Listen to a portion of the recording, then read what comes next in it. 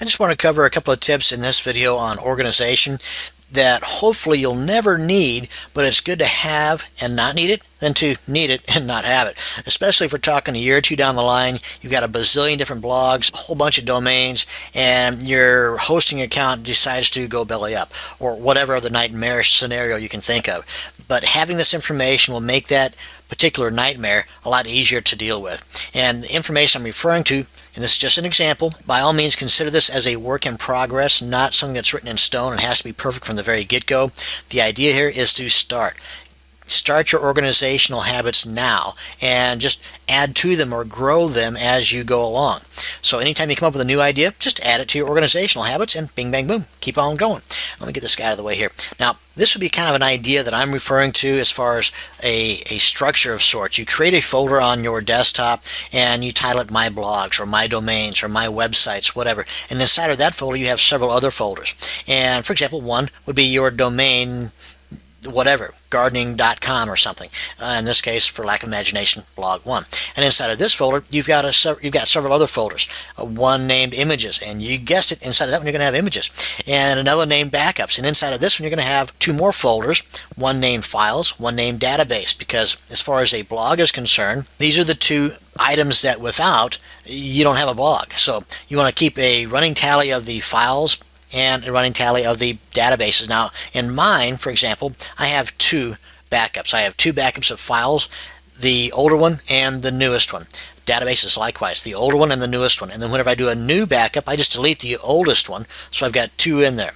Again, if you do this daily, weekly, monthly, heaven forbid, annually, then you've got however many in here, and those you would want to date, so you have some kind of an idea as to what information is within that particular backup. Also, I've got a miscellaneous, a kind of a catch-all. If you sell advertising space or banners on your blog, for example, then you want to be able to quickly put those back into play, because your customers in most cases may have already paid for that, so you want to keep them in the forefront of your thinking whenever you're trying to restructure or recreate your blog that has gone bye-bye. So under any other type of a folder, be it miscellaneous or advertising or whatever, maybe you've got affiliate products in there that you're selling, or you got resell products. Again, just use these as guides to go by, and once you get started, your brain's going to kick into high gear and come up with some additional ideas. I'm pretty darn sure. So let me just kind of show you a structure that I'm referring to here, and again, the all-important records, and I'll touch on that here in just a second too. But let's say you've got a folder created on your desktop, and you've titled it Blog 1, or Domain 1, or My Domains, or whatever. And inside of here, you've got a few different folders, the all-important miscellaneous, the images, and the backups. Now, under this one here, as I mentioned, I got two folders, one for database backups and one for files backups.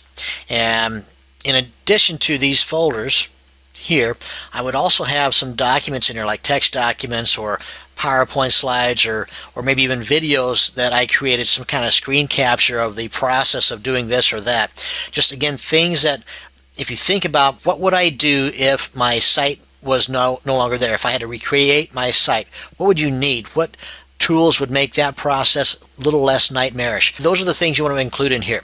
Now, as far as records, as I had mentioned before, this is just a guide. Again, use it as a template if nothing else. But every time that I get a new domain, I break out this guy. I've got one as a template, and I just fill in the blanks.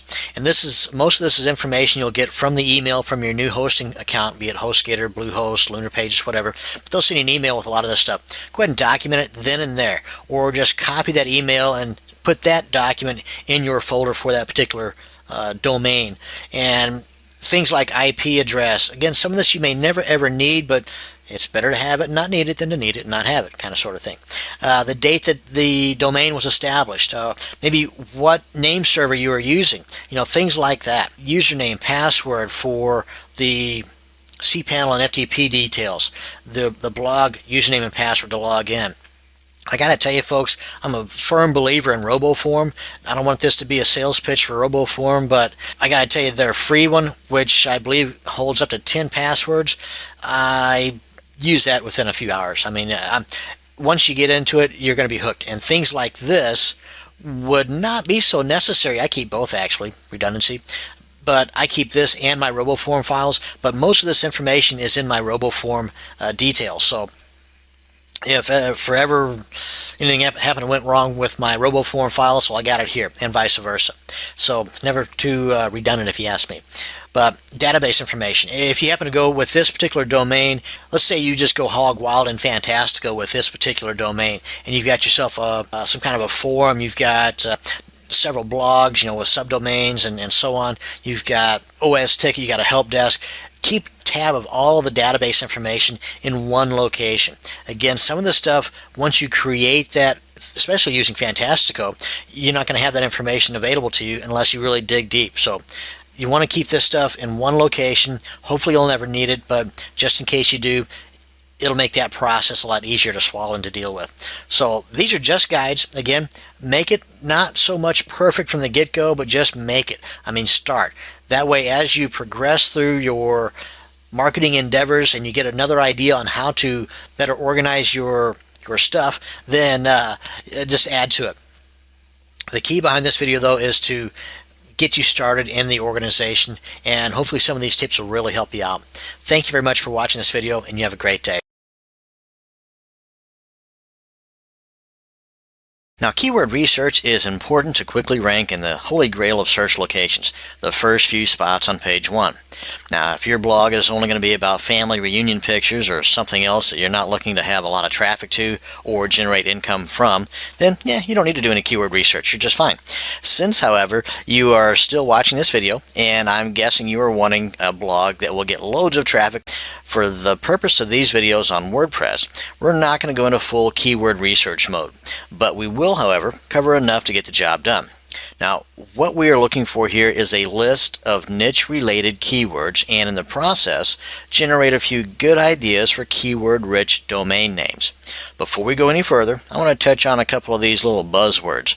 Like keywords, for example. Keywords are what someone will type into a search box when they're looking for something online.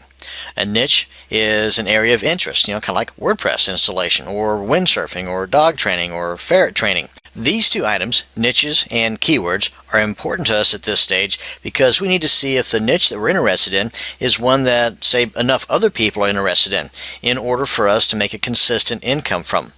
And keywords are important so we can play the mind reader of sorts and see what the people wanting to come to our blog and give us their money are thinking when it comes time for them to type in search words and phrases into that old search box.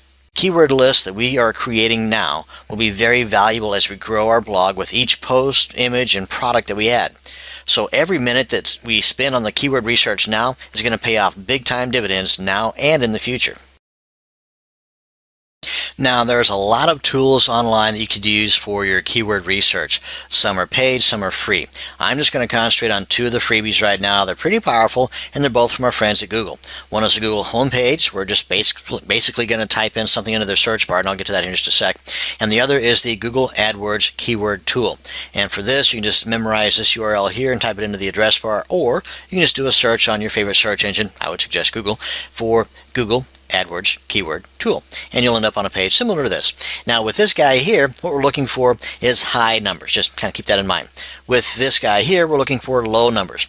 Don't worry, I'll get to it in just a second what I'm talking about. But with this one here, we're going to be concentrating on descriptive words or phrases, and we're going to be using one word or phrase per line, just as it says here. We'll leave this box checked, and in most cases, since I've already been playing around with this, I don't have it up here, but in a lot of cases, just starting off with this page, you'll have a CAPTCHA image here. You'll also have to enter before it gives you any results. So you've already got an idea as to the niche that you're in, whether it's diamond mining, ferret racing, dog training. In our case, it's going to be WordPress tutorials. But whatever your niche is, you're going to want to keep tabs on this list. You want to create a nice solid list, not just for today, but for as long as you're going to have this blog. And this keyword list can also add additional value to the blog if you decide to sell it down the line. It comes with a powerful long keyword list, and that in and of itself, once you get to doing this research, you're going to know what I'm talking about. But that in and of itself will add buku bucks to the value of your blog because you've already spent the time of doing a lot of the keyword research that others would normally pay somebody else to do, because it's pretty time intensive. But as I had mentioned earlier, though, for every minute that you spend doing your keyword research now, it's going to pay off big time dividends later on. So don't sweat it. And so as far as keeping tabs on this, something as simple as a text document, or if you have Microsoft Excel or the OpenOffice spreadsheet tool, or even if none of that, you've got access to the Google Docs spreadsheet, which is free and it's online. It's nothing that has to be downloaded. And you can just, if you don't know what I'm talking about, just do a search for Google Docs spreadsheet, and it's totally secure, so you don't have to worry about somebody else snagging your hard work, unless of course you give them access to it. But as far as keeping tabs on it, you want to have it as a work in progress, something that's going to be continually growing as you come up with more ideas for keywords or ideas for keyword phrases for your particular niche. Break out the doc, break out the spreadsheet, add the keywords, do a little bit of extra research, and just as you grow, add to the keyword list as well. So that being said, what we're going to be looking for here is something about, let's say, installing WordPress. How to install WordPress tutorial. Now let's see what kind of results we get here. Remember, right in this tool, we're looking for big numbers, like 500 to 1,000 or more. So ideally, millions here, 0 here, because here we're looking for competition that has the same phrase that we're getting high numbers here for, that would have the same phrase here within their website. Okay, so here we want low numbers, here we want high numbers. Let's go ahead and get our keyword ideas on how to install WordPress tutorial. 22. Now that's not a lot. That's not anywhere near our 500 to 1,000, is it? So we need to do a little more drilling. Now here are some ideas related to that phrase. Some of this has nothing whatsoever to do with WordPress, but it does have something to do with how to install gutters or shingles or rain gutters. Okay, so how does that have anything to do with what we want? But right here, how to install WordPress. Now that simply is our phrase without the word tutorial in it, and we've got almost 10,000. So let's try that one. How to install WordPress. This is called drilling down. So at this point, what I would do is in that spreadsheet, I would copy how to install WordPress, put that on the far left column, and then I would get the numbers 9,900 for the search volume and put that in the column right next to it. And then, well, let's copy this phrase, head on over to our Google page, and here to get inaccurate results for what we're looking for, this has to be within the quotations. Okay, otherwise, the results we would be getting back here would have something to do with the word install, or something to do with the word to, or something to do with the word how to install, like the rain gutters and stuff. But with this, inside of the double quotes, this will only have something to do with how to install WordPress. Okay, so let's see what kind of results we get here. Ouch. Okay, so that's not the small number we were wanting. So this is going to be a lot of competition. There's a lot of other folks out there with the same idea. But let me show you a little trick too. Now this is just kind of off the wall, but I do want to show you that right now they're showing 750,000, which is a large number. Oh, let's try this little trick. Go to advanced search. This will save a little bit of time. Because what I want to do is I want to get to the very end of their supposed number. And right here we got 10 results. Let's max this out to 100 results. 757, okay. Come on down to the very bottom of the page. Let's do that again. See, now it's no longer 10, so there's only 9 pages to work with. At 100 per page, that, folks, tells me that that's only 900, not 750,000. So anyway, let me just show you my little trick there. Okay, so you see, right here, we're at the end of the page, but it says 750,000, 757,000. But we're on the last page, okay, and actually, there's only 661. So yes, there is a lot of competition still, but I don't know about this number anymore. So 661 isn't that big of a number now. I mean, it's a lot smaller than this, but I just wanted to point that little tool out there to you. So again, here we want low numbers.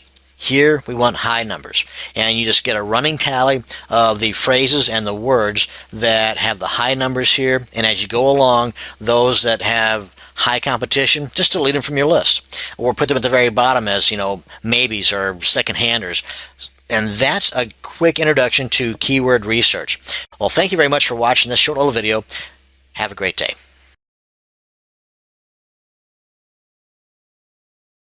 Now, there's several online tools that we can use to help you decide on what's going to be a good and available domain name for your new blog. Now, you want to use some of the information you've got at your disposal from having done the keyword research first to kind of get into the mindset of these potential customers of yours, to kind of foresee what they're going to be typing into that search engine to get a hold of you, or to find information about your particular niche. And hopefully the way you've got your blog set up, it's going to pop up right there, number 1, 2, 3, and 4, 5, 6, and so on. So that would be having the ability to have a keyword-rich domain name. Now, that's not always going to be the case, but that's what we want to shoot for. Now, with that also in mind, you want to have a list of potential domain names. So when you find that your first and most favorite one is not available because somebody else beat you to the punch, well, you've got several other ones to fall back on.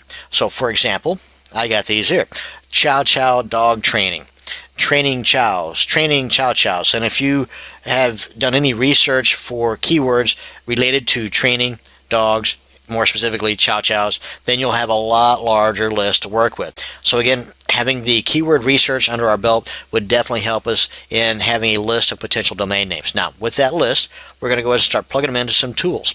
Now, some of these tools, one for example, is InstantDomainSearch.com. And these guys is very simple, very basic. They deal strictly with the three main, that being the .com, the .net, and the .org. I would only be interested in the .coms myself. Depending upon your situation, you may find the need for a .net or a .org, or even all three. So let's go ahead and try this first one that I got here, because this is my main, the one that I want the most, and see if, okay, it's available. Good deal. And you can see right here, it also gives you links to available domain registrars that you can go directly to and make the purchase. Bing, bang, boom, you're done. Now, with that thought in mind, I also need to mention that some of these domain registrars, hey, they're in it to make a buck too, so you can't really knock them. But just prior to you getting to the end of you giving the money and getting the domain name in your name, they're going to throw this at you, the special of the month, the get your domain name, and for only such and such dollars per month, you're also going to be able to get the web hosting service, or the Guardian, or the Double Wax, or whatever other cool bells and whistles they're going to throw at you. So what originally was $7.49 a year is now $50 a month. So just be wary. Go in there with the mindset of getting just one thing, and that is your domain name. You really don't need the others just yet. Now then, that being said, I also want to mention that there are some hosting services out there that offer you, in some of their packages, a free domain name. So you might want to consider that as well. The reason why I'm doing this video series in the sequence that I am is that I wanted to first point out the power behind having a solid keyword list first, and then the domain name. So we're in an upcoming video going to go ahead and get the hosting account. I just wanted to do it this way just to emphasize the power behind having a good solid keyword list first. So in this instance, I just want to let you know that there are services out there, web hosting services, that do offer you a free domain name as part of the package. So you might want to consider that as an option. So another cool tool, again, this is Instant Domain Search, Bustaname.com. Now these guys offer more tools to work with on their one site than the Instant Domain Search did. Here you can just type in a bunch of words related to your niche, click on add, and then it's going to give you a list of those words, potential domain names that are available, and more tools down here at the bottom. Now these guys also offer video tutorials on how to best use their tools, so check that out. This is definitely a cool tool you want to have at your disposal. Leastways, get familiarized with it. It'll give you some more ideas to work with in coming up with your award-winning domain name. And then we've got the Danica Patrick site, the GoDaddy site, and here we've got some good deals and some not so good deals, but that's just my personal preference. I do not use GoDaddy, but I do want to let you know that if we were to type in, say, that same phrase here, and it was available on the other ones, that here it's available for only 10 something. Now this is annual, by the way. These are annual costs, not monthly. These are annual. The one thing I wanted to point out with GoDaddy, though, is not so much to buy it here, but the options that they give you. They give you some others to choose from: Chow Chow Dog Trainings.com, the Chow Chow Dog Training.com. So you can see they give you some more ideas to float around in your head to decide on, and they give you a lot more extensions to work with than just the main three: .com, .org, .net. Now again, myself, I would only go with the .com. That's just my personal preference. Another one is Domain Abbey. Now these guys are pretty cool. They got a lot of bells and whistles, similar to that of GoDaddy. And I've got a few domains with these guys. Now they, on occasion, offer some pretty good packages. Whereas if you purchase all at once the .com, .org, and .net, all three of them for that particular domain, then it's like a major savings, like $17 for the first year versus $30 or something like that. I mean, it's a pretty good deal. So Domain Abbey might be one you might want to check into. Another one would be Omnis, OMNIS.com. Check them out. They offer pretty good deals as well. Again, right around $8-9 a year for their domains. And all of these offer web hosting services as well, so they might again offer some kind of a discount. Again, you might want to check into that. And then we've got Namecheap.com, and I prefer these guys mainly because their ease of transfer is phenomenal. I mean, some of the other ones, for example, I've got domains with oneandone.com, fantastic service, mind you, but you try to transfer a domain from them to somebody else and it's like pulling teeth. So another example, whenever I change the DNS, and I'll get into that in an upcoming video, whenever I change the DNS on Namecheap to, say, the web hosting company I'm going with, maybe it's HostGator, within 60 seconds, a couple of minutes, it's done. With one-on-one, for example, and this holds true for others out there as well, not just one-on-one, it might be 72 hours. So again, that might play a part in your deciding who to go with as far as domain name registrar as well as web hosting services. But hopefully you got something out of this video as far as making a list, using the keyword information you got from a prior video from your keyword research, and some cool tools in helping you decide on or giving you additional ideas on a top of the line domain name for your business. Hopefully you learned something from this video. Thank you very much for watching, and you have a great day. Okay, we got our keyword research out of the way. We got our domain name picked, and now it's time to find a nice long-term house for our blog. By that I mean a web hosting service. Now, probably the best way to do this is to just simply go to the website or go to your favorite search engine, type in web hosting services, and boom, start looking. And right off the bat, you're going to see something like this that offer you the 10 best. They've already done a lot of the research for you, right? Well, let me just mention this to you now before you start getting too excited. A lot of times, and I'm not saying this across the board, but a lot of times these can be somewhat biased. In other words, they provide you with what they say is the 10 best based on the amount of commission they will make if you sign up through their links. Again, I'm not saying this across the board that that's the case with all of these. I just want to give you a better idea, a better option to go with to get a truly unbiased opinion on the best web hosting service to start with anyway, because you can always change later on if you find the need to. But go to a forum. My favorite would be the Warrior Forum. Now, they just recently changed from a free forum format to a paid forum format, and I think it's like $35 for a lifetime. Maybe it's cheaper, $30, whatever, but it's well worth it. Now, you can go there and do some looking for free. It doesn't cost anything to do any looking, but you can, I think it's at the point in which you want to type in a thread or to start a question, that's when you're going to have to actually be a member.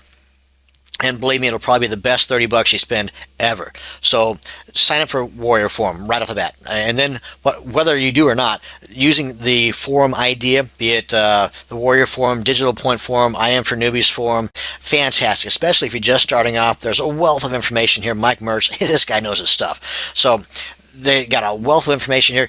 Go here, go to the Warrior Forum, sign up with the Warrior Forum, and type in somewhere about what is your favorite web hosting service and why, or what's the worst web hosting service and why. You know, get a well-rounded view from folks as to why they use the web hosting service that they use and so on. You might even get some in there that will offer you their own service because they themselves are a reseller. Again, just do some poking around, do some research, because this is something, even though it might be, you know, $4 to $40 a month, it's something that you want to get long term. So you want to start off strong if at all possible, but remember though that you're not locked in for a lifetime. You can change later if you need to, but you want to go into it with the idea of not having to change, because it can be a pain in the behind to have to change all of your stuff from one hosting account to another. I know from personal experience, from recent personal experience at that.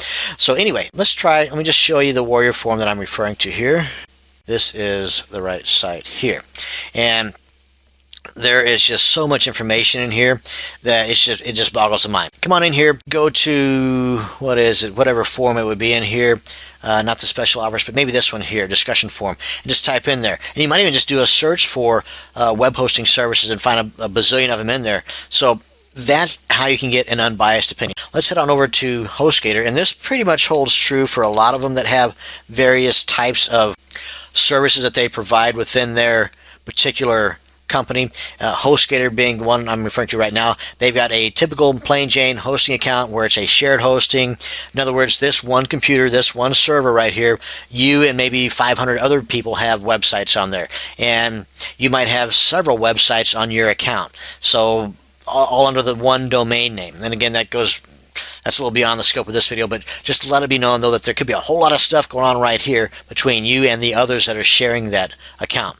And then you have the reseller account, which is basically allowing you the opportunity to resell this service. So if you're into marketing and you've got a little bit of online experience under your belt, then this would be a great way to go, because you're able to recoup your expenses and even make a profit just from hosting other people's accounts. Now, with that comes certain managerial duties that goes beyond the scope of this video as well, but I just want to let you know, though, that with this added ability to make a buck is the added expense too. This was $25 a month versus the $5 a month here.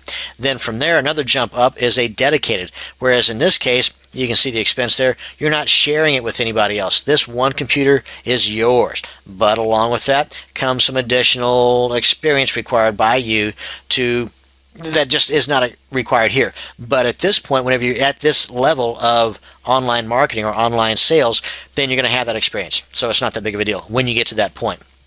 But there's a lot of cool stuff you can get with this, depending upon the term of your agreement with them, whether it's 1 year, 3 years, would depend on the amount of the monthly expense.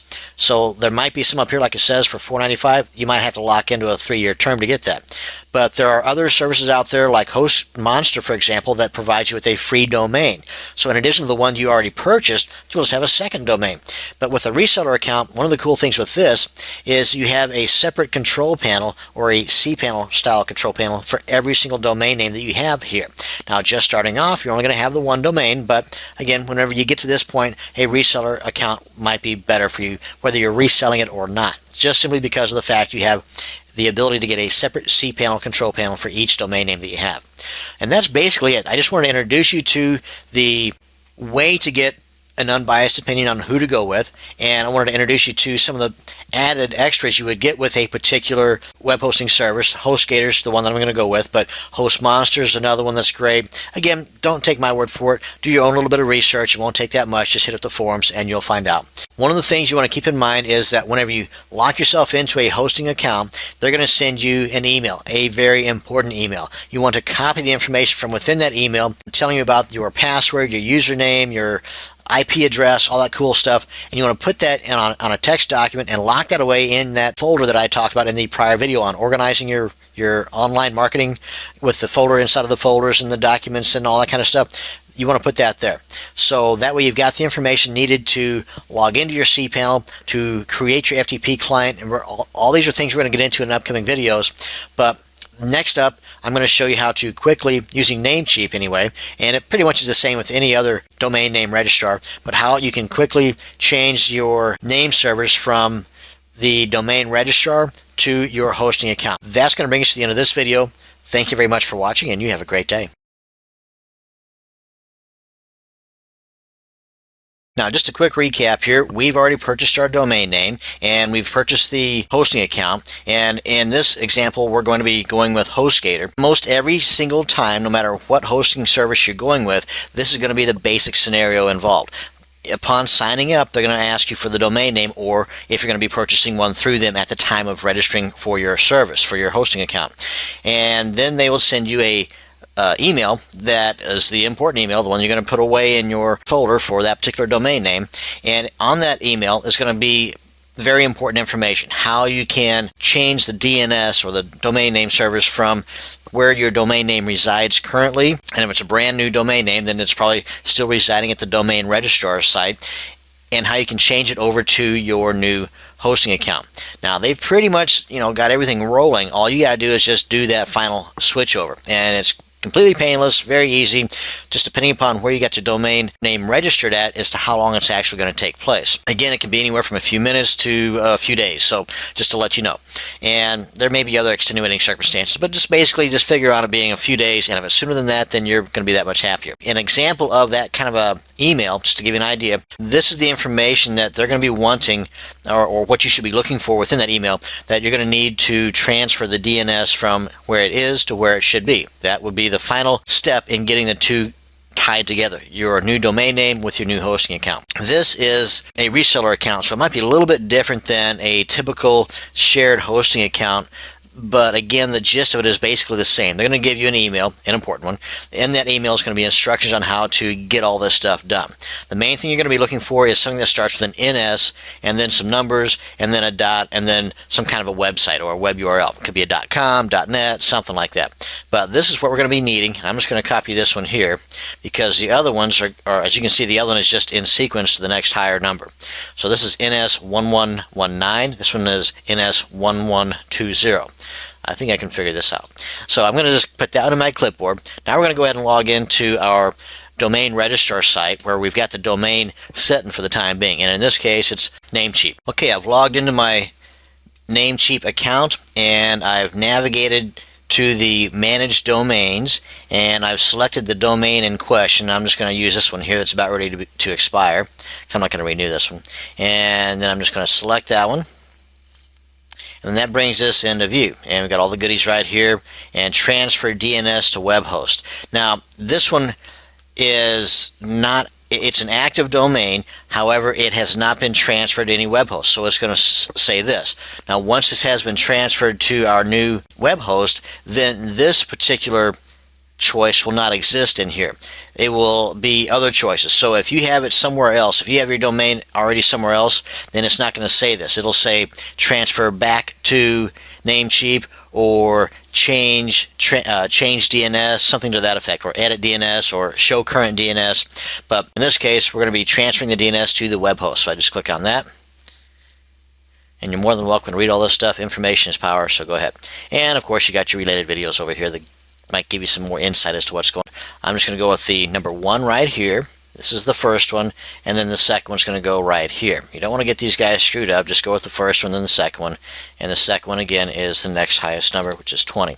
Now, a lot of times your name service will be ns1.url, ns2.url, and so on. So again, the main thing you're looking for in the email that you get from them is NS. And more than likely, they'll give you detailed instructions on how to do this, just in case this particular video doesn't cover all the steps that you think it should. So it's really quite simple. You get an email. In that email, you're going to have 2 items at least that start with NS. And you take that information, you add it to the name servers to where you're going to be changing from your domain name currently to where your hosting is. And boom, in this case, click on Save Changes, and drumroll please. We're pretty much done. That's it. So the transfer is in progress. Now what we need to do is let's head on over to our hosting account. Now in most cases, you're going to want to wait and maybe do this the next day because my hosting account that we're going to be going with has already been seasoned, if you will. So I'm going to go ahead and log into the hosting account.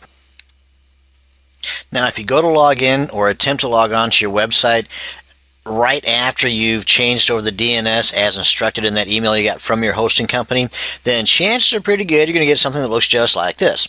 Now, of course, your domain will be here instead of this one. Now then, what you want to do is give it a little bit of time, and again, that time could be minutes or it could be days. In either case, what your next step is going to be, and we'll cover this in greater detail in upcoming videos, is you want to go to your cPanel control panel. So we'll let this set for a little bit and stew and simmer, and then we'll be back here in just a minute. And of course, with the magic of video, it'll only be seconds. Well, things seem to have simmered enough. Let's go ahead and give this a whirl. We're going to just log in here and go to our cPanel. Not to go into great detail, but just to make sure that it's all working properly. And to do this, we just type in the URL, and then at the end, put a slash or a forward slash, and then cPanel, then hit enter. And then we're going to get this. So let's go ahead and input the username and password given to us in that email.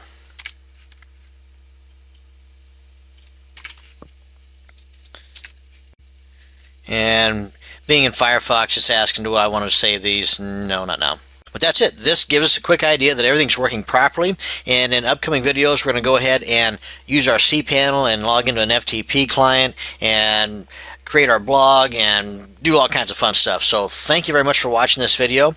See you on the next one. We'll get back to cPanel here in just a little bit, but for the time being, I want to work on getting our FTP client set up. Now, there'll be times whenever there are certain parts of our blogging endeavors that will require us to use the cPanel to add more content or files to our blog. There'll be times whenever using cPanel to add content or files to our blog is just faster and better. And then there are times whenever an FTP client is faster, better, and or is the only way to add that particular type of file to our blog. So having the ability to use both your cPanel control panel and an FTP client to add to your blog's files is good knowledge to have. So with that said, we'll be back to the cPanel here in a bit, but for the time being, I want to show you how to get a hold of an awesome FTP client. It's called FileZilla. You may have heard of it. And I myself use one that's called Qt FTP. There's a zillion of them out there. Some are paid, some are free, some are great, some just stink. But the FileZilla, as far as free, is very good. There's even some plugins for Firefox that work really good. But for the sake of this video, we're going to stick with FileZilla because it's pretty popular, very strong. So you can just type into your favorite search engine, FileZilla, do a search for it.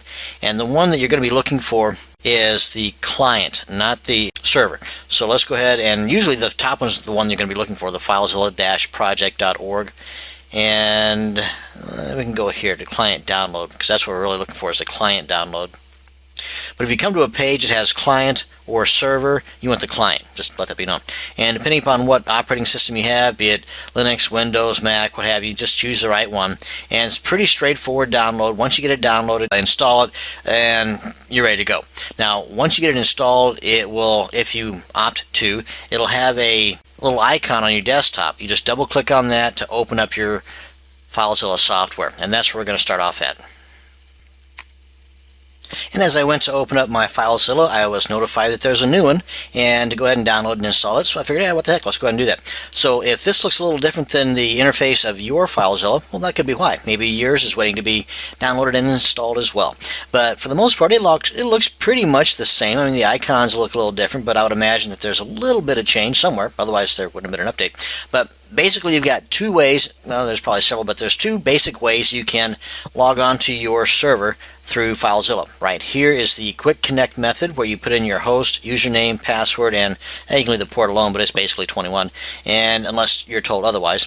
And then another way is a more permanent way. If you want to use FileZilla consistently as your FTP client, then using this method, you can come over here for a what they call a Quick Connect, and just as this is here, I have no idea what that is, but you can go ahead and just click on this, and this will keep a running tab of all of those domains that you've logged into using this method here. And you can just click on that, and boom, it would open right up to where it was. Or you can come on up here to File, Site Manager, and this is where you would keep a running tab of all of the login details of your sites, and you can have it a little more organized as well than through what would be the Quick Connect method up top here. So here, for example, we can just go to My Sites, go to New Folder or New Site. We just go here, go to New Site, and give it whatever name you want.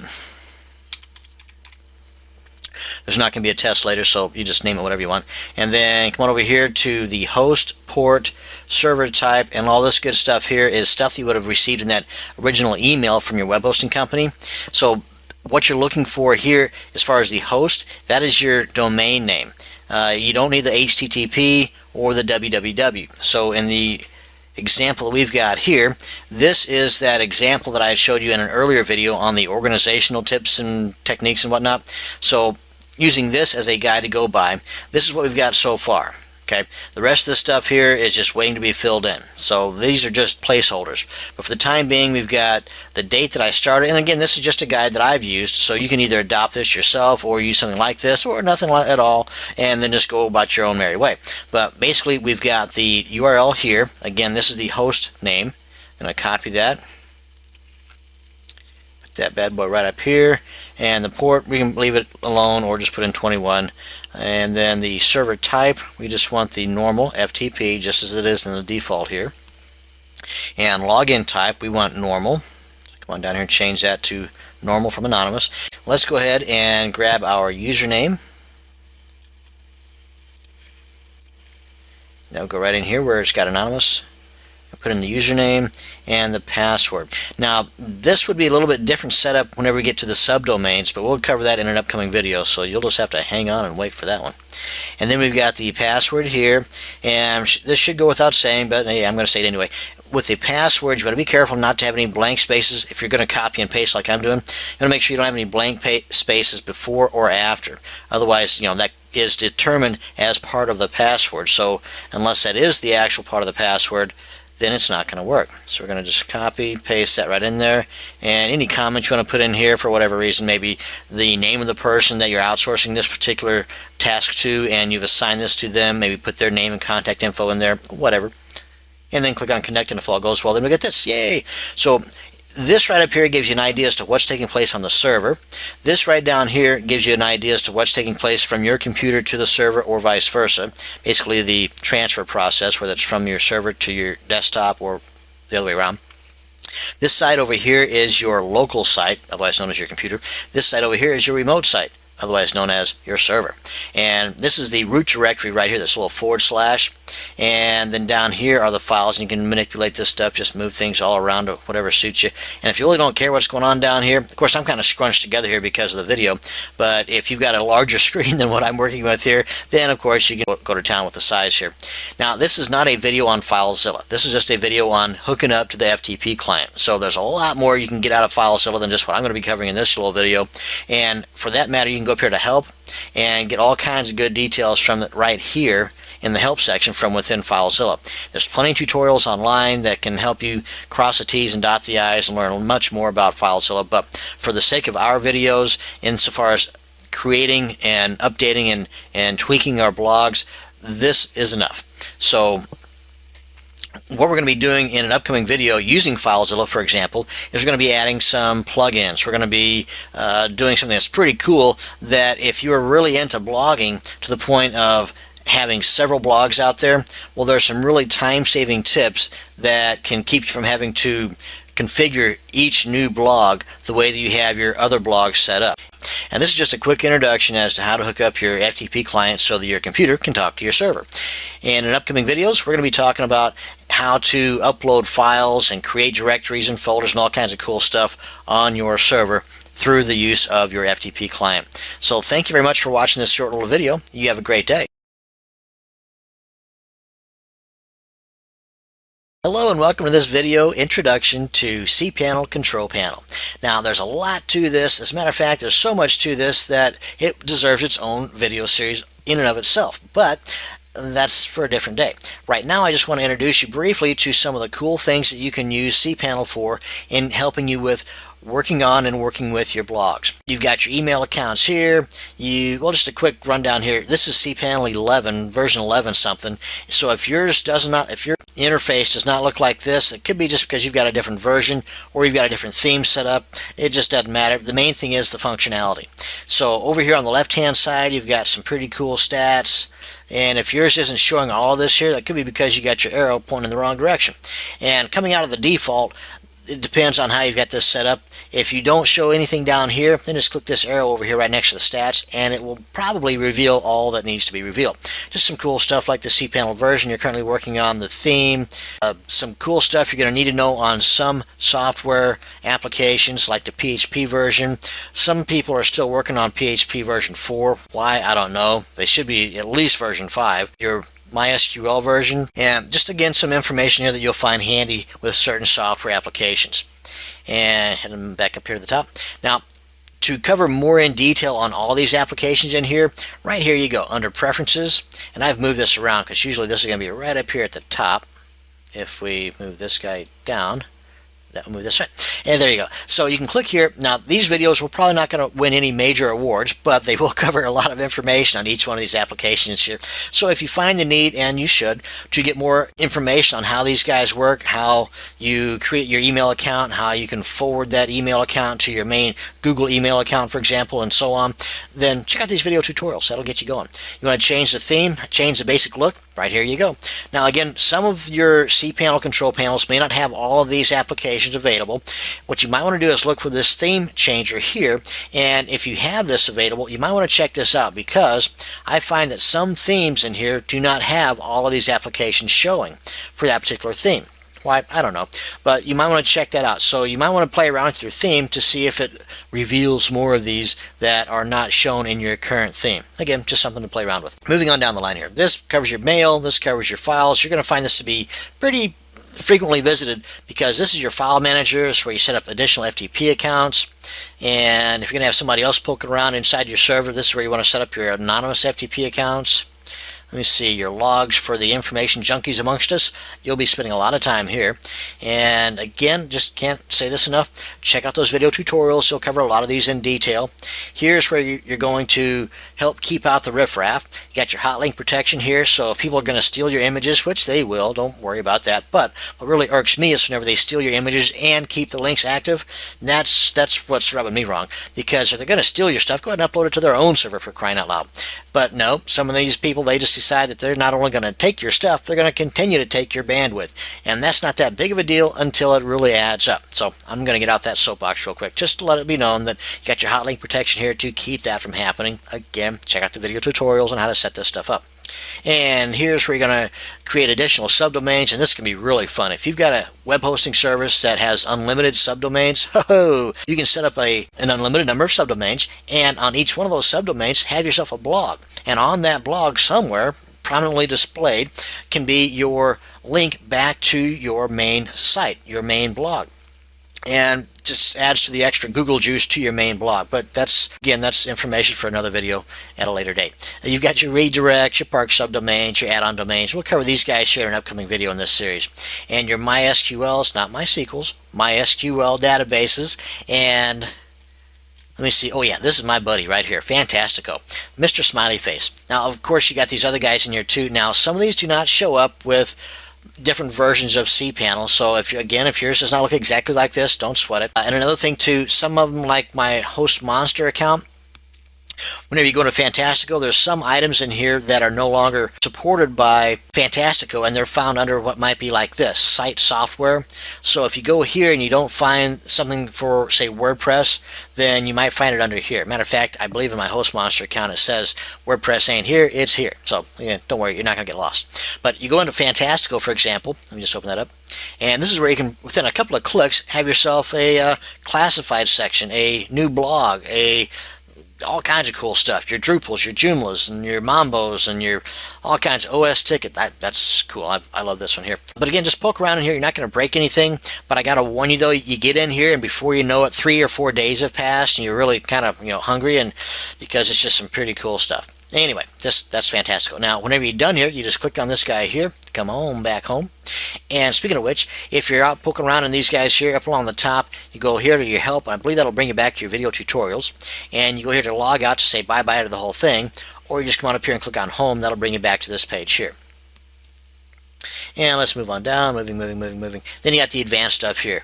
Your Apache handlers, image managers, all kinds of cool stuff in here. Cron jobs, that's to help automate stuff. But again, for more details on these guys, be sure and check out the video tutorials located at the top of the page. And that's pretty much it. I mean, I know this is a quick rundown of all the goodies for your cPanel control panel, but I just wanted to whet your appetite a bit. And again, point this cat out right here. Go here, learn more about all the goodies about your cPanel control panel, but just let it be known that more than likely you're going to be visiting here and here and here more times than not inside of your cPanel control panel. That's going to bring us to the end of this video. Thank you very much for watching, and you have a great day.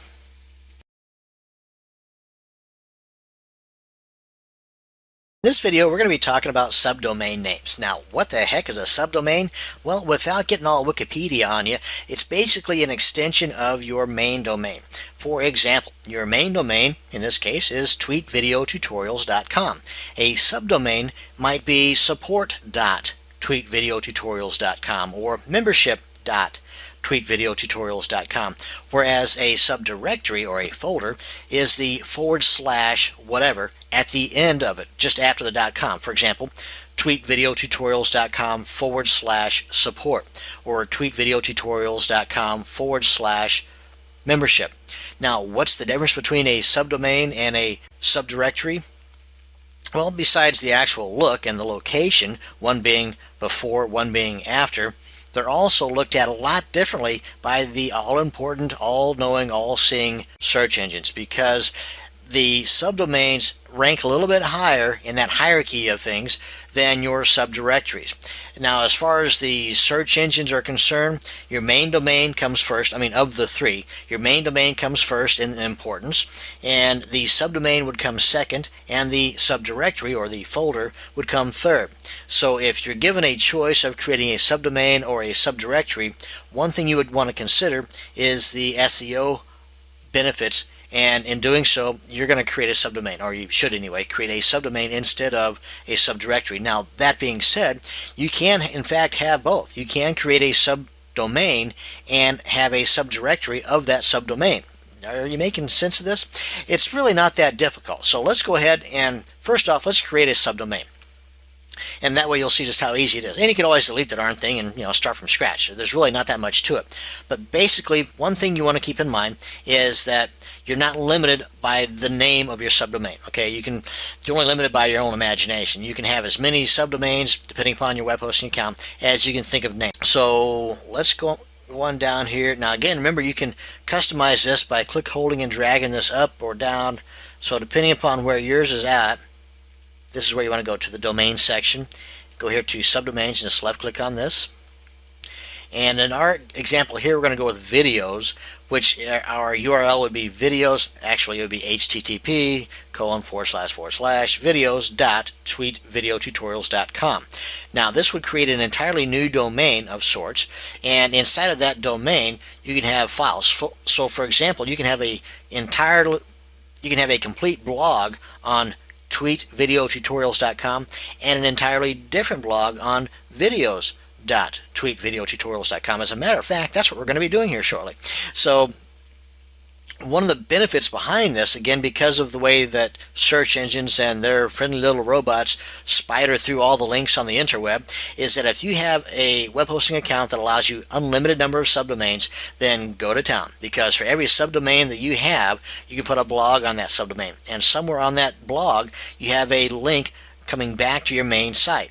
And on that main site, that's your moneymaker, let's just say, for example. So for as many subdomains as you have out there on the old interweb that has a link coming back to your main site, these robots that come from Google or Yahoo or MSN or whoever, and once they get onto that subdomain and they see those links coming back, just kind of like that old spiderweb deal, every link that comes back to your main site adds that one more tick of importance or authority in the eyes of that search engine. So after a while, after you build up a lot of links to your main site, and this is not just from your subdomains, but also from other websites out there that are on different IP addresses, and I'm getting a little off track here, but suffice to say, subdomains of your main domain can play a role in adding authority to your main site. That's where your PR 1s and 2s and 4s and 5s come in.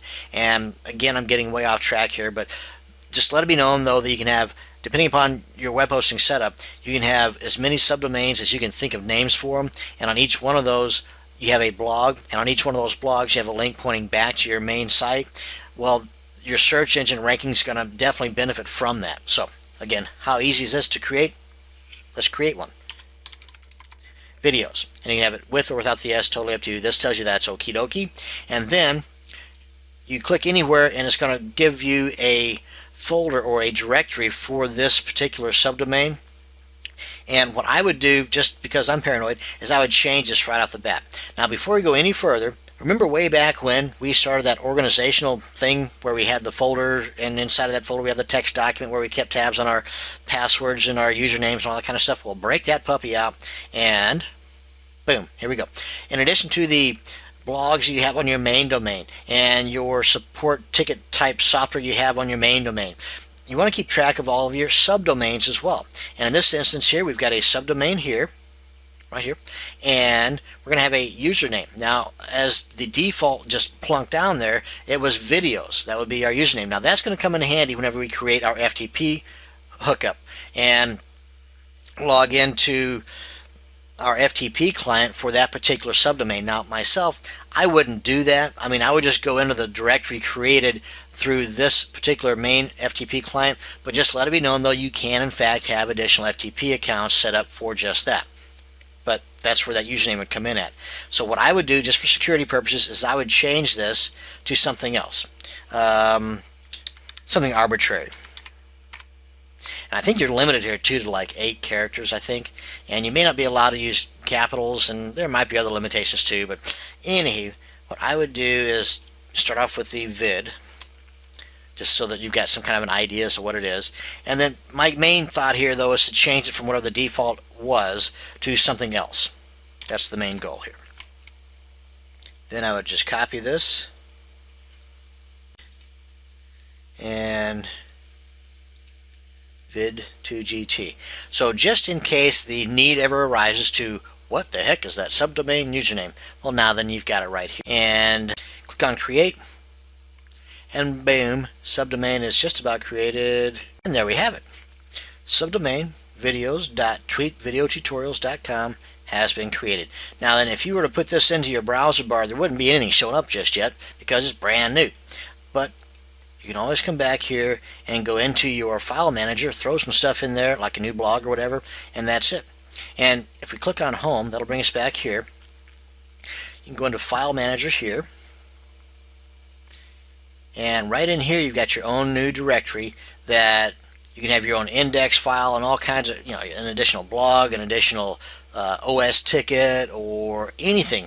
This is just like a new domain altogether. And that's basically it. Now we're going to go into greater detail on how you can use this by creating additional blogs using your main domain as well as your subdomains. The same rules would apply. It's just that the more subdomains that you have that you've got blogs contained in there, then if those blogs have links coming back to your main domain, then it's just going to add more oomph, more Google juice to your main blog. I've said that enough times. I think that message has been sent home, hopefully.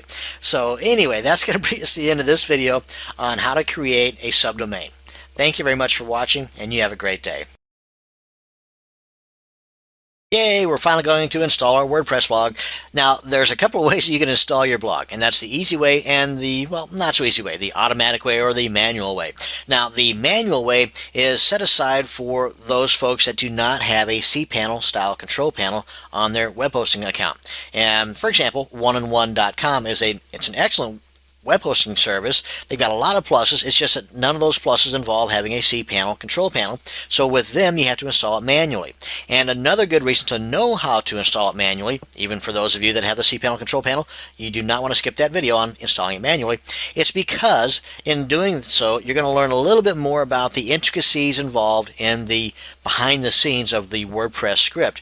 And yeah, it's not mandatory, but let's say those of you that have the auto install feature, and a month or 2 or 6 or 7 or 8 months or a couple years down the line you encounter a problem, well, knowing a little bit more about the workings of the manual install may help you fix the problem yourself, or at best it would give you a little more information on how to describe that problem for somebody else to be able to fix it for you. So it's still a good idea to know how to install it manually, and again, the easy way, the auto install. So that being said, let's go ahead and log into our cPanel control panel as thus.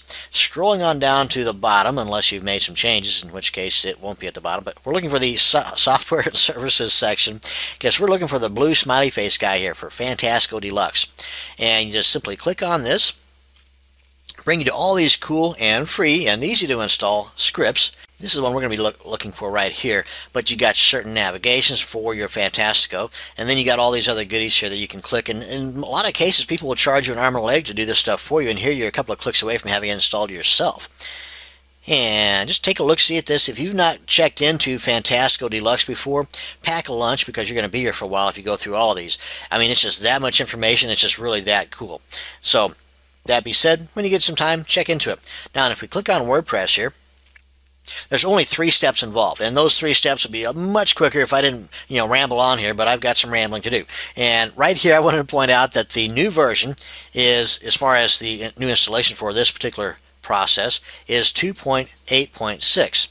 Now I'm pointing this out because on a HostMonster, and I don't want this to be a testimonial for HostMonster, a selling pitch, or anything like that for HostMonster. They are, however, a pretty good web hosting service.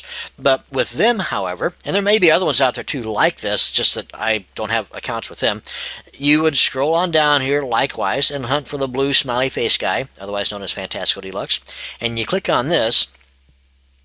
Again, with the same process in mind to install your WordPress blog using Fantastical Deluxe. And oh wait, here's some red letters. Read me first kind of thing. Hey, let's do that. Fantastical is no longer the recommended method for script installation and upgrades, huh?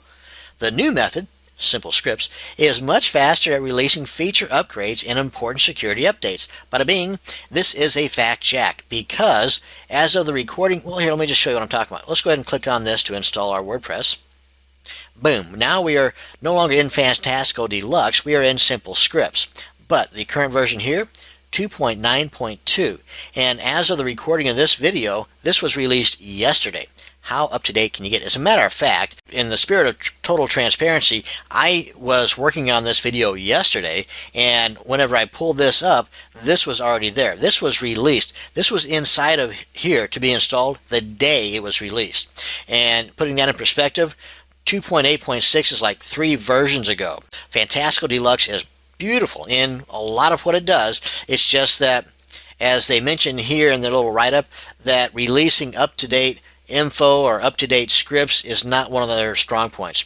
There's nothing at all wrong, by the way, with installing 2.8.6 because, as we will show in, because this is the one we're going to install, by the way, but as we will show in upcoming videos, upgrading this is a snap. I mean, just snap, crackle, pop, done kind of thing.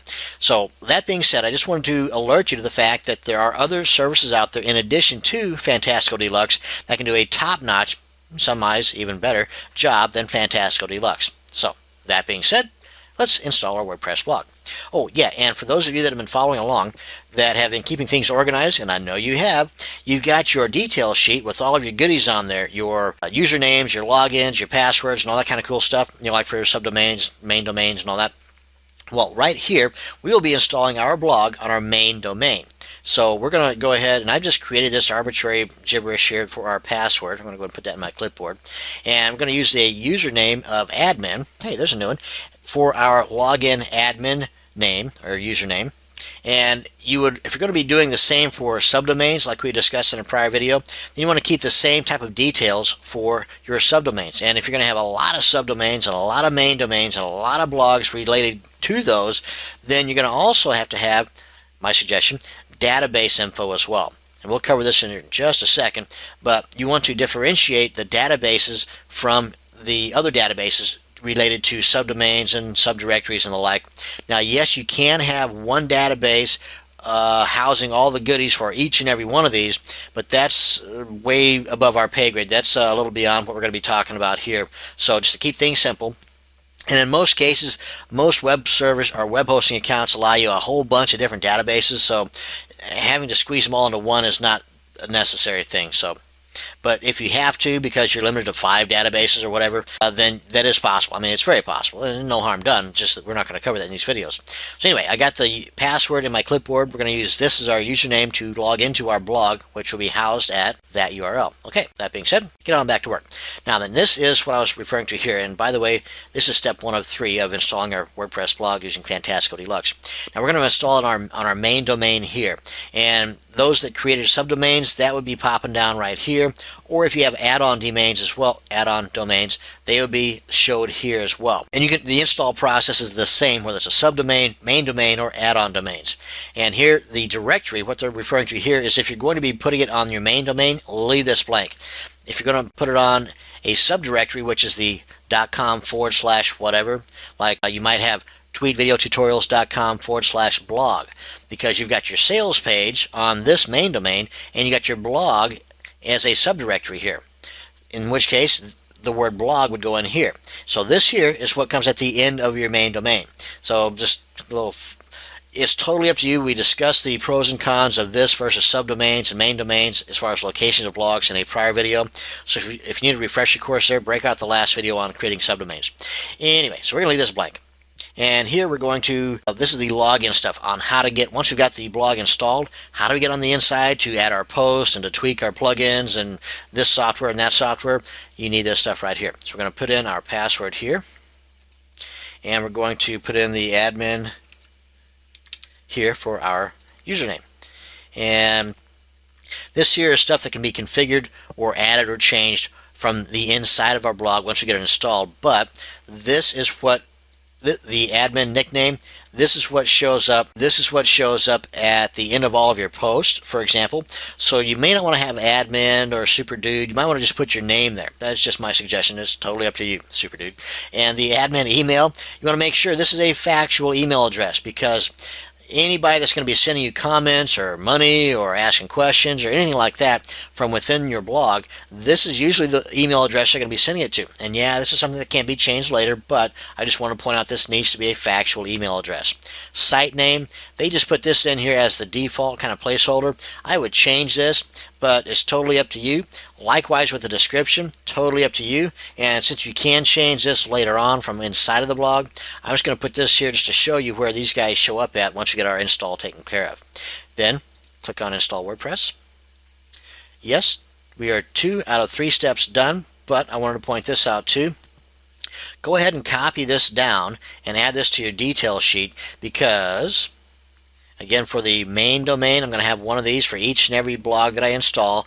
One for the main domain, one for all the subdomains. So I put in any directories, I'm going to have this info for each and every one of those, because if the old crapola hits the fan blades later on and you have to reinstall all this stuff, knowing your database name, username, and password is a must. You got to know it, because now is the time to get this info recorded rather than when you actually need it later on after everything's already gone, down the tubes. So get this stuff recorded now. Okay, and click on Finish. And for those of us that are into redundancy, go ahead and have this emailed. All that information that I just told you to record on your data sheet, have it all emailed to you as well. Because let's say you all of a sudden, 6 months or a year down the line, get the blue screen of death, your computer decides to go belly up, and your data sheet, which is in a folder on your computer, is no longer, because it went along with your hard drive. So what are you going to do now? Well, either you had that stuff kept off-site, which would be even a better idea, or you have this on your email client, which is usually going to be off-site. In other words, it's stored over in Microsoft somewhere if you got Outlook, or somewhere on Mozilla stuff if you got Thunderbird. So that way you can, once you get all your goodies reinstalled, you pull up your email account and boom, you got all your details right there for reinstalling all of your blogs because you had it emailed to you. So I would say record all your stuff on your data sheets as I've suggested, and have it all emailed to you as well. Better to have it and not need it than to need it and not have it. Okay, folks, I think we're done. Back to WordPress overview. Let's visit our site, shall we? There we are. And that's it. That's how simple it is. We are now installed. We are in the blog world now, and this is the name as I had showed you the .com thingy, so we can change this in an upcoming video so it doesn't look like a URL, it'll look like an actual name to your site. And this is the description. Well, that's kind of lame. We're going to put an actual description there, and we're going to do a whole lot more to this. We're going to make it look really cool and pretty. So that's going to bring us to the end of this video on how to install WordPress the easy way. Thank you very much for watching, and you have a great day.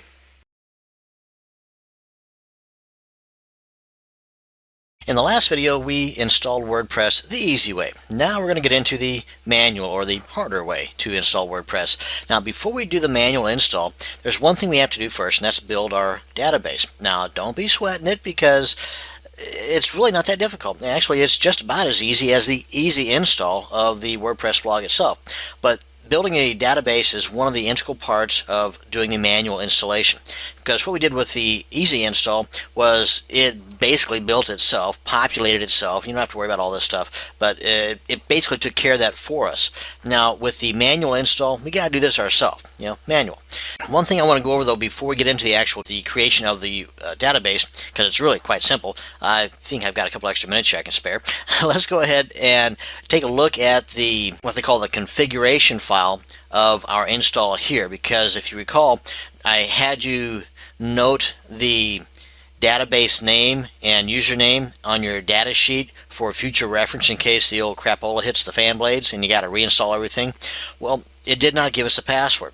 So let me show you where you can go to find that, because I kind of alluded to doing that in the last video but didn't do it. So let's go ahead and open up our FTP client, and in my case I'm going to be using Qt FTP. You can do the same thing with FileZilla, which is pretty popular out there, and which is a free FTP client. So anyway, you got your FTP client, you got it opened up, you got logged in, you're logged into your blog or your domain, if you will. And right here we are at the public underscore HTML. I'll get this out right. And I'm just going to double click on that to open it up. And these are the guts to our blog. This is what was installed for us automatically. And this is what we're going to be installing manually here in just a in the next video. Spoiler alert, it's going to be easy. So we scroll on down here, and we're looking for the wp-config. Okay, and in this particular FTP client, that being Qt FTP, you're able to view and even edit these files on the fly, as they say. So otherwise, with like FileZilla, I don't think you're able to. You have to actually download the file to your computer, do the editing on your computer, and then upload it and overwrite the file that's on your server. But with this cool little software, you can do it all right here. So let's go ahead and just take a look at this. Let me scroll up here so everything is in view. And again, it's a wp-config file. Right click on that, come on down here to view, and let's scroll on down here, scrolling, and right here, this is telling us the DB name. Now, this is what we already got. We got this from I think the second or third step of the 3 steps in that auto install using Fantastico, and that's this guy right here. Okay, and that's actually gave us a DB username, but as you can see, as I mentioned then, both are the same. Whenever you do the auto install, they're both the same. And whenever you create your database manually, it doesn't have to be. It can be whatever you want, just as long as you record it, because you're going to have to input this information manually into your database configuration whenever you do it the manual way. But we'll get into that here in a little bit. But what we did not get was we did not get the password. And these, by the way, are inside of these single quotes. Okay, so you want to make sure you leave those intact and you don't mess with those. You don't want to delete those or overwrite those, or for that matter, for this purpose, you don't want to copy them either. Anyway, so you open up our data sheet here again, and down here again we've got the database name and username, and now we have a full set. We got the whole works there. Okay, so we're done there. Now then, I just want to point that out to you, a little bit of extra info on how to get info on your database after the fact. So that being said, now then, let's go ahead and delete all of this stuff. So we're going to start from scratch. We're going to use the same domain and basically do the same thing, only manually this time. But we're going to start off by creating our database. So I'm going to delete this here before we get started on the next video. And this is about to go bye-bye. And so what we want to do now to create our database is we want to log into our cPanel. And once logged in, we want to scroll on down pretty much the same area, unless of course you altered it like I did, but it's pretty much the same area as we had the Fantastico thingy, so it's kind of close to the bottom of the page. Again, unless you alter it and you customize it and you pull these guys up and around and all over the place. But right here is what we're looking for. Databases.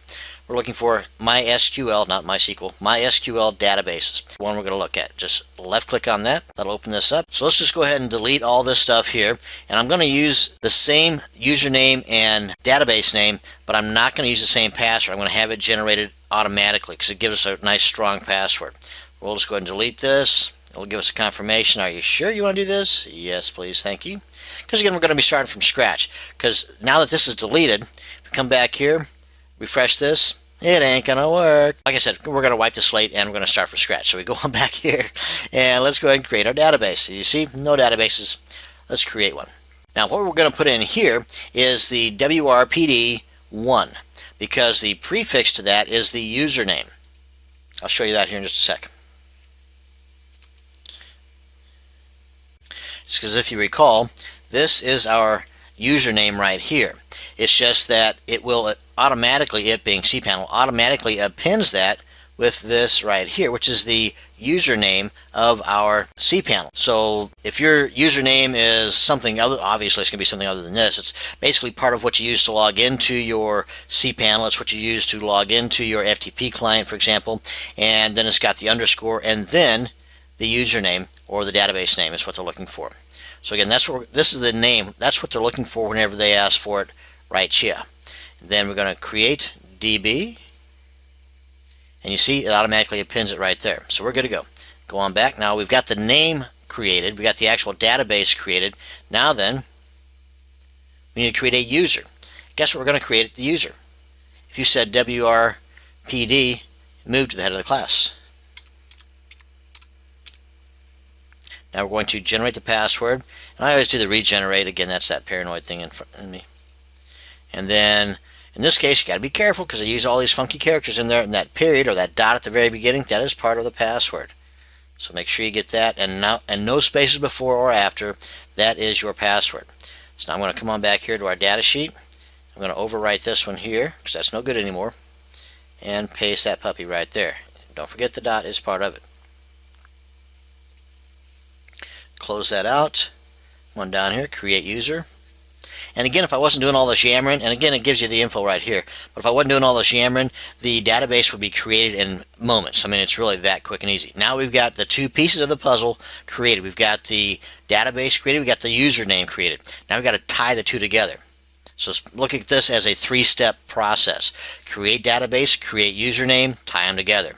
Now the tying them together part is a little bit different depending upon the version of cPanel that you have. And the latest version, I think this is 11 something, this is how you do it. In version 10, you don't have an extra page to go to, but it's pretty much the same. It's not too difficult to figure out. But you just go here to add. You see here we got the current users. Actually, there should only be one here, because we deleted the database earlier. I failed to delete one of the users. So we're going to see now if I just totally screwed everything up. Okay, so we got the one user, and we got the one database. And let's tie the two together, shall we? Okay, user, yep. Database, yep. And if there are more than that, then you can assign them accordingly here. Now we just want to add, brings us to another page. What privileges you want to give this guy? We want to give him all the privileges, because that's us. Make changes, boom, we're good to go. And that, folks, is how you create a database. Remember, it's a three-step process. Create the database, create the user, tie the two together. We are good to go now. And that's it. And of course, in the process, you want to make sure that you record, in our case, on our little data sheet here, record the username, record the database name, record the username, and of course, record the password. Now then, with these in our possession, we are in the next video going to go ahead and start our manual install of our WordPress blog. And it's really not difficult at all, just a couple of extra steps, but again, I think it's integral knowledge to have just in case you have the need to do any fixing or tweaking of your installation, your auto installation. It's just good knowledge to have. So even those of you that have the auto install taken care of, you should really come back and check out the next video anyway, just for the sake of having knowledge. Knowledge is power. Thanks again for watching this video on how to create your MySQL database. You have a great day now. Now we're going to get our hands dirty and do the manual install. Now we've already created our database, and we've stashed away the database username and the database name in our data sheet, because that's going to come in handy here in just a minute. Now then, we're pretty much done with this. We've deleted the old database, we created the new one, and we've deleted all the files from our auto install or the easy install, so we're starting from scratch. Now then, you need a file to upload. And you go here to wordpress.org to get that file, and this is where you're going to find the most recent file. And as of the recording of this video, it's 2.9.2. Now, go ahead and just click on this, download this to your desktop, and then upload it and do what I'm about to do. But what I'm going to do is I'm going to use an older version to install as our WordPress blog, so I can later on show you how to upgrade it. So aside from the version numbers, everything else is going to be exactly the same.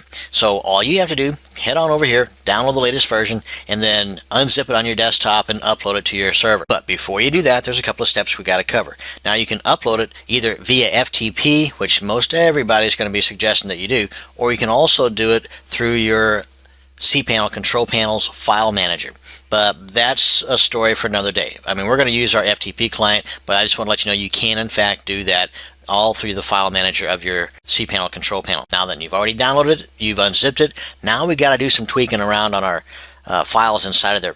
So first off, let us open up our file, and again, this is version 2.8.5, but it would pretty much look exactly the same as your version 2.9.2 or whatever version it is that you're downloading at the time that you're watching this video. Well, inside of here we need that config.php file, which we got access to through the FTP client in the prior video to get that password, you remember? But there is no wp-config.php file in here. We have to make it. What is here is the sample file. No biggie. All we got to do is change this by deleting that dash sample, and then there's something inside of here that we got to use. So again, this is all before we upload it to our server. So let's go ahead and open this up, and we can use Notepad or whatever flavor of text editor you want to use. But I just right-clicked on that, open with, let's use WordPad. As you can see, it's the exact same stuff that we found online whenever we went to our FTP or went through our FTP to get that password. The only thing is that right here we have to replace this with, you guessed it, the DB name and the DB username and the DB password. So let's open up our data sheet. We'll go ahead and copy this. That's our password. Copy. Okay, it's not being nice here, but we have to replace this. And you do not want to mess with the quotes, okay? So you want to leave the quotes intact. So on either side of that, I just didn't want to mess with it any longer. But you got the single quote, password, single quote. Then you want to do the same up here with the username and the database name. That's why I like using Notepad instead of WordPad. Just one of my little quirks about the two. Because WordPad deals me a fit. Let's see what's going to do it this time. Nope. Hey, there we go. Okay. And that's our username. And the same thing for the database name. And again, you got to have the single quotes on either side. And that's it, folks. And we want to save this.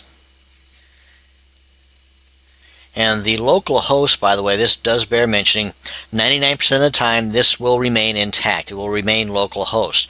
But some web servers or web service companies like One-on-One, for example, theirs is not local host. It's a big long line of stuff, but what you'd want to do here is want to put in the host name, the database host name.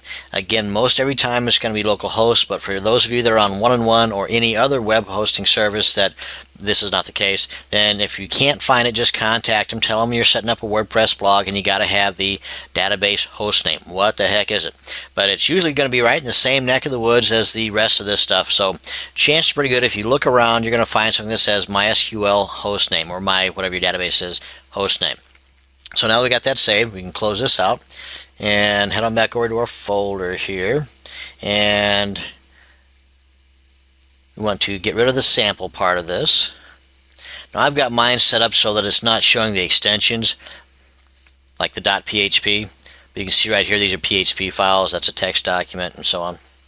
So now then it is wp-config, and that's what we want. Now it's time to upload all these guys to our server. Head on over to our handy dandy FTP client, and right here is the 2.8.5. Open that up just to make sure this is the right one.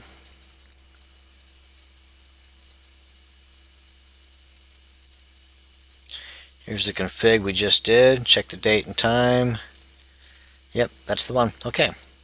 So now then we just select the very top file, hold the shift key down on my control or on my keyboard, and then select the last file. Left click of your mouse, hold it and drag it on over, or right click and then left click on upload. And through the magic of video, this process will take just a moment.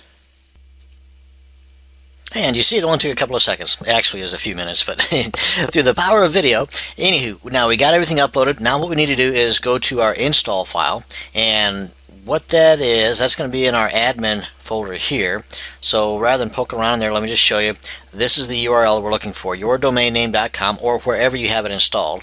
In other words, if you got it installed on a subdomain, it'll be the subdomain.com/this, or if you got it in a subdirectory, it would be yourdomain/ whatever your subdirectory name is /this. So this here is where that file is located at that we're looking for. So we want to put this into our URL since this is where it's located at for us. I'm going to copy that, head on back over here. We don't need this guy anymore, do we? Nope, I think we got that pretty well figured out.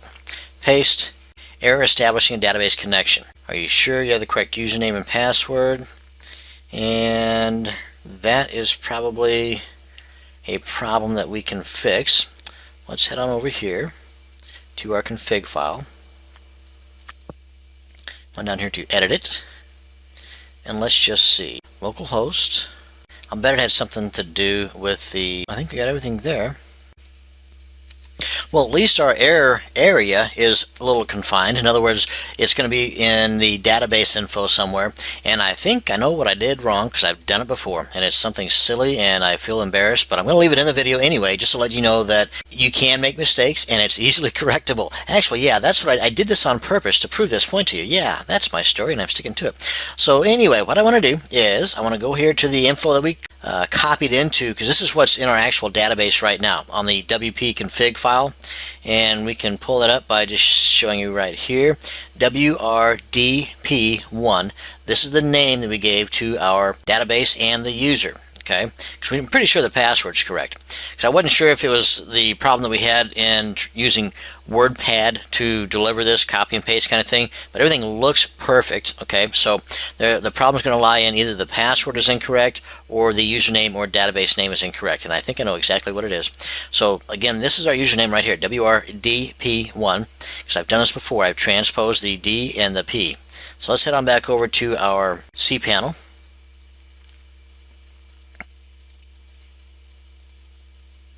And when we get back to our cPanel, we need to log into our MySQL databases, and you can just click here because this gives you an idea as to what you've been doing lately. You can either just click here and go there, or you can just scroll on down to where you did before and click here. But we'll just use this guy right here. So bring us to our MySQL databases, and that's exactly it. So that's what I did wrong, was I transposed, I've got a PD instead of DP. So rather than just going through the process of changing all of this, this will also hopefully give you the impression or the idea that you can name this anything you want, whether it's DP, George, you know, hey you, whatever, but so long as what you have here is what you have here. So let's change these to the correct spelling, or as we have it anyway. That would be PD, PD, and then nope, I need to save this. And for those of you that don't have a FTP client that you can do this on the fly, then you want to just download this and make those changes of your WP-config file and then upload it and overwrite the existing one. And I think that'll do it. So we're good to go there. Yep, we're good to go. And now we just come on back here, and all should be right with the world if we just hit enter, and there's our install stuff. Now then, we just go ahead and give it a title and an email. And again, this is stuff as we had gone over in the auto install process that can also be changed or edited or added once we've got everything installed and you're inside the dashboard. But just for the sake of now, we're going to go ahead and put in my title and my, well, it needs to be an actual email address. Email at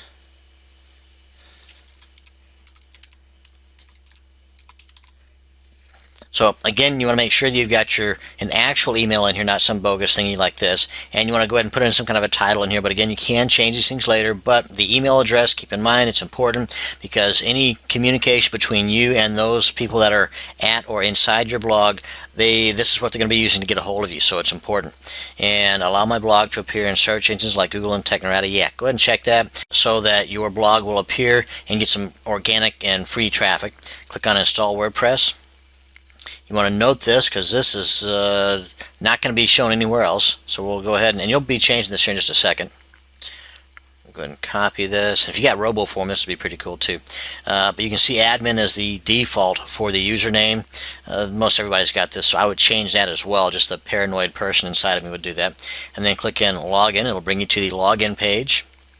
Put in admin. Then the password that I just copied into my clipboard.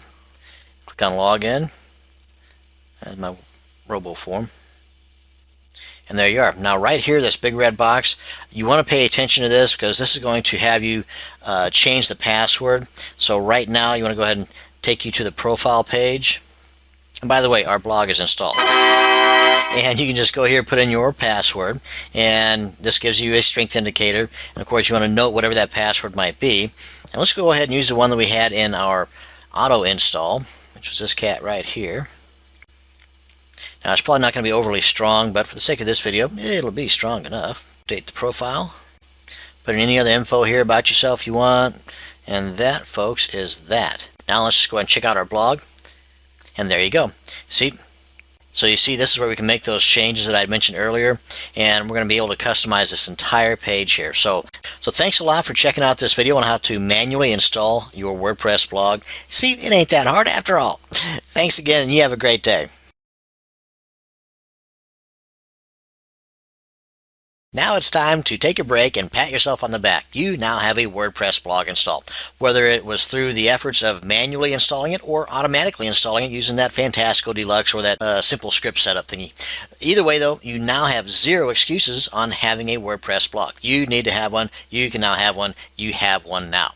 Now then, what we want to do is I want to cover in this short little video how to update your WordPress blog, because there will be from time to time upgrades of a major scale and of a minor scale, like where little bug fixes are taken care of to plug security holes, that you'll need to update your WordPress blog version. Now, as you recall, in our last video, I installed an older version of WordPress so that I can take this moment and show you how to upgrade. And if we go back to our dashboard here, we can just click on that, and we are now in our dashboard right here. You can see up on the top here, and this is as of like 2.7, version 2.7-ish or something like that, that WordPress got it going and started integrating their upgrade process inside of WordPress, whereas before you had to do it manually. And I'm going to show you that here just in just a second. But as far as upgrading, it's very, very simple. You want to just click on this, and matter of fact, there's another method too, and that would take you to the upgrade page. Or you can come on down here to, I believe it's Tools, and click on Upgrade. Now then, before I click on this button right here, as it says here, you should have a backup done just in case something goes wrong. I mean, 99.9% of the time nothing will go wrong, but it's better to be safe than sorry. And if you recall from way back whenever we first started this video series, in creating our organizational files, you got a folder in there for backups. Well, now's the time to go ahead and use that. Go ahead and do a backup just to be on the safe side. And if you are just starting out, and this is a brand new install, not that big of a deal. You can go ahead and just kind of, play with fire. Just don't do a backup. But if you've got a blog that's a couple of years old, or it's just well seasoned, you got a lot of posts in there, a lot of quality comments, a lot of work went into it, you definitely want to err on the side of safety and get a backup just to be on the safe side. Now, I'm going to come back to this here in just a second. Let's head on back over to our FTP client, and if in fact you were to, for some odd reason, have to upgrade to a newer version via an FTP client or do it manually, there's a couple of things, and it's real simple. You just got to keep one thing in mind. There are two items that you do not want to overwrite, because basically you've got your current version here, and let's just assume, play along with me now, that this is the new version you're uploading. So you would normally just grab all these guys, toss them on over here, overwrite the existing ones, everybody's happy. That is still the case. However, the WP config you want to leave alone, and the WP content you want to leave alone, because inside of here is all of your plugins, your guts, basically the look and feel of your blog, the theme and everything. So you want to leave this guy alone, you want to leave this guy alone. You want to be on the safe side, simply delete this and the config file from your new install, and that way you don't have to worry about overwriting those guys here. Aside from that, you want to upload everything in here, again except for these two items, overwrite the existing one, and you are now working on a brand new WordPress or whatever version you are updating to. So that's how you would do it manually. However, I would suggest not doing it manually unless your version is just way, way old. In that case, that's how you want to do it. You want to update it manually by doing what I just told you. Otherwise, from version 2.7-ish or 2.8-ish on up to current, you want to really use the auto update. It's much safer, much simpler, and click on upgrade automatically. That's how easy it is, folks. And that's how easy it is to upgrade your WordPress blog from an older version to a new version.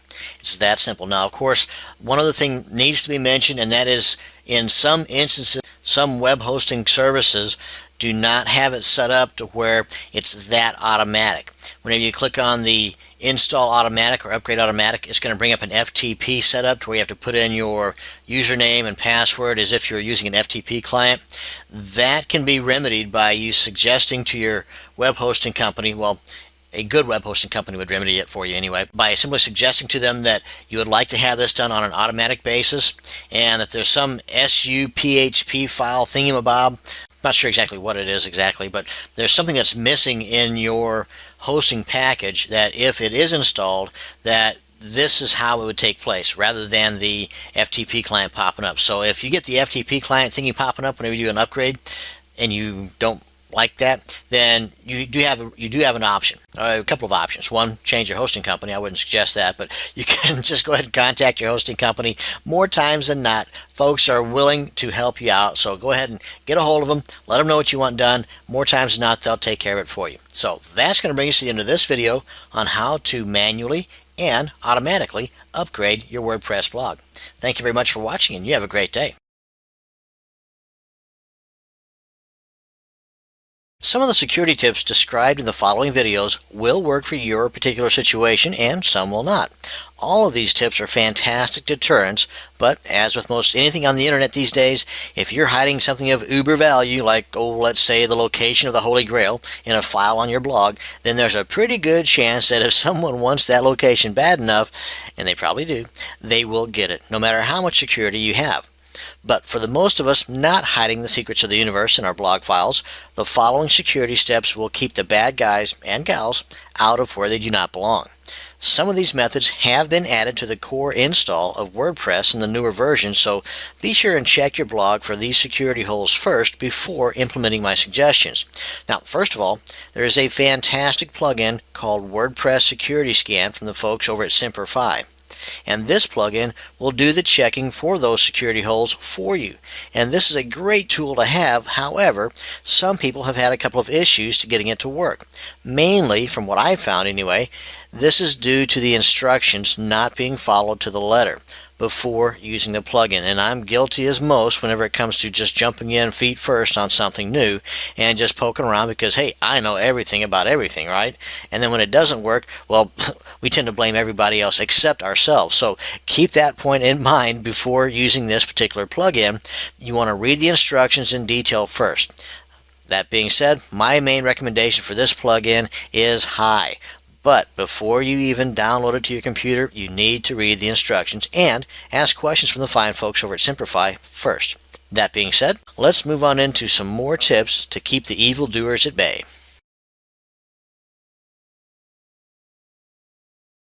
One of the issues that comes up quite a bit in some of the older versions of WordPress, and I'm not talking about way old, like 2.7 and 2.8 and so on, is the directories are kind of left open for attack. And by that I mean people, if they were to put in the URL or the path to, let's say, your plugins directory, and if it's not protected, then they're going to see something that looks like this.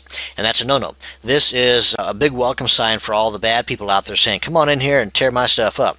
You don't want this. And in some of the newer versions, actually all the newer versions of WordPress, this issue is taken care of by having a index file, be it index.php, which is the case most of the time, or if you were to make it yourself, just a blank index.htm or index.html file in that particular directory. Now there's another way to fix this same issue as well, and I'll cover that here in just a second.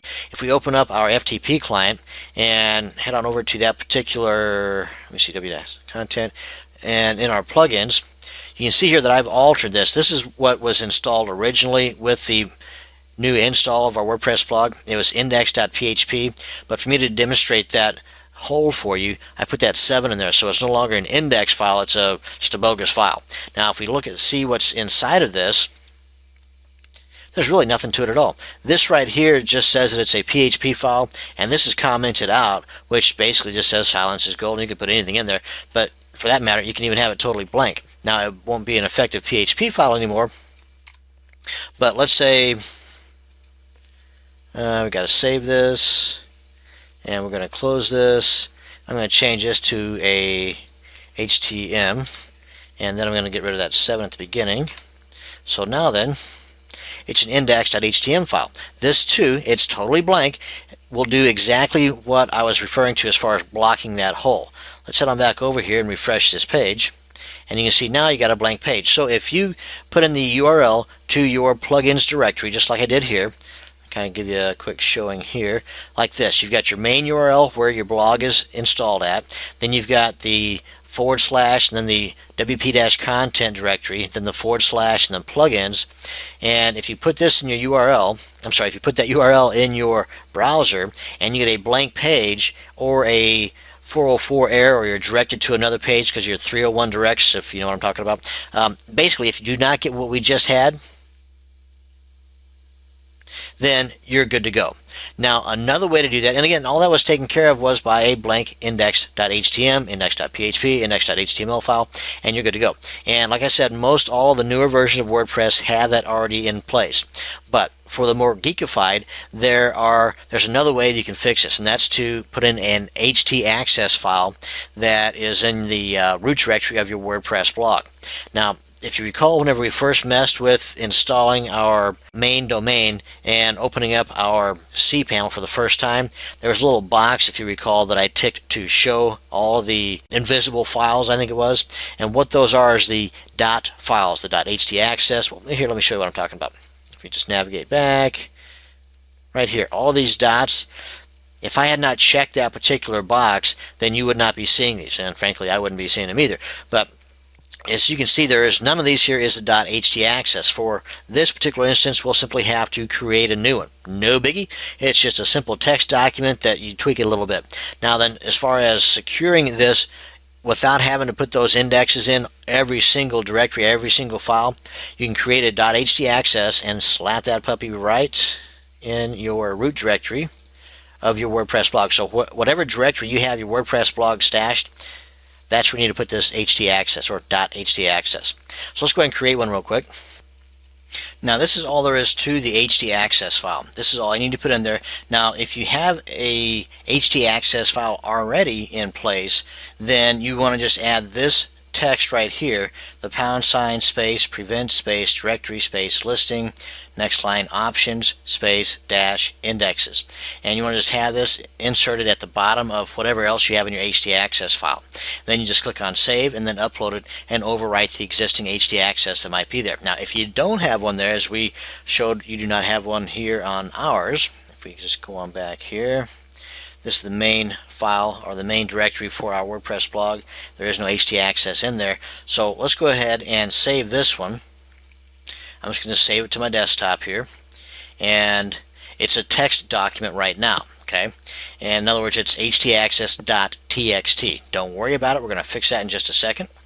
Now then we go to the root directory of our WordPress blog, basically where you see this stuff here. You got these 3 main folders and all the WP stuff right here. That's your root directory for your blog. So wherever you got your blog installed at, that's where you want to upload this htaccess. And here's our htaccess.txt. I'm just going to right click and then left click on upload. And it should be there probably right at the bottom. Yep, right here. Now then, to make this a .htaccess, drum roll please, you just select it. Basically, you're just going to rename it. And then by doing this, and I just clicked it twice, not quickly, just selected it, gave it a couple of seconds, and selected it again. That makes it to where I can rename it. Or you can always just right click on it and then click on rename. But in this instance, I'm just going to select it, 1, 2, 3, select it again, and then I'm going to get rid of the .txt at the end. And at the beginning, just put a period.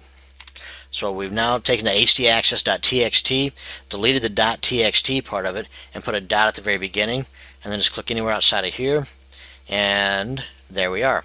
This is now a dot file, an invisible file, if you will. So now what we want to do is, if we come on back over here to our plugins directory, oops, wrong way. And we'll change this to where it's no longer an index file, so we can appear to be unprotected. And just put anything in there so that's no longer .html. I could just delete the thing too, for that matter. In either case, this is an unprotected directory right now. Just as we showed you earlier where there was a list of those files in there because it was unprotected. Well, let's see what happens now with that .htaccess. And this, by the way, the htaccess and the root directory of your blog, covers all the folders. All of these directories now are covered by this. So let's go ahead and come on back over to our, this is protected. This is the way it was with that index. Now that we've got rid of the index, it's unprotected, right? So you think. Let's refresh this and see what happens. But bing, that's what happens. Now, with that particular htaccess code in there, it gives this forbidden. And this is basically a 404 file saying it's not found and you do not have permissions to access this folder or directory. So that's cool. That's how you can protect. That's a couple of ways in which you can protect potentially unprotected directories throughout your WordPress blog, and especially in the older versions that did not have those index.php files scattered throughout. This .htaccess will save you a lot of time in going through each and every one of those directories to place that file in there. Just throw this at the beginning of it in your root directory of your WordPress blog and you're covered. You're good to go. That is how you can correct this particular problem, or a security hole if you will. And we're going to go ahead and cover several other ones here in the upcoming videos. We want to make sure that your blog is not only a money maker but also a secure money maker. So stay tuned for the rest of these videos in securing your WordPress blog. That's going to bring us to the end of this particular video. Thank you very much for watching, and you have a great day. Another security issue that needs attention is your login area. If we head over to our WordPress blog, and if we scroll down here, you'll know what I'm talking about here in a second, and you go to login right here.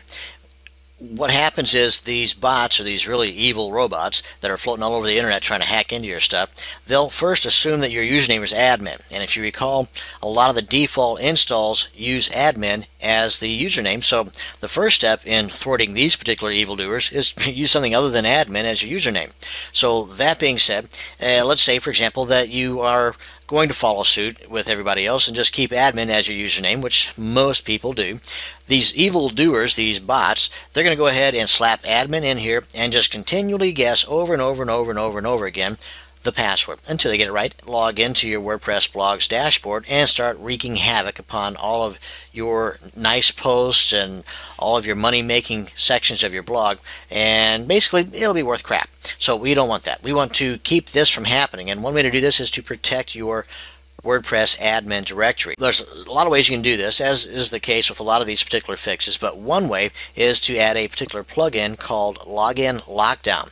You can do a Google search for Login Lockdown and come up with a couple of options, or you can just head on over to the site of the creator, and it's bad-neighborhood.com/login-lockdown.html. That'll bring you to this page here, and at the time of this video's recording, version 1.5 is the latest release. Now this says that it is good or tested up to 2.8.6. The current version of WordPress, as of the recording of this video, is 2.9.2. Now if we head on over to wordpress.org, where they stash all their plugins, then you'll see that it's been tested for 9.2, that being 2.9.2 of WordPress, and that it works. So all is right with the world with this. And it gives you a little bit of instructions here, as well as on the WordPress site, how to install this. We're going to cover installing plugins on a later video, but for the most part, what this particular plugin does, and you're welcome to read all about it here, but for the most part what it does is it records the IP address and timestamp of every failed WordPress login attempt. So if more than a certain number of attempts are detected within a particular short period of time from that same IP range, then the login function is totally shut down. It's totally disabled for all requests from that range. Bing, shuts the robots right out. So this is a great, inexpensive, very easy way to fix that particular problem in case that security hole exists on your blog. That's going to bring us to the end of this short little video on securing your WordPress blog. Thank you very much for watching. You have a great day. Here's another security tip for you that a lot of folks, I'm guilty of it too, simply overlook, and that is to keep your blog up to date. So when a new version comes out, or a new of WordPress, or a new version of a particular plugin comes out, you want to at the very least check out the write-up on that particular new release to see if it's a security issue or if it's just something minor. And in either case, I would suggest to go ahead and upgrade unless there's a possibility of doing so might affect other parts of your blog. In other words, you might be using a particular membership script that might not be fully tested with a new release, a new major release of WordPress, for example, or of a particular plugin that is directly affecting your particular blog setup. So at that point, you want to contact that particular script creator, let's say it's a wishlist member or another membership script, you want to contact the creator of that and see if it's been fully tested for this new release. And a lot of the better script writers out there will be on top of these releases, may in fact even be part of the developing team of that new release to begin with. So they'll be right on top of it as far as if it is going to be compatible with that particular plugin or that particular script. You definitely though want to be aware of the new releases. That's key. Secondly, you want to make sure that that new release will work with your particular blog, and if so, if everything's hunky-dory, then go ahead and update that particular version of WordPress or of a particular plugin. And holds true also for themes and anything else that might be attached to your blog. You want to stay up to date. That's the key thing that I'm wanting to make a point here. Now, one thing that you might be able to do is with a lot of these plugins, the author of the plugin offers a way for you to subscribe to their RSS feed. And if we head on over to wordpress.org and go to the plugin sections here, and we'll just pick one arbitrarily. Right over here where we went to download a particular plugin, you'll see these RSS feeds here. If you go ahead and subscribe to one of those RSS feeds, then there's a good chance that as updates come out for that particular plugin, you'll be notified, or at least ways you'll be notified. Whether or not you see it or not, that's totally up to you. But you want to stay on top of the new releases. That way you can stay ahead of the bad guys and gals in the event that they want to take advantage of that particular security holes, because chances are pretty good that they may have subscribed to these RSS feeds as well and are aware of these security flaws and will take advantage of it if at all possible. So if they're aware of it, you need to be aware of it, and you need to get the fix taken care of immediately. So again, that's my main point here, is to stay up to date, keep your versions of WordPress up to date as much as possible, as well as the plugins. That's going to bring us to the end of this short video on another security issue that you can easily fix.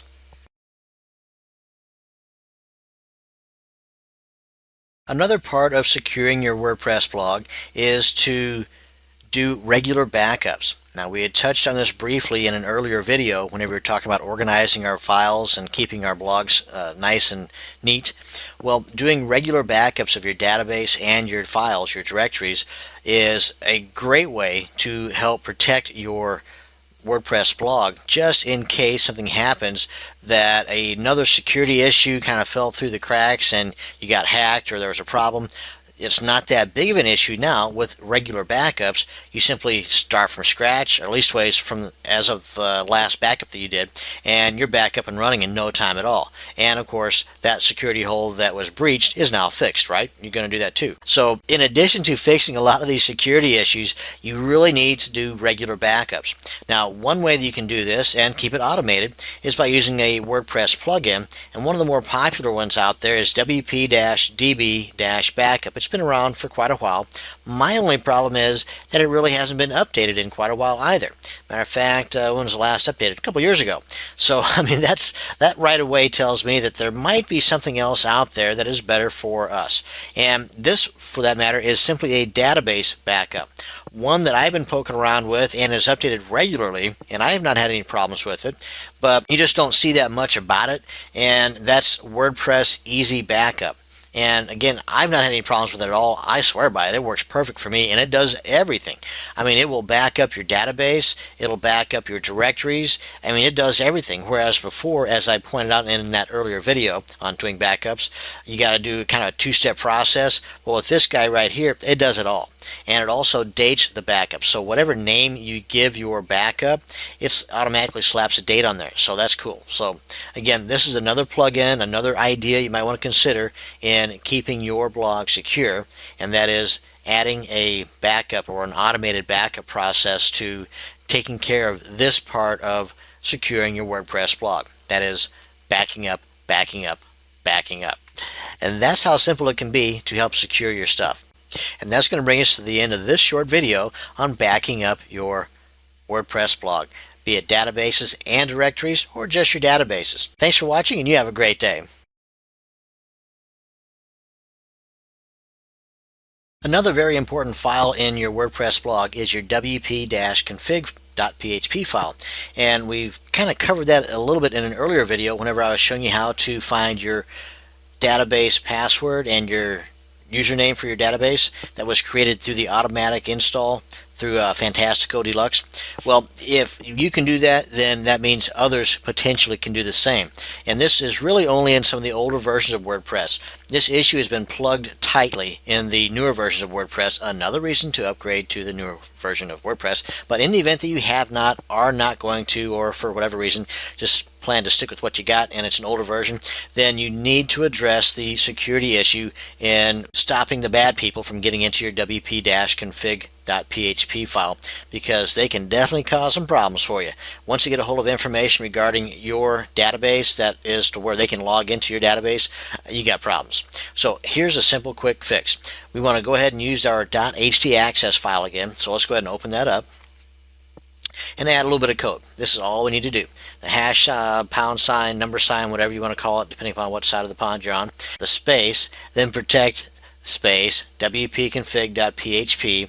Well, I don't need to read it. You can see it. Just add this to your .htaccess, or as it is in this case, it's right now on our computer, it's an htaccess.txt file. Then go ahead and save it, and as we did before, we're going to upload that to our root directory of our blog. Now, first off, let me show you that this is what it looks like. And again, I'm in the newer version of the WordPress install 2.9.2, I believe it is. But this is the directory for the wp-config.php without the htaccess that I'm going to show you to work with, because in the newer versions you don't have to have this in here. But again, it doesn't hurt to have it in there. It just means you don't have to have it in there because WordPress folks have already plugged this particular hole. But to take care of this, because as you can see it's a blank page, to take care of this in a different way, or an added layer of security if you will for a newer version, as well as to simply eliminate this from being a security issue in an older version, all you have to do is add that code to that htaccess, upload it. Let's go ahead and do that now. And again, right now it's htaccess.txt. Come on down here to the bottom where it is, and we're going to make this the .htaccess, just as I showed you before. We're going to eliminate the .txt at the end, and then just put the dot at the very beginning.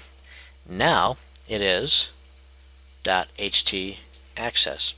And there's a whole lot of stuff you can add to your htaccess file to do a lot of cool stuff for your blog, or for your website for that matter, just not being blog specific. This thing is a tight piece of code for a lot of things that can, not just for security reasons, but for a lot of other things. htaccess, do a quick Google search or take your time, whatever, for htaccess and see what all you can add to your htaccess. Now, again, before you start messing with this, because it is pretty powerful, if you are going to do some poking around and playing around, make sure you've got a current up-to-date backup, just in case the old crapola hits the fan blades while you're messing around with this. You can delete everything and then reinstall from your recent backup and start from scratch. But just do as I say and do as I do, and you will be just fine and dandy. But now that we've got this installed, I just like playing around with stuff. So if you too like playing around with stuff, there's a lot of cool things you can add to your .htaccess file. Now we got that installed. Let's come on back here, refresh this page, and you get the old forbidden sign. So this is a nice secure way of making sure that nobody's going to be coming into your wp-config file and screwing around with your database. So that's going to bring us to the end of this short video on protecting your wp-config.php file. Thanks for watching. You have a great day. Another valuable security tip is one that I kind of alluded to in a couple of earlier videos in this series, and that is to make sure that the initial login for your blog to get to your dashboard is strong. In other words, you may not want to use admin as everybody else does, or even the folks at WordPress have in as a default username whenever you're automatically installing. So you can change that if you're going to be manually installing it. And again, I kind of pointed that out whenever we were doing our video on manually installing WordPress. So use something other than admin, or better yet, even with having admin as your username, make sure that your password is super duper uber strong. And you can do that a lot of ways, just with a lot of different characters, upper lowercase numbers, special characters, or you can enlist the help of my best buddy, RoboForm. Now, if you haven't heard of RoboForm, you need to be aware of it. Number one, they've got a free version that is up to about 10 different accounts or 10 different passwords. It's 10 something anyway, but it gives you the chance to kick the tires around a little bit. I think it's like 30 or 40 bucks for the full-blown unlimited number of passwords type setup, and it's awesome. I mean, once you get to using the free version, you will quickly find that the 10 slots or whatever they allow you with the free version is going to quickly be taken up.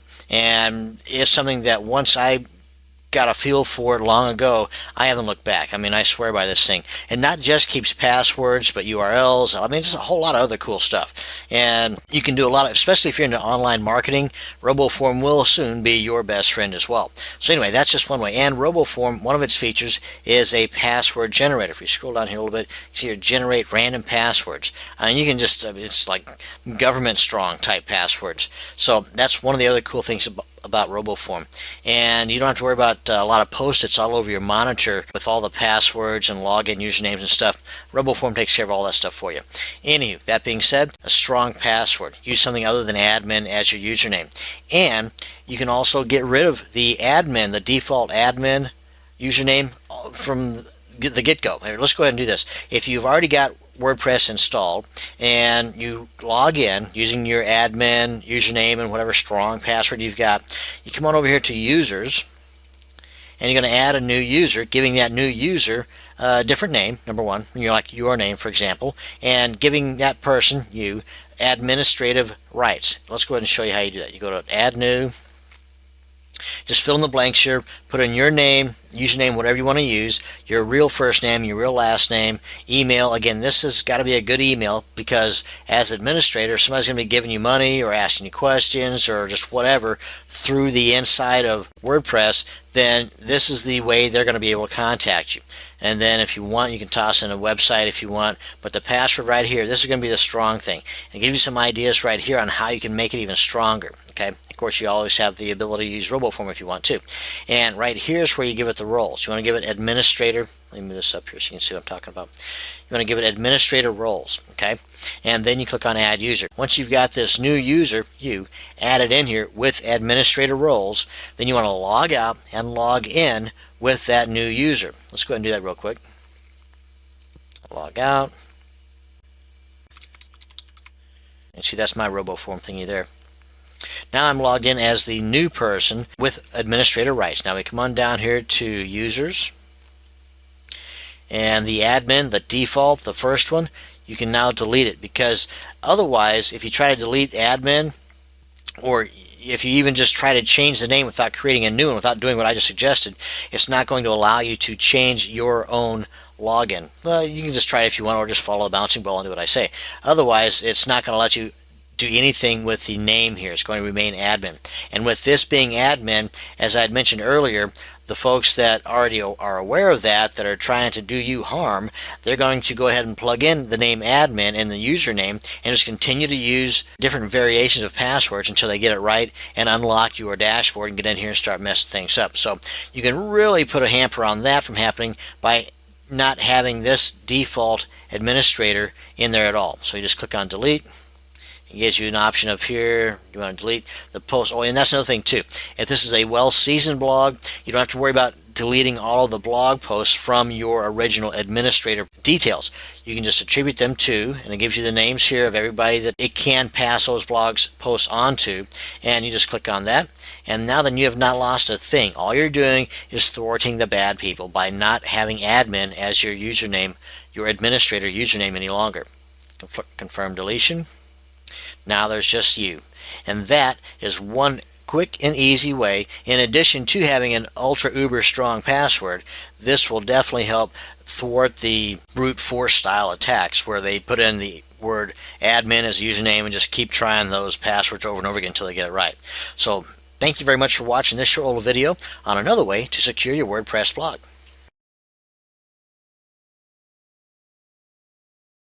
Another security step you might want to consider is to keep the riffraff out. No offense to the riffraff amongst us, but you want to have the visitor registration turned off. Let me show you what I'm talking about. If we log into our dashboard here and come on down to, I believe it's settings, under general, Yep, that's the one.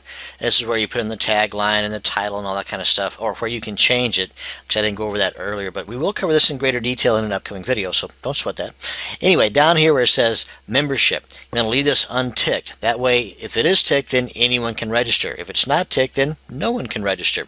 And remember this, though, too. If you do want to allow people to register, which, of course, this is against what I'm trying to suggest to you in this video, then you, by all means, want to have them as the least powerful, that being the subscriber.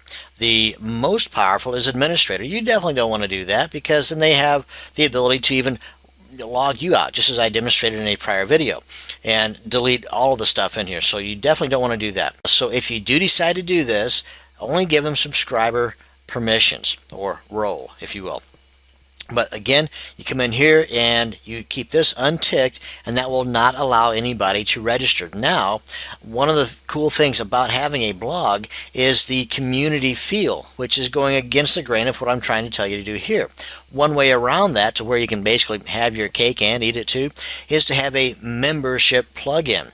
And one of the ways you can do that is you can spend Vuku bucks in getting a membership script, or you can go a little bit more kind of old style, if you will, and on the cheap, and do it for free. If we head on over to our plugin directory at wordpress.org, there's you can do a search for any of them in here, but if you come over to one that's called members only, it works perfectly, and you can't beat the price. It's free, and you can just do a little bit of a read up on it here, do the install, and as it says over here, I believe that it's good up to date. Correct, 2.9.2. it works, and you can just, as I mentioned earlier, subscribe to the feed to stay on top of the updates. And usually, because it says right here it's only compatible up to 2.6.2, so you might even want to try a search for another type of WordPress plugin for a membership style setup. But the main point I'm trying to make here, though, is with having a membership type plugin or ability, a couple of things are beneficial with this. Number one, with the membership plugin, it requires certain hoops that need to be jumped through first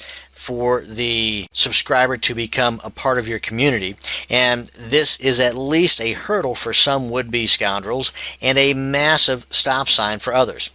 Plus, from the marketer standpoint, you've got a great marketing advantage with this type of blog setup. So again, definitely you want to consider to have the subscriber box unchecked so that you're not allowing just anybody to subscribe, and to have that community feel with your blog, have an add-on or a plugin that is a membership style atmosphere for your blog, and that way you can keep things secure, you can regulate things more, and you've got the marketing juice of a membership site on the cheap, because again, there's plenty of free plugins out there. Now there's even more and better premium plugins, but that's a story for another day.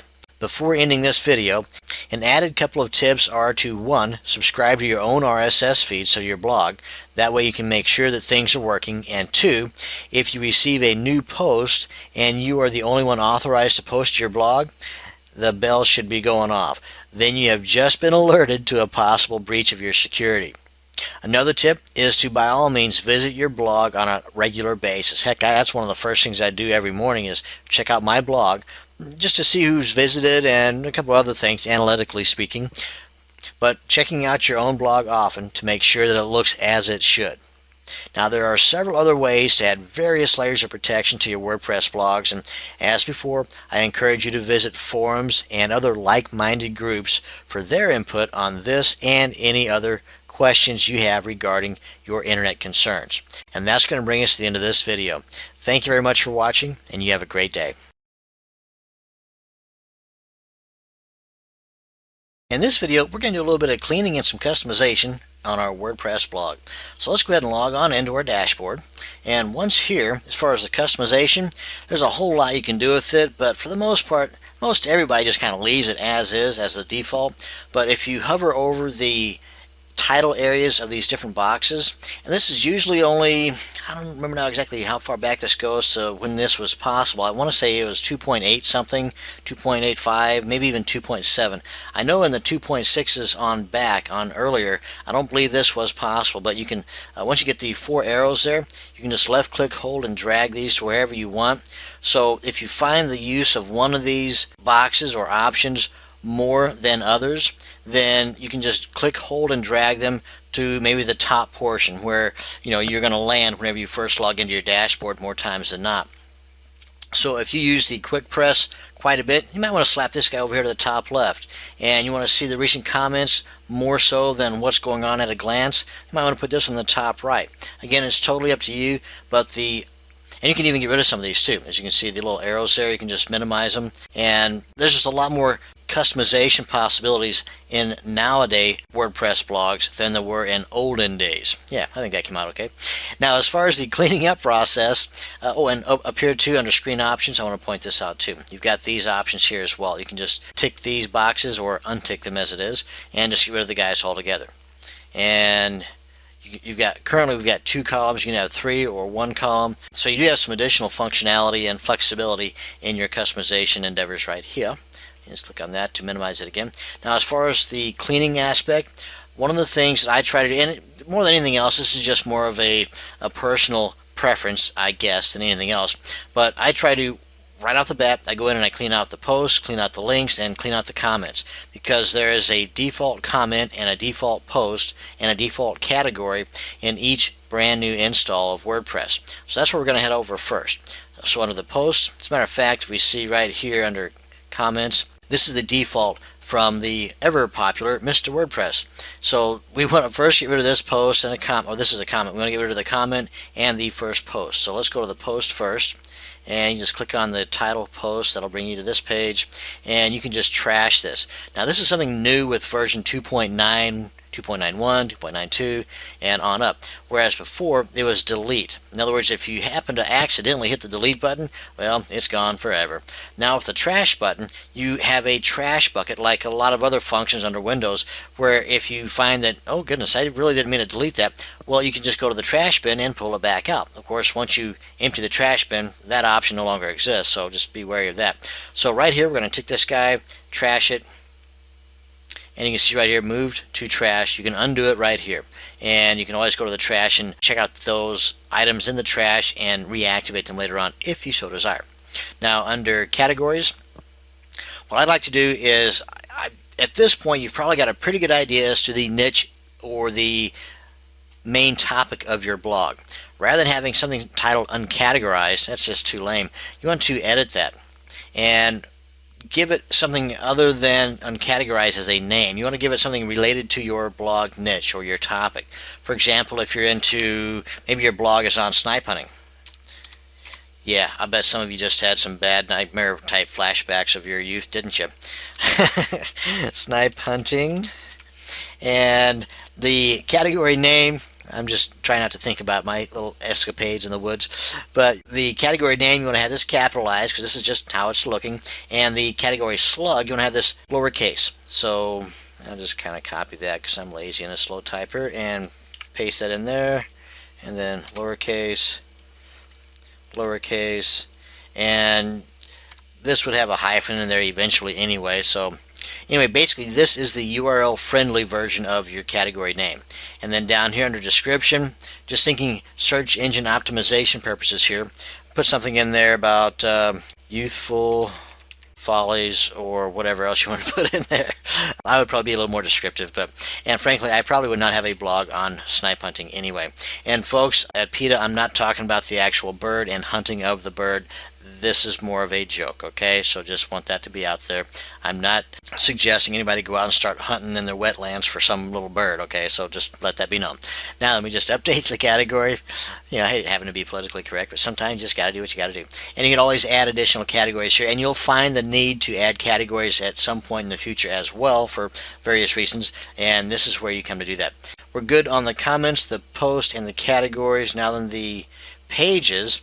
There's always a default about page, and the home page, you can't do nothing about that. But the about page, totally up to you how you want to handle this. You definitely would want to edit this at some point, if not at the beginning, at some point down the line, by putting something in here about you and or the blog itself.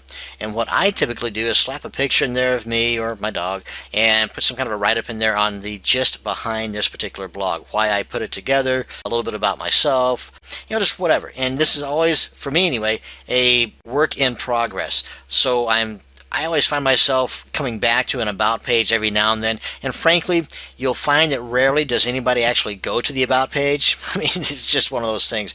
But for some reason, I find myself compelled to put something in there. But hey, you can always just check this and trash it. Again, that option is totally up to you. And now then on to the links. The links is something I want to get rid of. All of these, just delete the heck out of them. Now, in future videos, this is going to be an area that we're going to cover as far as monetization of your blog. Very important section down the line, but not so much on its birth or on its greenness, if you will. Whenever your blog is brand new, the links department here is something that's can easily be overlooked. But at the very beginning, though, you want to come in here and just clean house and check all of these. Again, it's totally up to you, but for my suggestion, I would just check all of these and get rid of them. Come on up here to bulk actions, click on delete, left click on apply, boom, gone. So that's pretty much it. That's as far as our cleaning of the pages, the comments, the posts, and the links, and a little bit about the customization. So that's going to bring us to the end of this short little video, and I hope you learned something. Hope you put this to practice and don't just leave a lot of your stuff as default. Thank you very much for watching, and you have a great day. In this video, I want to talk to you about the look of your blog, that is, the themes of your blog. We're going to cover a little bit about an introduction to the themes, how to add a theme, maybe even a little bit about editing your theme as well. So let's head on over to our dashboard and log in if you haven't done so already. And there, like in this case, like several others, you'll find there's going to be several ways in which you can do certain things, and if you do your theme thing a little bit differently than what I'm going to be telling you, hey, no problemo, you just know of another way to do it now. For example, right here you can change your theme, but we're not going to do that. That's too easy. We're going to go over here to our appearance section and hit that arrow, or you can just click on that, and it will bring us to the themes where we can manage our existing themes, which right now we're kind of limited. These are the default themes. Actually, that's the default theme here, and this is the classic theme. But technically speaking, the two of these are the guys that came with your install. Now, to get additional themes, you can do a couple of ways. You can go right here from within the dashboard or from within your WordPress blog to add new themes, or you can go to your favorite search engine and do a search for WP themes or WordPress themes or WordPress free themes or premium themes. Hey, let your imagination roll with it, and you'll have several to choose from. Now, what a lot of people do just to start off the bat is they head on back over to the fine folks at WordPress.org and go to extend, and here's the URL you can go to for the themes. This is basically the same place we went to for our plugins in the prior video, only here we're dealing with themes, not the plugins. Now, if you want to narrow it down a little bit, because as you can see, there's a few options here to work with. You can go to just commercial, or you can type in here what type of theme you're looking for. Frankly, just starting off, you're probably going to be totally clueless. So just go ahead and scope out some of them down here. Come on down to the bottom here. Okay, these are probably some of the more popular ones. But if you were to type in here, like say 2-column or 1-column, or right in here, you can filter these guys. Now, as a matter of fact, this is, if we head on back over to our blog, something that is within our Add New Themes feature of our dashboard. As you can see right here, you can make some choices right here to determine if there are any available that meet your criteria. And sometimes there's a bazillion of them out there that meet your criteria here, but it just didn't filter them properly, and you'll come up here with no results found. So again, you may want to find other ways to do that. It's just another way in which you can poke around and find some type of theme that you're interested in. Now, if you were to say download these themes to your computer, then you come up here to upload and just browse to the location of those zipped files of the theme and then install them. And you can go to here for featured or newest or recently updated. Now, of course, the recently updated are referring to some that have been around for a while and quite possibly are pretty popular because, well, they've been recently updated. And in either case, you'll find a similarity here as far as the getting from where they are to where you want them to be. That is on your computer. But if we go here to featured, for example, and let's say we want the JQ. That's pretty cool. I got that on a couple of mine. But you can preview it here, and then we're going to go ahead and install it. Okay, so you click on install. You want to install now. Now that it's on our computer, it's on our WordPress blog, but we don't have it actually activated. So let's go ahead, and if we click on preview, it will preview based on what we have in our blog already. So if your blog is very seasoned, it's got several hundred posts in there, a lot of images and cool stuff, and your nav bar and everything, well then in the preview mode it will show your blog as it is, only with this particular theme. So that's one thing that's a good idea, is to preview it and see if there's going to be some major changes required in this particular theme setup to make your blog contents show the way you want them to show. Sometimes it works perfectly right out of the box, so to speak. Sometimes you got to do some major editing of that particular new theme to get all of your elements to show up the way you want them to, the way they were on the old theme that you want to change, kind of thing. So let's go ahead and assume that everything's hunky-dory here. Let's go ahead and click this guy, get him back out of there. Let's head on back over to our themes area. Now you can see here we've added a theme, and that's the basic process of getting the theme from off of your site to onto your site. And now then, we want to activate it. It is now the main theme. If we come on back here to our page and refresh, we've got a whole new look. And that's how you can get new themes.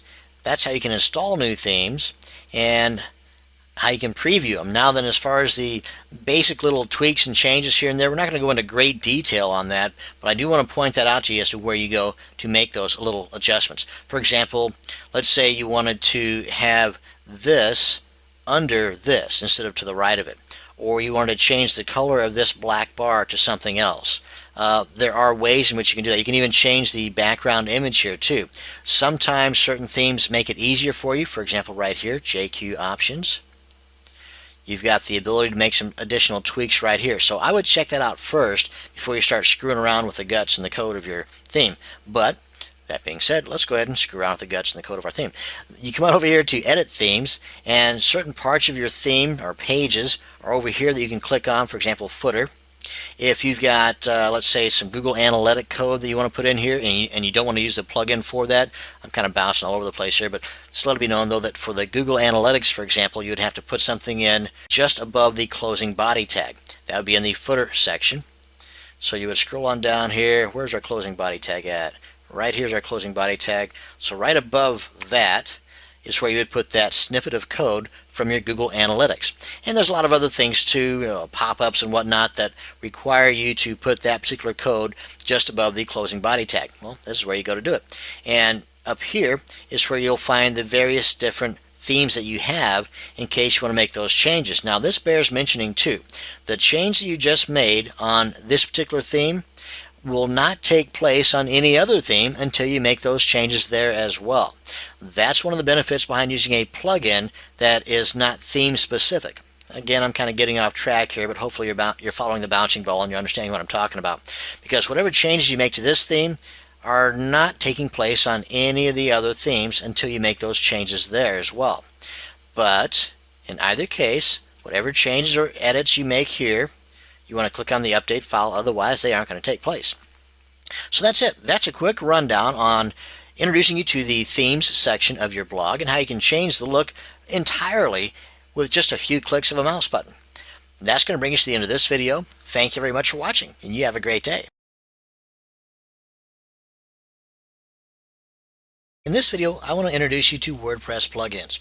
One of the coolest things I can think of about WordPress is with plugins, you're able to add additional functionality to your WordPress blog with just a few clicks of the mouse button. Now, when I say additional functionality, I mean your imagination is your only limitation, because you can take your plain Jane one-page WordPress blog and easily convert it to a single-page sales page that doesn't look anything at all like a blog, or a multiple page, highly complex membership site, or a video portal hosting site, or a host of other items that you can just imagine. And there's probably a plugin that's out there that with a few clicks of the mouse button, you have installed that plugin, that functionality to your blog. And let me show you what I'm talking about. If we head over to WordPress.org, and the same place we got our themes to add additional looks and feels to our blog, we can go to Extend, again, to add additional functionality to our blog by clicking on Plugins. Now, plugins are basically a bit of code that's wrapped up in a neat little package for us by those folks that know what they're doing, that create the PHP code for WordPress. And depending upon what the plugin's function is, would depend on how complex that code could be. It could be just a few hundred lines, it could be just a couple of lines, it could be several pages of thousands of lines of code.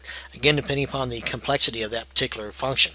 Now, most plugins you'll be using is going to be easily found and will be free. There are some plugins out there that are what I would consider premium that are going to cost you. Some might cost just a few bucks, some might cost a few $100. Again, just depending upon the function that you're looking for. Now, most plugins you will need can be found from WordPress.org.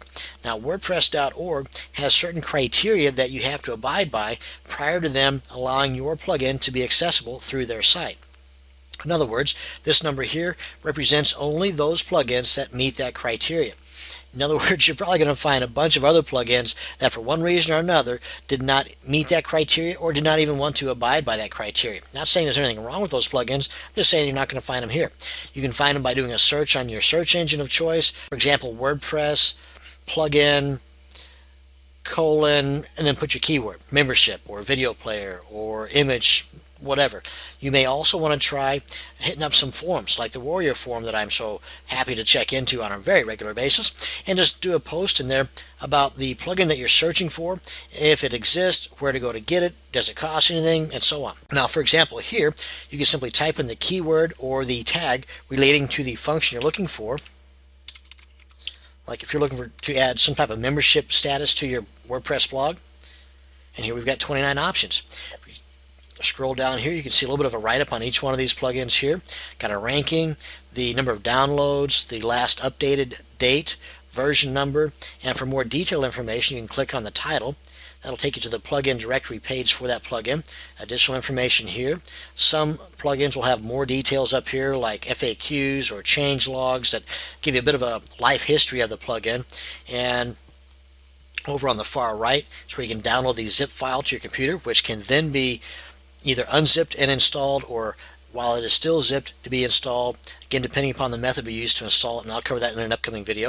And you can get some additional information here about this particular plugin and whether or not it will work with your version of WordPress. You've got several to choose from here in this drop down box.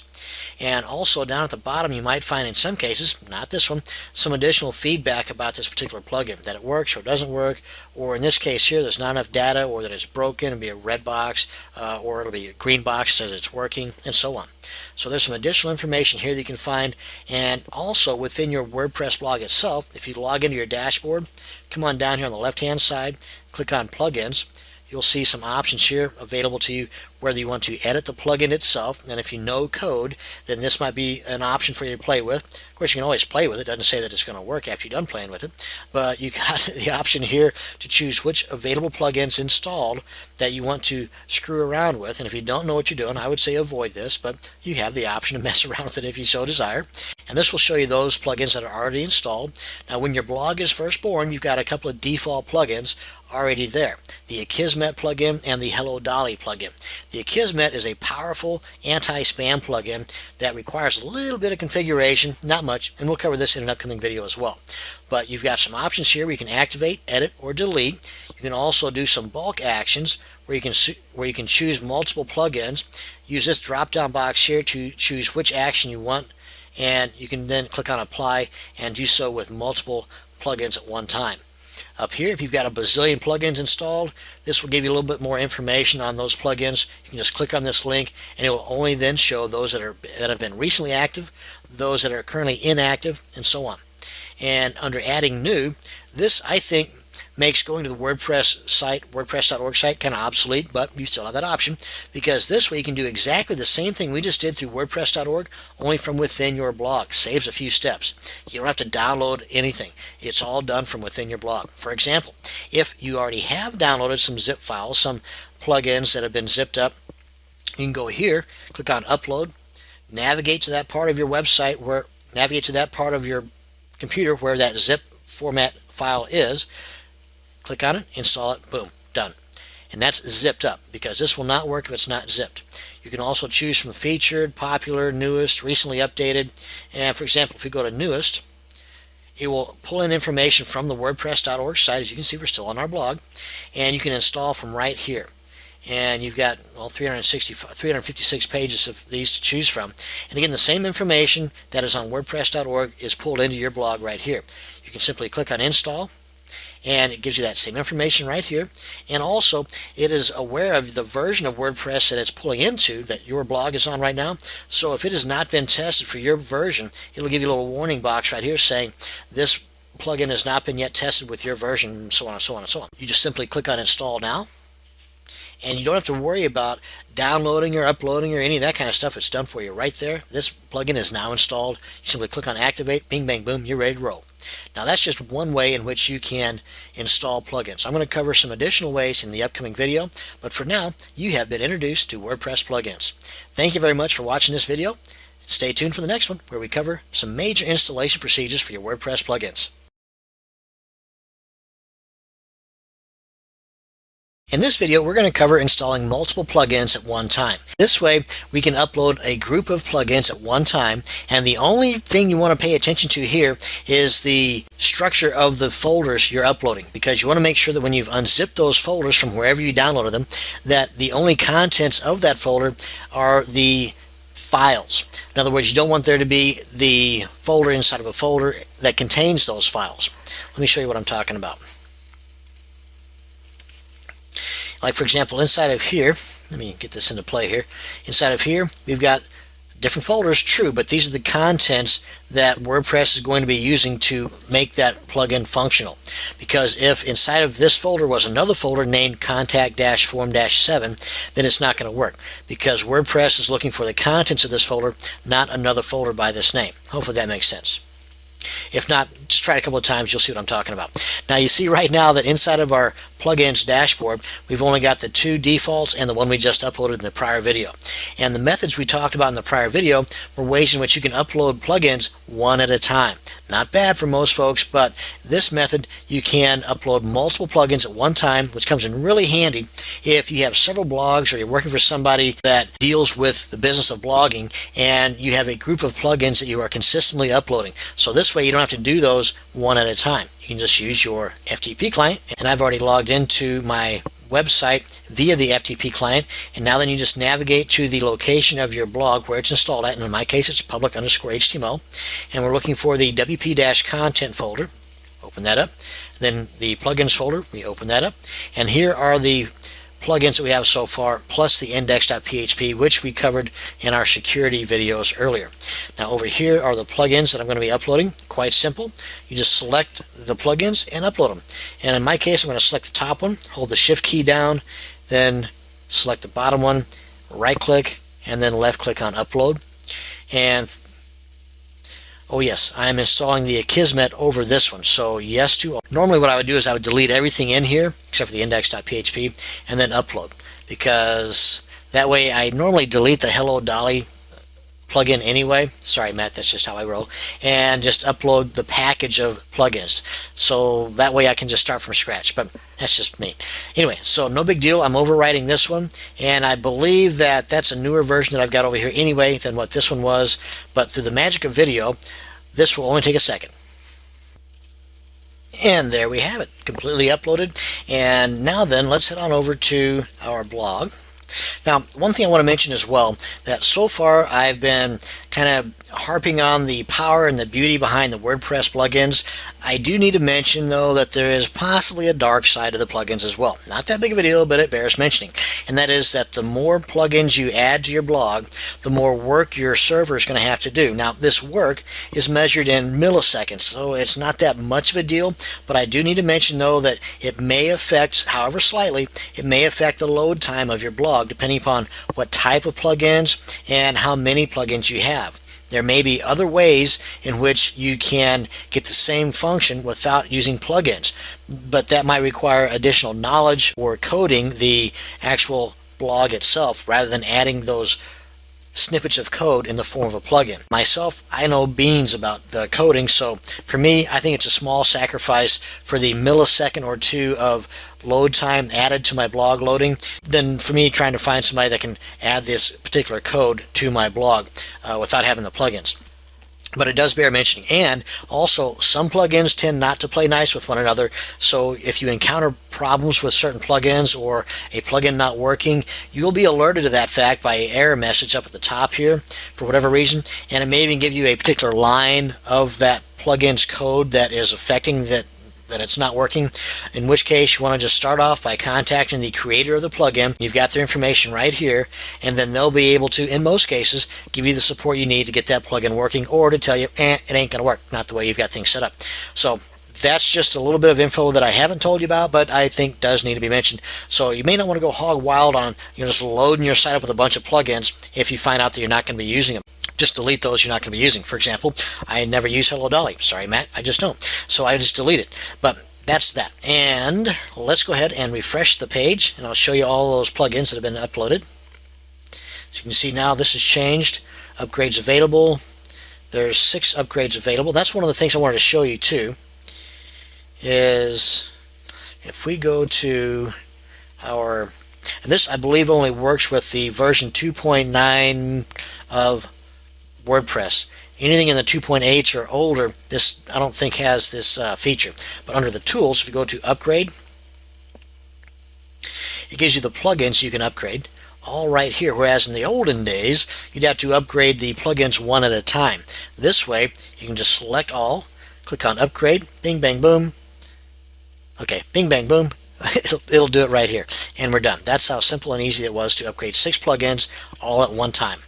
Head on back over to the plugins page. So I'm going to go ahead and activate all of these except for Hello Dolly. And once you've checked those you want to get activated, come on up here to bulk actions, and as I pointed out earlier, just select activate, click on apply. And it's at this point that you'll get some error messages up here if you've got some plugins that are not wanting to play nice with one another. This is just telling me that one of the plugins needs to be further configured, no problemo, we'll get to that in a second, and that this one here needs some additional looking into prior to it working, as well as the Akismet. And here it just tells you that the selected plugins have been activated.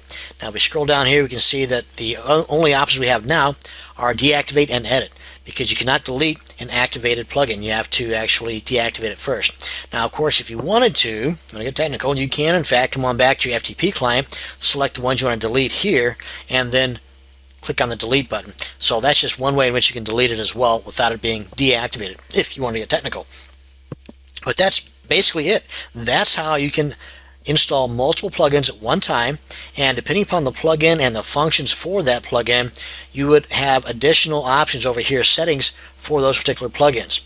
And for example, under settings, you might find some additional info on some of the plugins, like the WP status. That was one that we installed earlier. The Google Analytics. Now in the upcoming videos, we're going to go into greater detail on individual plugins, how to configure them, what they're used for, what the benefit is, and hopefully you stay tuned for those. Those are going to be the fun ones. Not that this one wasn't fun. I had fun. So thank you very much for watching this video, and you have a great day. In this video, we're going to configure our Akismet plugin so that we can keep those spammers at bay.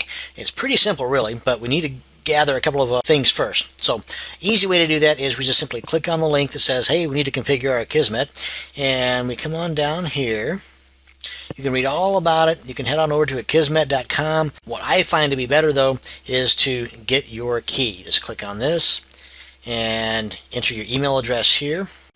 And it's pretty straightforward. You just enter your email there, click on next, choose a username. Let's go with something imaginative.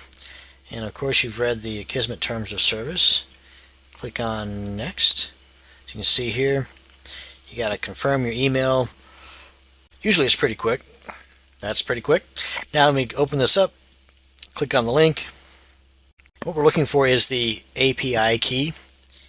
Here's our username. Here's the devil we're looking for right there. Now you might want to put this in your organizational folder. Just open up a text document inside that organizational folder that I talked about way back when, and just put this in as your API key, and that way you've got it stashed there, because this one API key can be used to activate Akismet on any number of blogs you've got. So that being said, we come on back here, head on back to our blog. Go on back, put it right in here. like so. Go ahead and check that box there so that you don't have to worry about the spam any longer.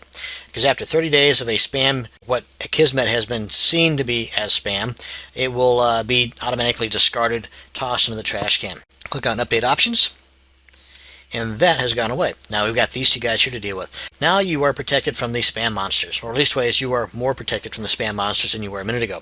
And down here, just for some added info, you've got the Akismet servers here, and it says here that there are no problems. And the last time that it checked, never really seen one of these that had a problem, but I guess that they are there for a reason. I just haven't figured out what. So that's going to bring us to the end of this quick little video on configuring your Akismet anti-spam plugin.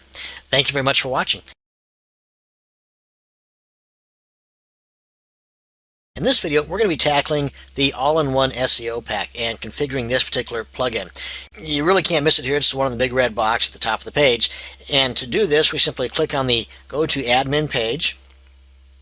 And this is just one way. You can also, if we scroll down here, go to the Settings selection right here on the left and click on the All-in-One SEO. That'll bring you to this page as well. Now, if you do like this plugin, and I would imagine you will, by all means, share the love, send the guys a donation. They will definitely appreciate it. And, of course, it helps continue the support of this fantastic plugin. This plugin, by the way, is made by the same folks that created one of those security plugins we had touched on briefly in one of the earlier videos dealing with security for your WordPress blog over at Simplify Web Design. Fantastic group of folks. And if you like this one as much as I think you will, you may want to go ahead and send the love in the form of an upgrade to the Pro version. I'm sure you would definitely love it. Anyway, if you have any questions that may not be touched on or answered thoroughly through this video tutorial, you may want to check out some of these links here. And worst comes to worst, all you have to do is send them a support ticket and they'll be glad to get back to you. Now, pretty darn simple. You come up here, you click on Enable. Now, of course, you could be done at this point, but I suggest not. Go ahead and fill in the blanks. Now, with the home title, as it says here, you want to have the title to your home page here. Now, this is going to be independent of any other option. If not set, the default blog title will get used. And at this point, I believe our default blog title is My Title. Just ain't gonna fly when it comes to search engine optimization. So whatever our niche is related to this blog, in this case it's going to be Twitter related. Let's go ahead and consider that. Okay, so let's say, or something to that effect. Your home description, of course, you want to click on this. It'll give you a better idea down here. The meta description for your home page, independent of any other options. The default is no meta description, and that's really not a good thing. You really want to have something in here. It's not as powerful as it used to be back in the day, but you still want to use it because it can only do good for you. It cannot do harm. So you want to have keyword phrases in here that relate to your niche, and that's why I went ahead and put the title of our homepage as the first few words of the home description. And then, of course, some additional keywords in here really can't hurt. Now, in the home keywords, comma separated, and you click on this, it'll give you more of an idea of what I'm talking about. And like it says here, don't stuff everything in here, just a few of the more powerful keywords relating to your niche. So it has something to do with Twitter, something to do with videos, something to do with tutorials. So, hey, why not? And then anything else, maybe now you want to, of course, you don't want to just throw something in here just because it sounds good, or it might be, in this case, a powerful niche. If your Twitter video tutorial niche or blog is not going to have anything in there related to internet marketing, I would suggest leaving this out, because then it would only do more harm than good. But if you're going to have posts in here related to internet marketing and maybe how your Twitter video tutorials can make your internet marketing better, then yes, it is definitely one you want to consider having in there. And again, separating by commas. And of course go on, but you don't want to put too many in here, just your primary keywords. And the rest of this is pretty much fine and dandy the way that it is. Come on down to the bottom here, click on Update Options. You see here there's a link there for their other plugins that I had mentioned earlier about the WordPress security scan. We had touched on that in a prior video. But that's pretty much it for configuring your all-in-one SEO plugin. Now, in the next video, we're going to take this up a notch by using another plugin that is also free and also has a pro version as well. That's going to bring us to the end of this video. Thank you very much for watching. Have a great day. The next plugin that we're going to be talking about also deals with SEO, and it will take your search engine optimization of your blog to new heights. And this one does not cost a penny. It is called Traffic Getting SEO Plugin from a gentleman named Jeff Johnson that knows his stuff when it comes to marketing online, as well as, of course, in this case, search engine optimization. Now, all we have to do, rather than me giving you a big old long URL, we just copy this, paste it in our little search engine box up here, and bam, you got this as a result, and it's going to be the top one, the undergroundtraininglab.com. And that brings you to this page here. And of course, I would definitely suggest, even if it weren't for this plugin, to head on over to this site anyway, just to gather some of the wealth of information that he's got here for it. And there's some information here on some of the requirements for this plugin to work on your blog, because there's some web hosting services that do not have what it takes for this plugin to work. And he covers all the details here. And to get this particular plugin, if you come on up here, big yellow box right here, click here, brings you to this page where you have to enter your email address. And it's not like he's trying to just gain stuff from you or to market stuff to you. He wants to be able to keep you up to date on the updates. And again, this is a free plugin. Now, of course, yeah, he's hoping that if you like the free plugin, that you're going to fork over the money for the premium plugin, which I suggest you do, because like him, I'm going to suggest that once you get the feel for how well this free plugin works, that you're going to not bat an eye on forking over the money for the premium plugin. So you enter the email address here. He sends you an email with the plugin link in it, and you simply install it. I mean, it's really that simple, just as we discussed earlier. And you saw how easy it was for me to install the plugin. I just uploaded it along with a bunch of other ones to my hosting site via the FTP client. So provided that your hosting service has what it takes, and you can find out all the details on the installation requirements by scrolling down, scrolling down, scrolling down. Right, here we go. Under most popular posts, right here, just click on that, and it gives you all the details. And I'd suggest too hanging out here for a little bit and checking out some of the other posts that he has in here. You're going to gain a lot of information from this guy. He knows his stuff. He's got quite a few videos on YouTube as well. You might want to check those out too. I'm just kind of a video kind of guy. But you can see here all the details required for this plugin. And by all means, once you check this stuff out and you find that your web hosting service will accommodate this plugin, well, you saw how easy it was to install. Let's head on back over to the dashboard here and configure it. Now we come on down here, traffic getting, let's click on that, and it brings you to this site here. And right up here at the top of the page, actually at the top of all the pages, you'll see this. You have to agree to the terms of service, which is right here. Just click on that. Click on I want to optimize my blog now. And if this seems too easy, well, frankly, it is. Now, he's going to give you a list, too, of the additional plugins you need to install for this to work at its best. And those were part of the package of plugins that I had installed earlier. I installed several other ones, too, but some of those were those that he requires here. So he's calling them the core plugins. And let me see here. What is SEO? Tells you a little bit about that. How's the blog optimized? Basically telling you how to get the most out of this particular plugin. And this gives you an idea right now as to how optimized your WordPress blog is. Now check this out. Apply blog tweets. Now, nothing up my sleeves. I mean, this is all I've done. 71 tweaks have been applied. And you don't have to worry about going through your blog and checking out the permalinks or, you know, the this or the that. I mean, that one click of the mouse button did it for you. Bam. Now, this is not going to get more than about 77% on the free version. To get it optimized up to 100% or thereabouts, you need to fork over the bucks for the premium version.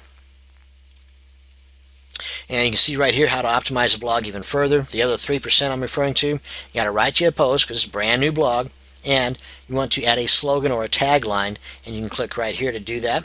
And it also, we want to add the Google Analyticator requires some manual setup. So that's 2 steps we have to do, plus throw in a new blog and blog post, and we'll see this bump up to about 77%. But you can see with just that little bit that our search engine optimization of this blog is well on its way to being close to perfect. Now, there are several plugins out there. One that's just recently come on the market that for, I want to say, anywhere from $27 to $100 a month, each one of your posts are analyzed to be search engine optimized. I mean, it is just a powerful tool, but you're looking at that kind of an expense. And if this is your main source of income is blogging, then even that kind of time-saving tool, even though it might cost you $100 a month, can definitely get a major return on your investment. Again, it just depends on your needs. But with this being free, this is a no-brainer. This is a tool that you definitely should have on all of your blogs. So just a quick recap. This is the Traffic Getting SEO plugin, and you can get it from Jeff Johnson's undergroundtraininglab.com site. And of course, there's all kinds of other information there you can get as well. But between that and the other plugins that he suggests you have, the core plugins as he calls them, your blog is on its way to being majorly optimized for those buddies of ours, otherwise known as the search engine robots. So that's going to bring us to the end of this short little video on the optimizing your blog for search engine traffic. Thank you very much for watching this video. Hope you learned something. Have a great day. In this video, we're going to be talking about configuring our contact form plugin. Now, the plugin I'm going to be using is called Contact Form 7, and all these plugins that I'm highlighting here, you can get through WordPress.org, as I had outlined earlier. Or, even easier, you can get them from right within your particular blog by going to Add New, then typing in the search phrase here of that particular plugin or the title. So for example, we would type in contact, then click on search for plugins, and chances are it's going to be one of the top results. In this case it is. And then you can just simply click over here on install and then follow the bouncing ball as I had outlined in an earlier video, and boom, this one's installed. Now then, I believe it says in here too, but you're going to need another plugin for this to work as well. And it isn't specified in here, but the plugin we're going to be working with to help minimize or eliminate the spam bots here is called Really Simple CAPTCHA.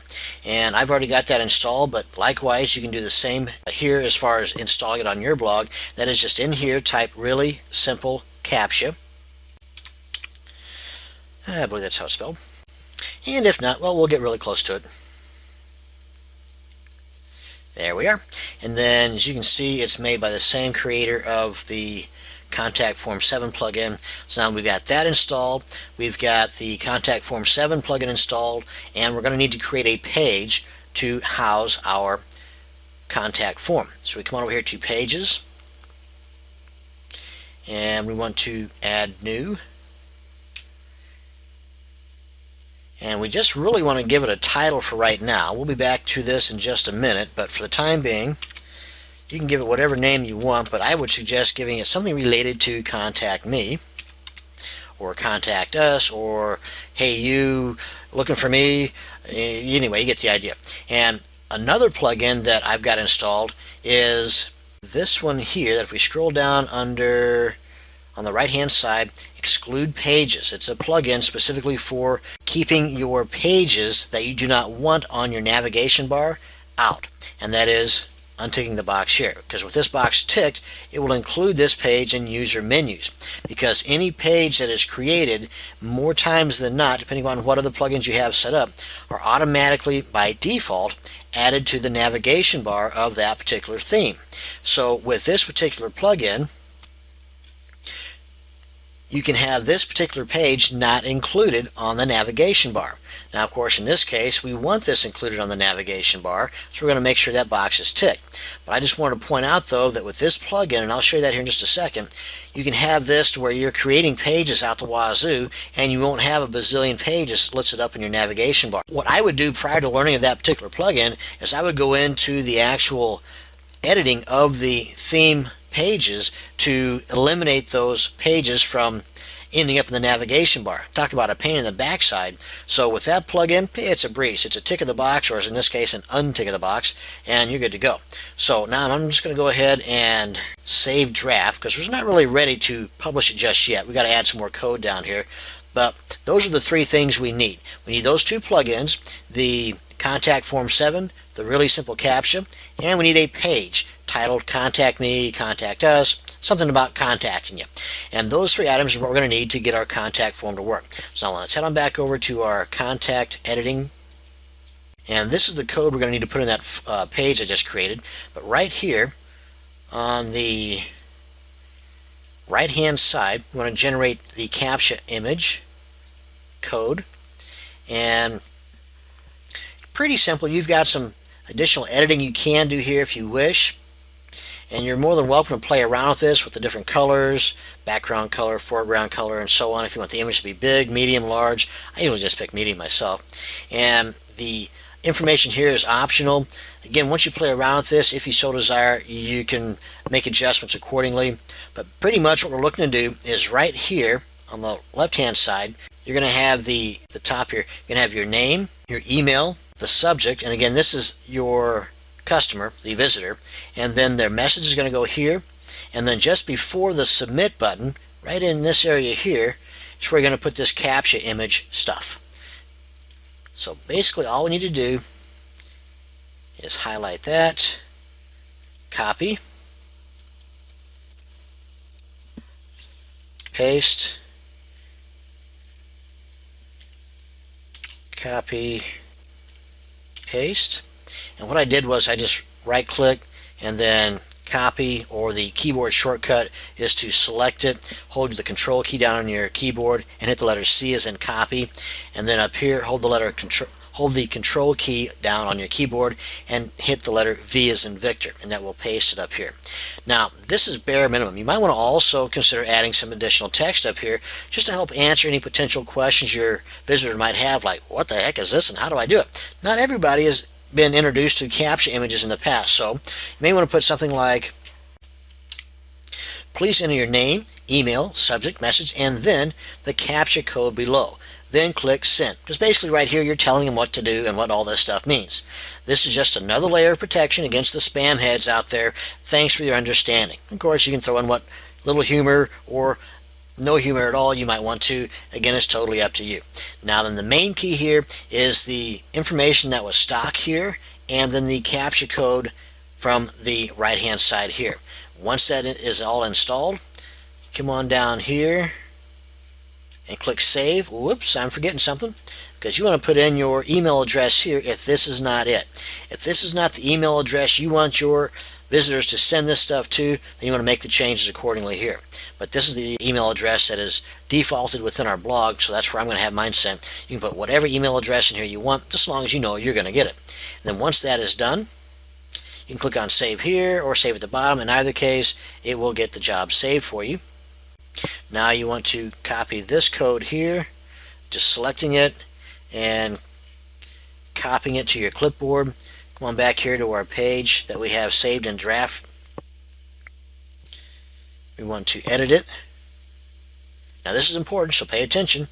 We want to go with the HTML, not the visual. Otherwise, this may look kind of funky. Frankly, it may just not work at all. But you click on HTML, right click, paste, so you're pasting that code in here, and that is it, folks. That is all there is to it. Now then, we click on publish, take a visit to our blog. I'm going to open this in a new tab, and right here it is the page. But this is what, if we come back here to the home page, this is our post and all the goodness of our blog, and right up here on our navigation bar is our contact me, or whatever title you gave it. You click on that, brings them to the contact me page, and they put in the required information, as you can see, and then right here gives you the instructions I typed in there. Please enter your name, email, blah blah blah blah blah, and right here is the CAPTCHA image where you can make small, medium, or large. This is medium. Put that right in here. They click on send, and then it's automatically sent to the email address that you had included there. Now one thing too you might want to consider is you may not need this information in there at all, as far as having people commenting, because right now people are allowed to comment in here, and they've got this. So let me show you how you can keep this out of the contact me page. Head on back over here to our page, and right here untick these boxes so you're not allowing trackbacks or comments, and right here sociable disabled. These are plugins. This is a plugin that's also installed that you want this disabled. So now then we come on back up here, update. We come on back over here, see that it's just about done. Now then we can refresh this page, and we can see that the sociable images are gone and the comment section is gone as well. Now you got yourself an honest to goodness contact me page. Ain't that something? So that's going to bring us to the end of this video on how to configure your contact me form. Thank you very much for watching. You have a great day. In this video, I wanted to talk to you about setting up your Google Analyticator plugin. Frankly, I always thought it was just called the Google Analytics plugin, but I guess not. Let me see here where we at. Here we are. Google Analyticator. It's a fun word. Now, there's several ways in which you can do this, but I've done it one way, so we're going to just go ahead and do it that way. And who knows? Maybe I'll try something new here. So we go over here to the Settings tab. Of course, once you've got it activated and everything. Oh, and by the by, this is part of the core plugins of the newest version of Traffic Getting SEO plugin. So this will work kind of hand in hand with getting you some good SEO rankings. So if you click on this under the Settings tab, again, we're heading over to Google Analytics, and right here, big red box, we are currently disabled. Well, we want to change that, don't we?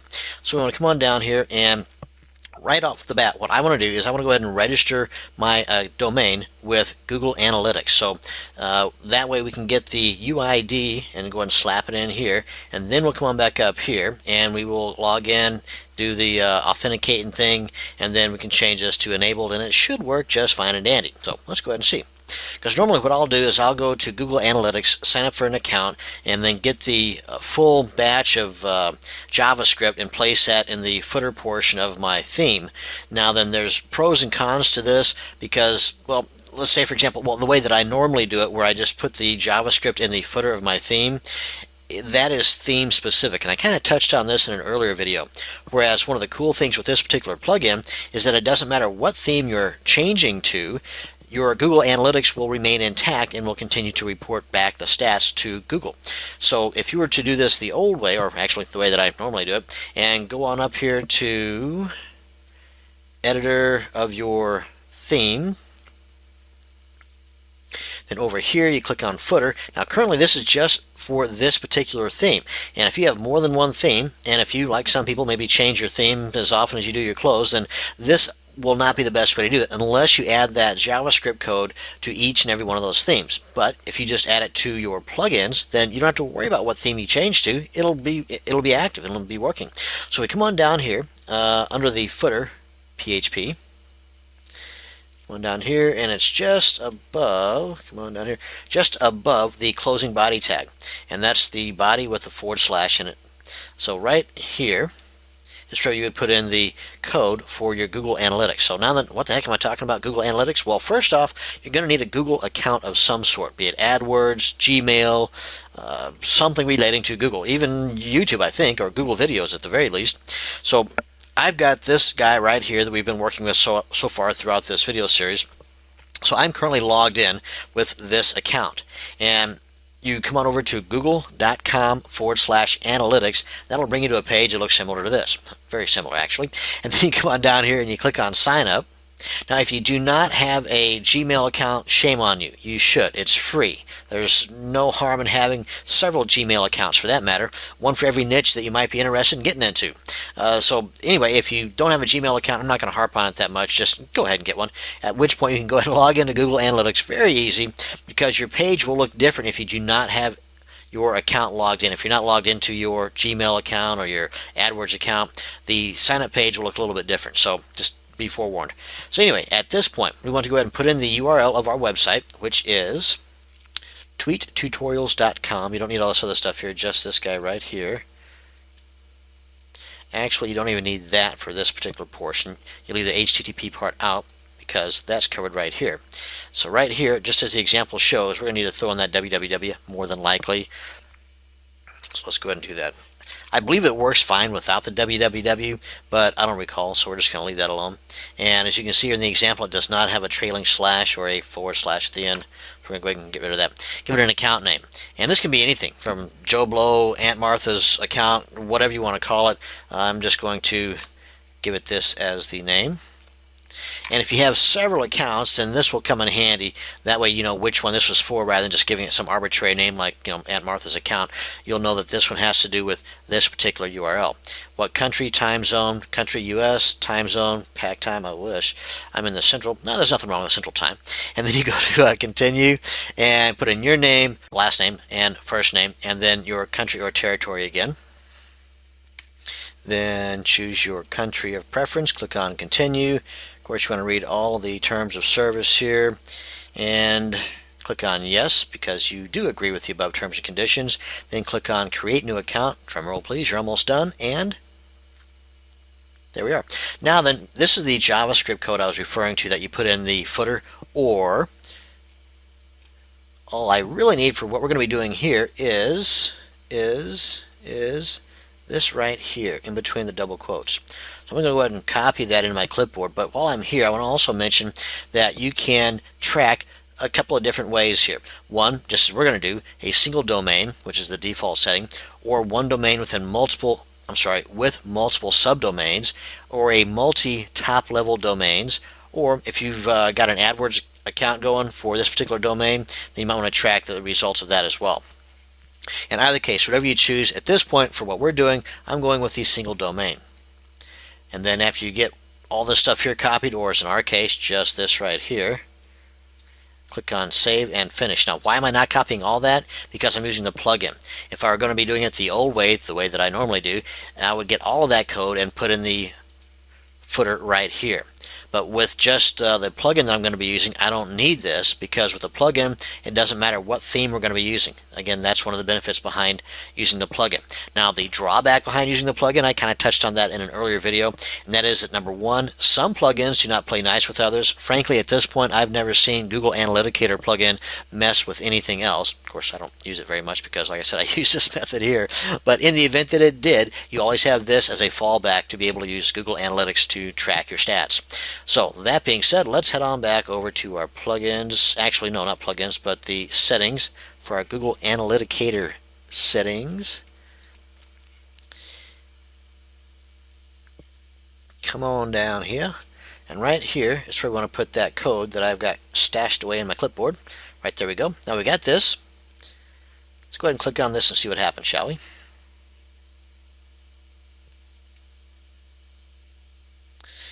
Yada yada da da da. Let's go ahead and grant access. Click on enabled.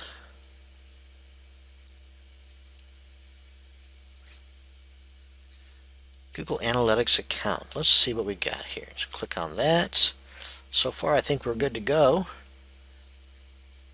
And any of this other stuff here is usually pretty self-explanatory if you do or do not want it taken care of or activated. For example, down here you may want to track other things like any video downloads or how many times somebody's opened up your MP3 or downloaded your PDF. You may want to put those in here as well. And I think if you've got AdSense ads, you can track that. Additional tracking codes. Additional tracking code after. Okay, and I'm just thinking out loud here, but I believe everything that we need is done. Again, the rest of the stuff here is more personal preference than anything else. Click on Save Changes. Google Analyticator settings are saved. I think we are good to go, folks. Now then, if we go on back here to here, now currently, since this is brand new, we're not showing anything under our status. But if you wanted to kind of push things along, I believe that if you click on Edit, you can kind of give Google Analytics a kick in the tail here a bit by check status. And usually it takes about a day to get some good stats here, waiting for data. But this right here is what we're looking for. Analytics has been successfully installed and data is being gathered now. And that's kind of a fib because it's not really being gathered right now. There's no data to be gathered. But at least ways you kind of pushed it a tad bit in that direction. So you at this point know that you've done what you need to do to get it started. So as people start flooding your blog, you'll be able to track how they got there, all kinds of cool stuff. And let me see. Well, once you've got it installed, what you want to do is you want to come on back here, say in a day or so, and just check out the stats. You'd be amazed how much information you can gather. Now, this is not a video about Google Analytics. It's a video about how to get Google Analytics onto your blog. So again, there's so much information with Google Analytics that deserves an entire video series in and of itself. But suffice it to say that Google Analytics is so powerful that at one point before Google's name was here, it was about, I want to say $500 or $600, maybe even $700 a month service just several years ago.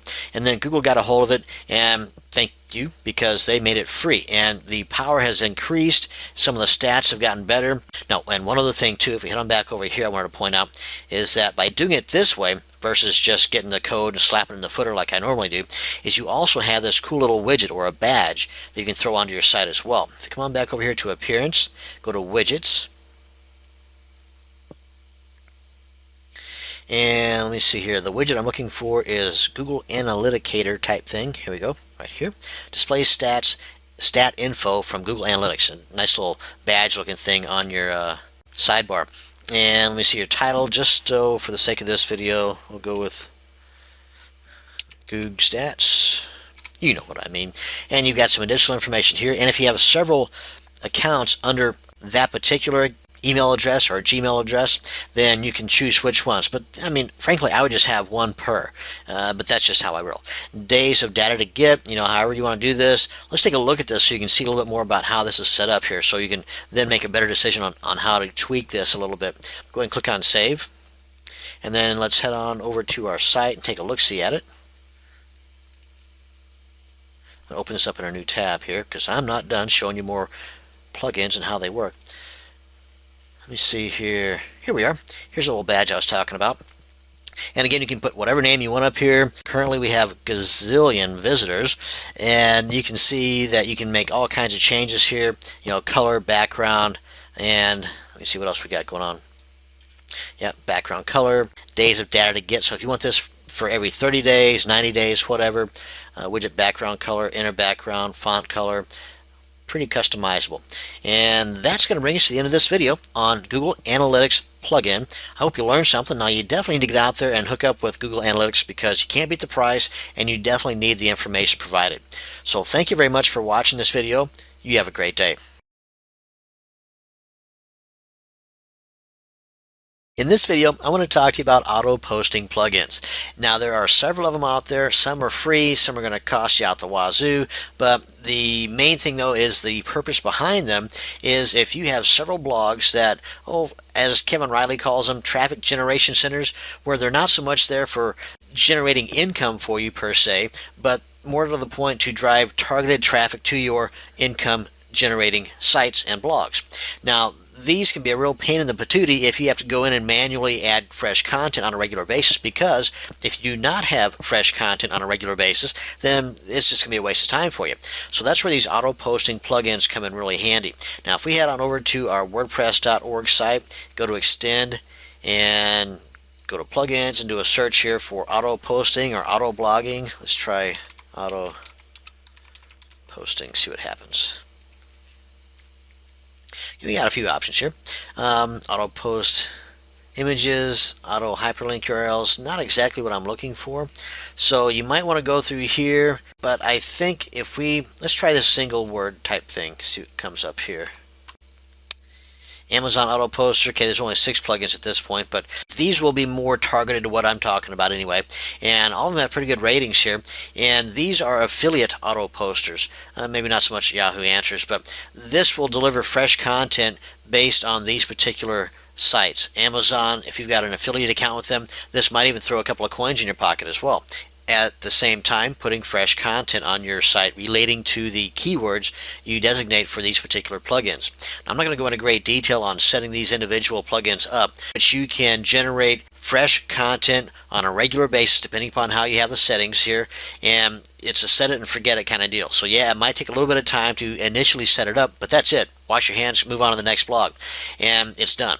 Now then, some things like like eBay and Amazon, if you do not have an account yet for the affiliate account, then you may want to go ahead and get one. And a lot of times inside of these plugins have the links directing you to the place within that site to go ahead and sign up for that affiliate affiliate account, so you don't have to do a lot of searching around, poking around. How do I get my affiliate account with Amazon? Because Amazon's, I mean, it's a pretty big site and easily for you to get lost there. So you may want to try opening up these plugins first. Now, the one that I use, as a matter of fact, I just noticed that this is from Lunatic Studio, because the one that I use is from here as well, only it's called WP Robot, which has an Amazon auto poster module, an eBay auto poster module. As you can see here, it's from them as well. And actually, I believe there's a Yahoo Answers, a Yahoo something else, News, Flickr, YouTube. There's a bunch of modules in the setup that I have. And if you go to wprobot.net, then you'll see a complete write-up on the site there for the packages available for that particular plugin. Now, that's a premium plugin. It's going to cost you quite a bit depending upon which package you get. I believe full-blown, as like the one that I've got, I think that it's selling for right now at the time of this recording $167. That's about $50 off of the normal retail value. But sometimes you can get them from some of the forums around the net for an additional discount. And you may even decide to try it out just on a smaller basis, like one of the modules. I believe that there's a ClickBank module that is free, actually. I don't hold me to that, but by all means, check it out. Check these out. Anything having to do with auto posting, you do not necessarily want to add these to your main blog. Just my 2 cents worth there. But if you're mainly looking to have the search engine spiders to find your main blog via a lot of satellite blogs or traffic generation centers, if you will, then these will come in really handy for that.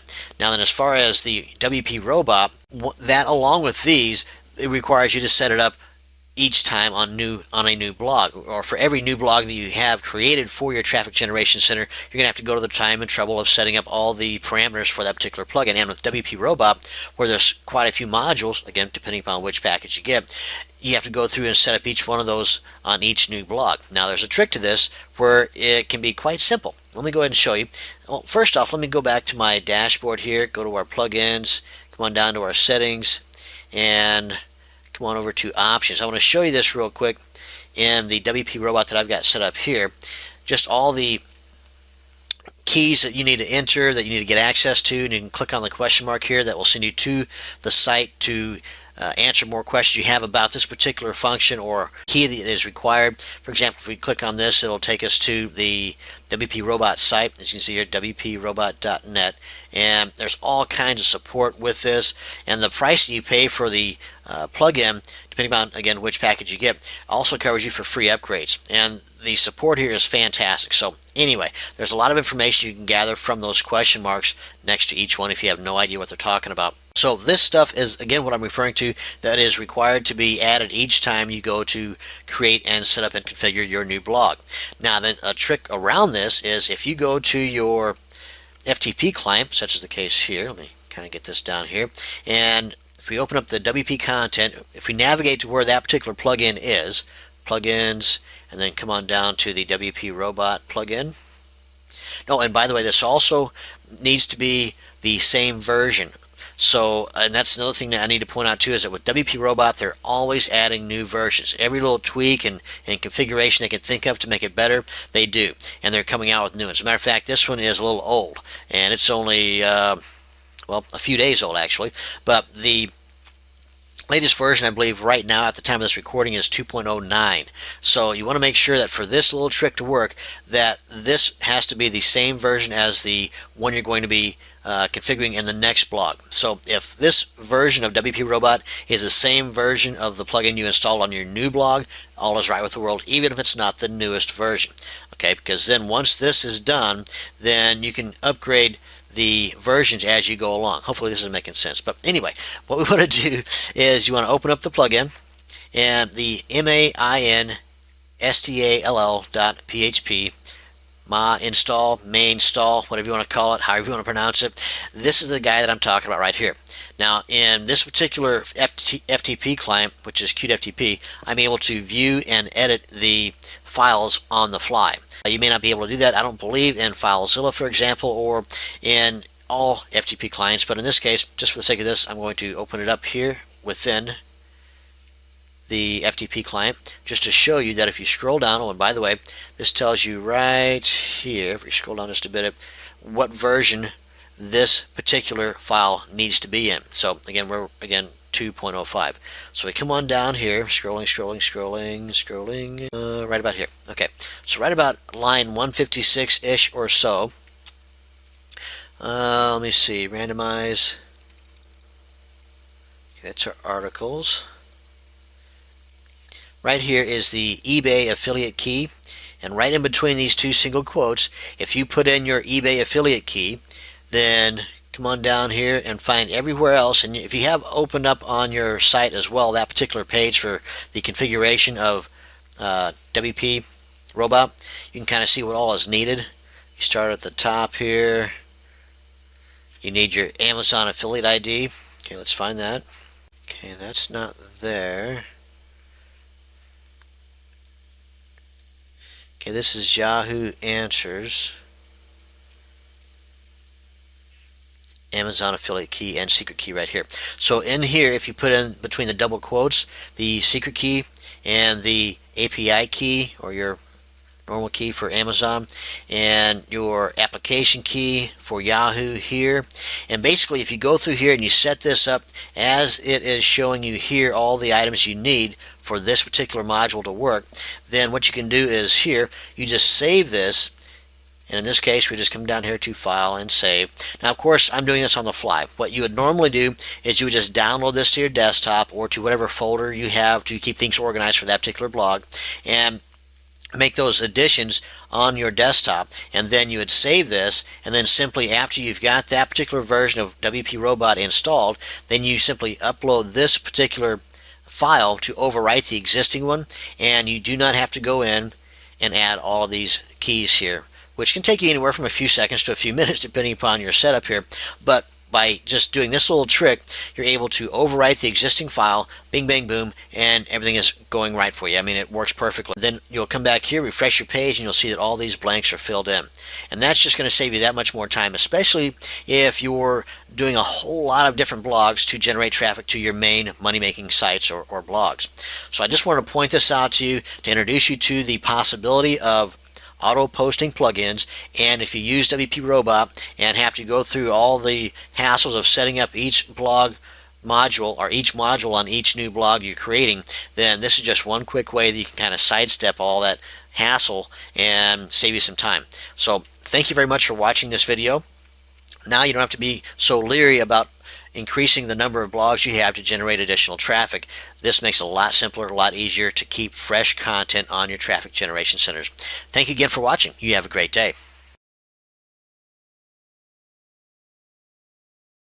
In this video, we're going to talk about adding a new post to your blog. Now, there's actually several ways in which you can accomplish this. One is right on your dashboard. Now, this only holds true if you haven't gone hog wild and started customizing your dashboard, in which case in the top right corner, you're going to have this guy right here, Quick Press, where you can simply put your title to your post, you can put the content of your post, the keywords or the tags to your post, and publish away, and you're good to go. And you can also save it for later to come back and edit it or publish it later. You can also add certain medium to your content, be it an image or video or audio. So this is just one way in which you can add a quick post, thus the name Quick Press, to your blog. Now, and if you do not use this because you want to put a little more thought into your blog post, well, you can always just hit the down arrow and move this guy on out of the way. Click, hold, and drag it on down. And this here gives you, again, at a glance, how many posts you have currently, one comment on that post, how many pages you have, and categories and so on. Some nice, cool stuff to go with right here, give you an idea as to what you're doing. And you can also click on here, which we're going to do in a second. Also up at the top here, this will actually navigate you to the same spot that this will. But if you hit that arrow or just hover over it, it'll show you some additional options here as well. Drafts, new page, upload, comments. So if we come on over here, click on Post. That'll open up our post section where we can edit the post, we can add new, and give us a little bit more information on the current posts that we have on our blog. When they were published, how many comments, if there's any tags, and frankly there should be, the categories that it's in, the author in case there's more than one user to your blog, and some more information regarding that particular post, where you can edit it, quick edit it, you can view it, or you can just send it to the trash bin. Now this is just like the delete button from old days, except for this one is a little safer, because if you trash it, as you can see right here, you can always click on this link here. It will open up and allow you to reinstate those items that you had maybe inadvertently trashed earlier because you were mad at the article you wrote, or you just accidentally hit the wrong button, whatever the case. Whereas in the past, you hit delete, it's gone, no more, that's it, done. redo it if you wanted to. So we come on over here to add new post. Now this is just like most any other type of WYSIWYG type editor, whether it's a HTML editor or a text editor. You have a couple of options up here. One, the HTML editor, where you can just simply add source code type stuff. So for example, if you were using Composer or Dreamweaver or FrontPage to create a web page content, well, you can take that same content, only the source code of that content, maintaining the images and the formatting and the font style and color and all that kind of good stuff. Just get the source code from that, come on over here, open up the HTML tab, paste it in here, and then once you've titled it and done all the other stuff we're going to cover here in a second, then that post will maintain the same formatting structure that you had on your Dreamweaver or Composer or FrontPage preview section. So it'll look the same, provided of course the space is the same. But that's the HTML tab. Now also, if you're going to be entering any type of code, like for embedding in a video or some other kind of like a pop-up or something like that, then you want to do so in the HTML section, not the visual. You do it in the visual, you're going to find it's not going to work. So if you find that to be the case, then just come on back and put it in the HTML and all will be right with the world. Now, and under visual, click on that. Let me move this out some because we won't need this column for a little bit, so I'll get this out of view so we can see more of our workspace here. But right here, this is called the Kitchen Sink tab, and this is usually how it comes out whenever you first open up your blog the first time. So you can see you've got several options to work with right here, but if you click on this, it'll simply add to those options. And if you're familiar with this, then it's the same as it is with most any other editor, be it on a WYSIWYG type editor like your Composers or FrontPages or Dreamweavers or Microsoft Word or any other kind of a Word document type setup. You can bold the text, you can italicize it, you can put some bullet points in there, you can add a block quote, align it left, right, and center. If you're going to be copying from a Word document, then you want to use this tab and then simply copy from that Word document to maintain all the formatting you've got there, and then paste it in here by using these shortcut keys from your keyboard. That is, you hold the control key down on your keyboard, that's the one of the lower left corner of your keyboard or the lower right section of your keyboard section, and then while holding that keyboard key down, you hit the letter V as in Victor, and that will paste that Word document in here. That's how that works. Also, let me go ahead and add some content in here as well as the title. You want to try, ideally, to have keywords within both the title and the content pertaining to your blog niche, if at all possible. And that's just going to make the search engine gods that much happier, which they will in turn reward you by multiple numbers of traffic, and all kinds of good stuff will come your way as a result. So you want to try to consider keywords in your title and the content, if at all possible. Now, I went ahead and added some text in here, and I wanted to show you too that as far as the formatting, it's pretty much personal preference, and you can always come back and edit this if you don't like the way that it looks after you've published it, and we'll get to this here in just a second. But for example, what I like to do is have the title of the blog post be the same as the header down here in the actual content section. And I know some folks think that's just redundant, but that's just how I roll. So anyway, I always make this a header 2 and center it. You can also add different font colors to it if you'd like for it to really pop and stand out. And once you've got this done, I also want to mention too that you can change the title up here by simply clicking on edit, because your title up here is part of the URL. As you can see right here, this is the main domain, this is the category, and this is the title of your blog. But let's say that's a little bit overkill. You just want dog training. So what you can do is just click on edit, click on OK, and now this is your URL, which will get to this particular blog post. So that's just one of the cool things about this, that you have that kind of customizing power at your fingertips just by clicking on the edit button here. And the category is chosen for you over here. By default, this is the category that was chosen because that's the default category. So if you want to choose this one instead, then we'll go and select this one, because right now it's Twitter marketing. You can see right here. And this is based upon the permalink structure, which was chosen for us by the one plugin we had installed, the Jeff Johnson's Traffic Getting Free SEO plugin, which did, I don't know, 70 or 80 different tweaks to our blog to make it SEO friendly. So that was cool. Otherwise, this would be some kind of a question mark and equal sign and pretty ugly URL. But anyway, that's that. Now, once you've got your blog pretty much set, and again, we didn't even touch on hardly any of these here, but you get the idea that this is pretty similar to most any other type of HTML editor or Word document type editor. Play around with this, and the more you use this, the more you're going to get accustomed to it. You can use these up here to add images and videos and such. Once you've got this the way you want it, you come on over here and you can publish it immediately by clicking on this. And if you want to come back later to edit this and you don't want the world to see it just yet, you save it as a draft. And then if you want to see how it looks as a draft once it's saved, you can click on preview. And if you want to come back later and edit it, well, then you just select that. Now, as far as visibility, right now by default it's set for the whole world to see it. If you want to change that, you can change it to password protect or private. Now the difference between these two is private. Nobody's going to see this except for the admin, that being you, and anybody else that you've given rights to. Usually those that are part of the blog family or blog community that have logged in and signed up and so on. Password protected, however, the whole world will still be able to see it, just they won't be able to see the actual content. They'll be able to see that it exists and the title, but they won't be able to see the actual content until they enter the proper password. And once you've made your choices here, you select OK. Oh, and by the by, this right here is awesome. If your content here, if this particular blog post is one that you want to remain sticky, that is at the very top and on the front page of your blog or your website, you tick that box there. Otherwise, it will fall in line with the rest of the process. When you add a new blog post, the last one on will drop down. Then the new one will come in on top of it. The next blog post will come in on top of it, and that one will drop down, and so on and so on and so on.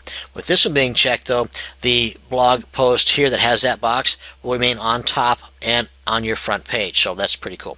Then you can select publish. Now also right here you can select edit for the publishing time, and you can either backdate this to last year to give your brand new blog a seasoned feel, or if you want to, you can also post date this. So you're going to be on vacation in Maui for a week, well, you can always give this the you can create the blog post, put down here the dates that you want it to be. So for example, you want this to be a couple of days from now, then you can click on OK, then you just click on schedule, and then boom, nobody's going to be the wiser that you are not at your computer doing your blog post like you always are. They're not going to know that you're actually on the beaches of Maui. So that's one way in which you can do that, and your secret's safe with me. Now, if you just really hate this blog post, you don't know what the heck you were thinking, move it to the trash. That's what this is for. You can always come back later, and as I pointed out earlier, remove it from trash and bring it back into play, but that's totally up to you how you want to do that. Now then, if we move down here, you'll see also that depending upon the plugins you have installed will depend on what options you have here. For example, one of the plugins we have is the All-in-One SEO Pack. This adds extra meta information to our blog so that the search engine gods will smile upon us with their graciousness and give us more free traffic. So you want to put in your title here, for example, a short description of this blog post and some keywords related to this blog post. I always take these keywords and add them to the tag box right here, then click on add. And if you wanted a new category, you can select this, type in the new category you want. Otherwise, if we want to change this one from Twitter marketing, go ahead and publish this now. Let me go back here and change this because I want to show you that. Click on OK, click on publish, and you'll see that this is going to change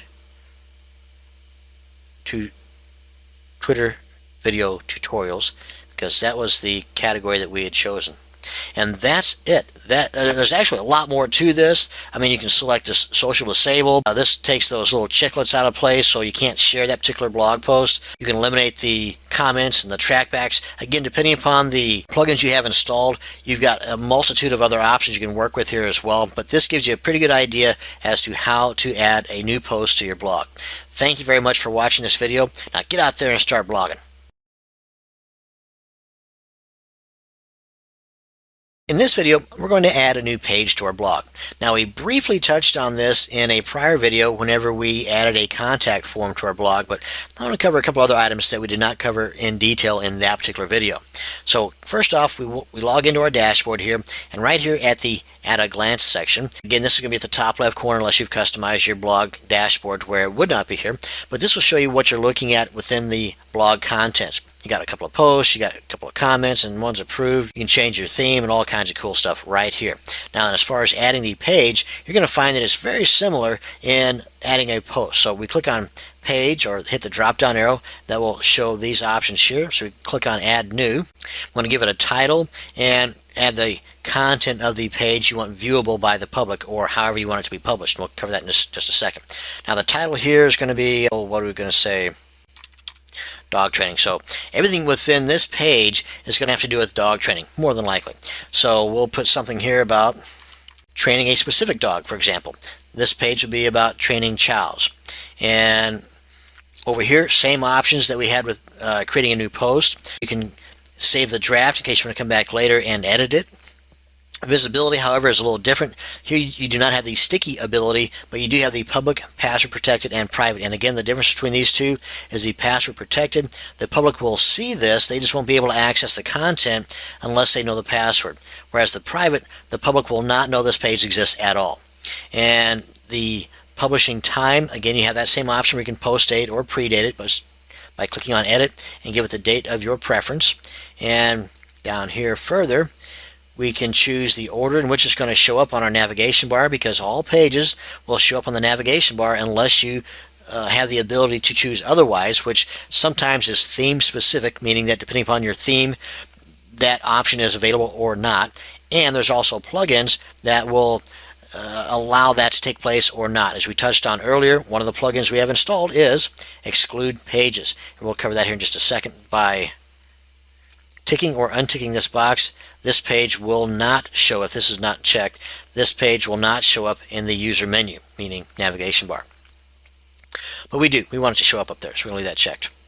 And here, if you want this to be the main page, which we do, or a parent page, which we're going to be showing that in a little bit, of any other pages that are also listed as a main page. But right now, we want this to be a main page. And any other items that, based on the plugins you have, are also allowed here to be added to. Like, for example, the all-in-one SEO pack. Again, I would say use this. Just like in the add a new post video, we covered the all-in-one SEO pack and the benefits behind using this. Same holds true here. Put in the title, put in a little description of this page, some keywords, and you are good to go. Then we come on up here and we're going to go ahead and publish this. And likewise, you can also edit the URL as well, the same way as we did in the prior video. Now we're going to go ahead and create another page.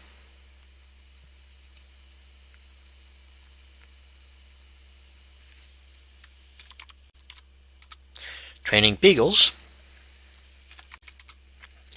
And this one is going to be the same, except down here, we're going to make this a child of dog training. Everything else is going to be the same. One up here and publish. Now then, if we go ahead and view our site, here's the dog training, and it gives us that drop down, the child page of Training Beagles. Now technically I should have done another page that was for training chows and made that also a child of training dogs. That way we would have two drop downs here, one for training beagles and one for training chows. But you get the idea. That was my main point, was to show you what happens whenever you create a child page of a parent page. It gives you the drop down up here. And that's basically it. I mean, that's going to bring us to the end of this quick little video on how to add a new page to your blog. Thank you very much for watching this video. Have a great day. In this video, we're going to talk about adding new users to your blog. This gives your blog a more of a community type feel, and you are able to get others' points of views, which basically that's what a blog was meant for in the very beginning anyway, but it's just kind of grown and morphed into so many other things over time. But as far as adding new users, it's pretty cool, pretty easy. Let me show you. We log into our dashboard, and then over here on the left hand side, let me scroll down a bit here. First off, I want to show you under General Settings. So if this is all closed up, we go to the down arrow, click on General. And we've been here before, but I want to just point this part out, that about midway down we see Membership. If this is checked, then anybody can register.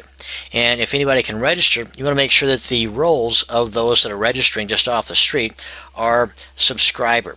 Because if you give anything higher than that, that's just giving too much power to somebody that you just know nothing about. More of an ideal situation is to have this unchecked. Of course, there's more manual labor involved with this, but to have this unchecked, and if somebody wants to register, that you do that for them and then simply email them their username and password.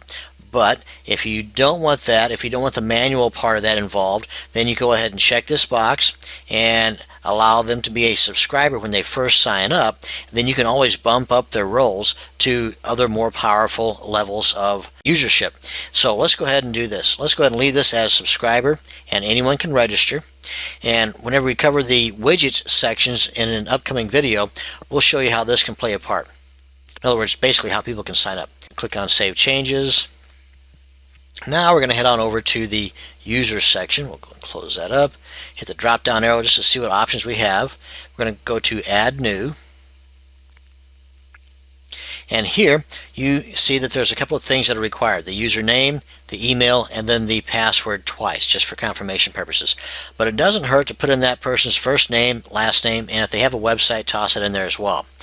And once that's done, you have this box checked, and this is optional, but you can have this box checked and make sure you assign them the appropriate role. Again, I suggest subscriber. You can always change this later after they've signed up and kind of proven themselves, if you will. Can you tell that I'm just a little paranoid? And then with this box checked, as soon as you click on Add User, then the password and username will be emailed to them based on the information you've entered here. So let me show you also. Under authors and users, this will show us who's already been subscribed, if you will. And the information given, we go back up here to the top just a bit, you can see right here, you can add new users from this page, and you can check out all kinds of other information, how many contributors you have, or how many users you have that have the contributor role, author role, editor role, administrator role, and so on. And you can check these that, let's say, have the subscriber role, all those that have signed up just off the street, and you want to bump them up to contributor. Well, you just check them all, and then you can change the role to whatever you want, and then click on Change. Boom, done. And likewise, if you want to get rid of them because they've not been so nice, check them, click on Delete, click on Apply, and they're gone. That's how easy it is to manage your subscriber roles here. Now, as far as the difference between administrator, subscriber, contributor, author, editor, well, I'm going to go ahead and post a link here that you can go check out all the specific details, but basically, just going over this quickly, a subscriber is the lowest end of the totem pole. The administrator is at the highest end of the totem pole. The administrator can do anything and everything. So if you provide administrator role to anybody else other than yourself, just be wary that they can kick you to the curb and you'll have no control over or access to this blog whatsoever. Unless, of course, you decide to go into your cPanel and just delete it altogether, but that's totally up to you how you want to handle that. But subscriber, again, just on the other end of the spectrum, they can come in and they can check out the contents. That's it. In other words, they can read the post. That's it. A contributor is the next level up from the subscriber, and they can come in and they can add content, but only to a draft level. In other words, it still needs to be approved prior to the world being able to see the contributor's contributions. Now then, the author is the next step up from the contributor, who can actually do the previewing and allowing the contributor's draft to become published. The author can also contribute and edit their own, but the editor is the next step up from the author and can do all of this in addition to adding content themselves. And then, of course, you got the administrator that can slap all these guys around. But that's basically the quick overview of their roles and the permissions allotted to them. So for a greater detailed description, here's the link to the WordPress.org page that covers those. So check that out to get a better idea as to what's involved with the different roles. Now then, as I had mentioned earlier, I wanted to show you on our page what it looks like whenever we have the role set up where a visitor to your blog can actually register themselves. So we click on this to go to our site, and over here on the right hand side in the sidebar, or however your theme is set up, you'll have a widget called the Meta widget. And of course, you can name this whatever you want, and we'll cover this in greater detail in that particular video. But basically, if we log out, because right now the administrator, moi, is logged in, we head on back to our site. This is how Joe or Jane Blow happens to see your site, and they say, hey, that looks like a pretty cool site. I want to give them my 2 cents worth. They click on register, or of course log in if they've already registered, and they put in their username and email. Then they click on register. A password will be sent to them.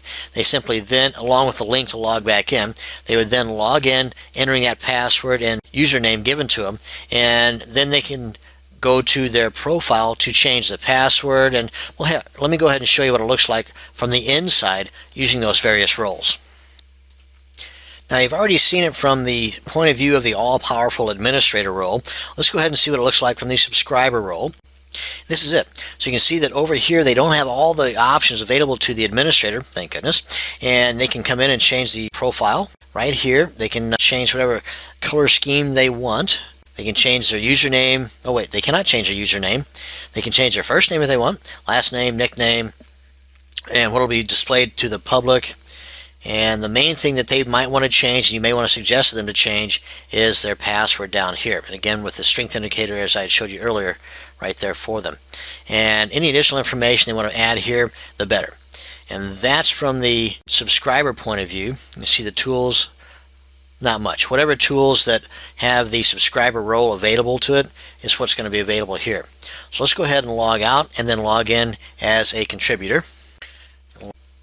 See, they've got a little bit more of a dashboard to work with. They got the quick press. But remember, with the contributor, they can add content, just not publish it. It will be added in a draft form. And you see they can also come in and change the info in their profile. And under the tools, not a whole lot. The contact, if they wanted to edit that, comments, and posts. Again, everything's pretty much the same here except for their content will be in the form of a draft. So let's go ahead and log out of here and see what it looks like from the author's point of view. Again, similar, and there's not a big difference here except that they have a little more power, and what they can do is add additional parts to their post, and of course they can also authorize the drafts. And under the tools, pretty much the same as the others. Not a lot. In the content or the contact, the profile, here they can also add different media, whereas in the past the contributors and subscribers cannot, but they can also add new posts and go beyond just the draft stage, because with the contributor they do not have the publish here, they only have the save as draft. And then of course with the editor, let's log in as an editor and see what we've got. And as you might think, the editor will probably have a little bit more power than the author, contributor, subscriber, but not quite as much as the administrator. Administrator's left-hand man, kind of, sort of. As you can see, they can administer links, pages, as well as the rest of this that the authors have access to.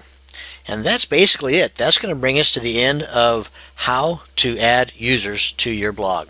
I hope you learned something. Hope you feel a little more comfortable about letting those folks in. Thank you much for watching. In this video, we're going to be talking about widgets and what the heck is a widget and what can it do for your blog. Well, if we log into our dashboard, that'll bring us here. Then we're going to come on down here to Appearance, hit that drop down arrow. You see here's the same place we go to change and add new themes. And I guess get rid of themes as well. But you can also edit them, add new themes, and under widgets we click on that. That'll bring us to our page where all of our widgets are located. Now, a widget is basically a module that helps add additional functionality to your blog, similar to that of a plugin in that a plugin will add additional functionality to your blog in the form of code. Well, a widget will do that same thing, usually because of a plugin that's installed on your blog, but a widget will do so in a modular fashion. For example, right here in the middle of the page we've got our available widgets, and over here on the right, now this is theme specific. Depending upon the theme that you have will depend a lot on how your widgets are displayed, and if at all. So right here, if we first, this will be easier if we take a look at our blog. Let's open this up in a new tab. Now here you can see we've got basically two columns, that being this one here which contains our content, and this one here which is our right sidebar. Now if we scroll down to our footer, some themes are like this, not all of them, but this one has additional widget boxes or sidebars, if you will, in the footer. This would be 1, 2, and 3. Let me show you here again. Inside of here, we have, or actually instead of numerical, they've got bottom left. That would be this guy over here. Bottom middle, that would be the one, you guessed it, in the middle. And this one here, which would be the one over on the right-hand side. Now, if we take a look again, this one here, over here, contains archives. Okay, this was the bottom right. So we got the archives from past entrance to our blog. So if we come on back here, and bottom right, we open this up, we see that there's nothing in there. This means that that's the default, what came with the theme whenever it was first installed. So to simply get rid of that default, you want to put a new widget in this place, and it'll just eliminate whatever was in there. If you do not want to get rid of that default look or widget that's in there, then you just leave it alone. Now you can, let's see, this is the guy that's in there now by default, and if we wanted to add a calendar in there, a calendar of your blog's posts. Now, yeah, this is an actual calendar, but it also is highlighted, or the numbers or dates on that calendar are different colors depending upon if there's a post on that particular date or not. You can give it a name, like my dates. Click on save, because if you don't click on save, this is not going to take. Close this bad boy up. Now let's check out our blog again. Refresh the page. And as you can see now, the archives are gone, and in its place are the calendars. Now then, here you can see slightly that this is just a little bit different than this in color. Plus, too, if you hover over it, it'll give you the title of the blog that was posted on that date. If we go back to February,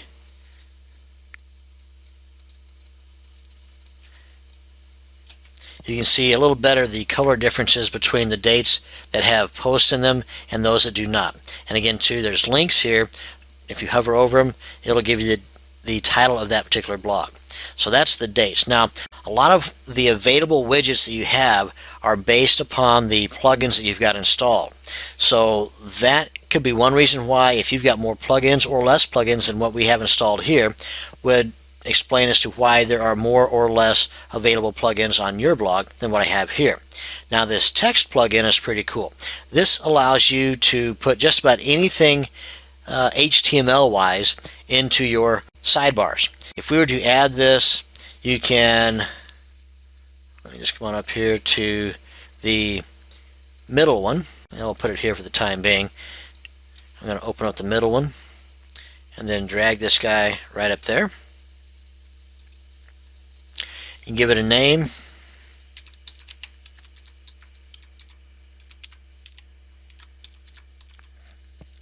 Then in here you can put the text or the HTML code, the images, the clickable banners, whatever you want to put in here. This is kind of the catch-all widget that allows you to really add some functionality to your blog sidebars.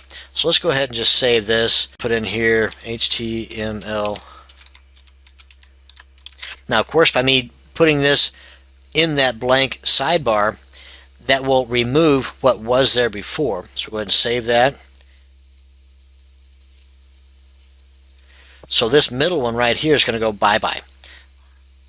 So that's already been saved. Let's come on back here and we'll refresh this page. And see, my surprise stuff, HTML goes here. So if you were to have entered a clickable banner image there, that's what's going to show up. Depending upon the dimensions of that HTML item or element that you put in there, you would of course have to fit in with the allotted size here. Now, one cool thing, one nice little tool that I've used because I'm a Firefox browser user, is I've got this guy right down here. It's called Measure It, and this is an add-on. If you are a Firefox user as well, you can come on up here to Tools, go to Add-ons, and then do a search for Measure It, and then you can click on that once it's installed, and you can come on up here, and in this instance I just measure it, and it gives me the width of 280 pixels wide. So whatever image, let's say, that I want to enter in here, it has to be 280 pixels wide or less, otherwise it's going to look all funky. So that's just an added little bonus I want to give you too. It's a nice little add-on for Firefox users, and that's basically it on the widget forefront. And that's again how we got this guy here and how we added the Google Stats, because that was our Google Analytics widget that we had added in a prior video. But that's going to bring us to the end of this video on adding widgets to the look of your sidebar. Thank you very much for watching. In this video, we're going to be talking about backing up your WordPress blog. Now, backups are just like an insurance policy. You never really want to have to use them, but if the old crapola hits the fan blades, it's good to know that you got it. And basically, with a backup, you're looking at having two items you need to be concerned with. Those two items are your database and your files. Because if you've got just the database backed up and not the files, you're really just barking up the wrong tree here. You don't have everything you need.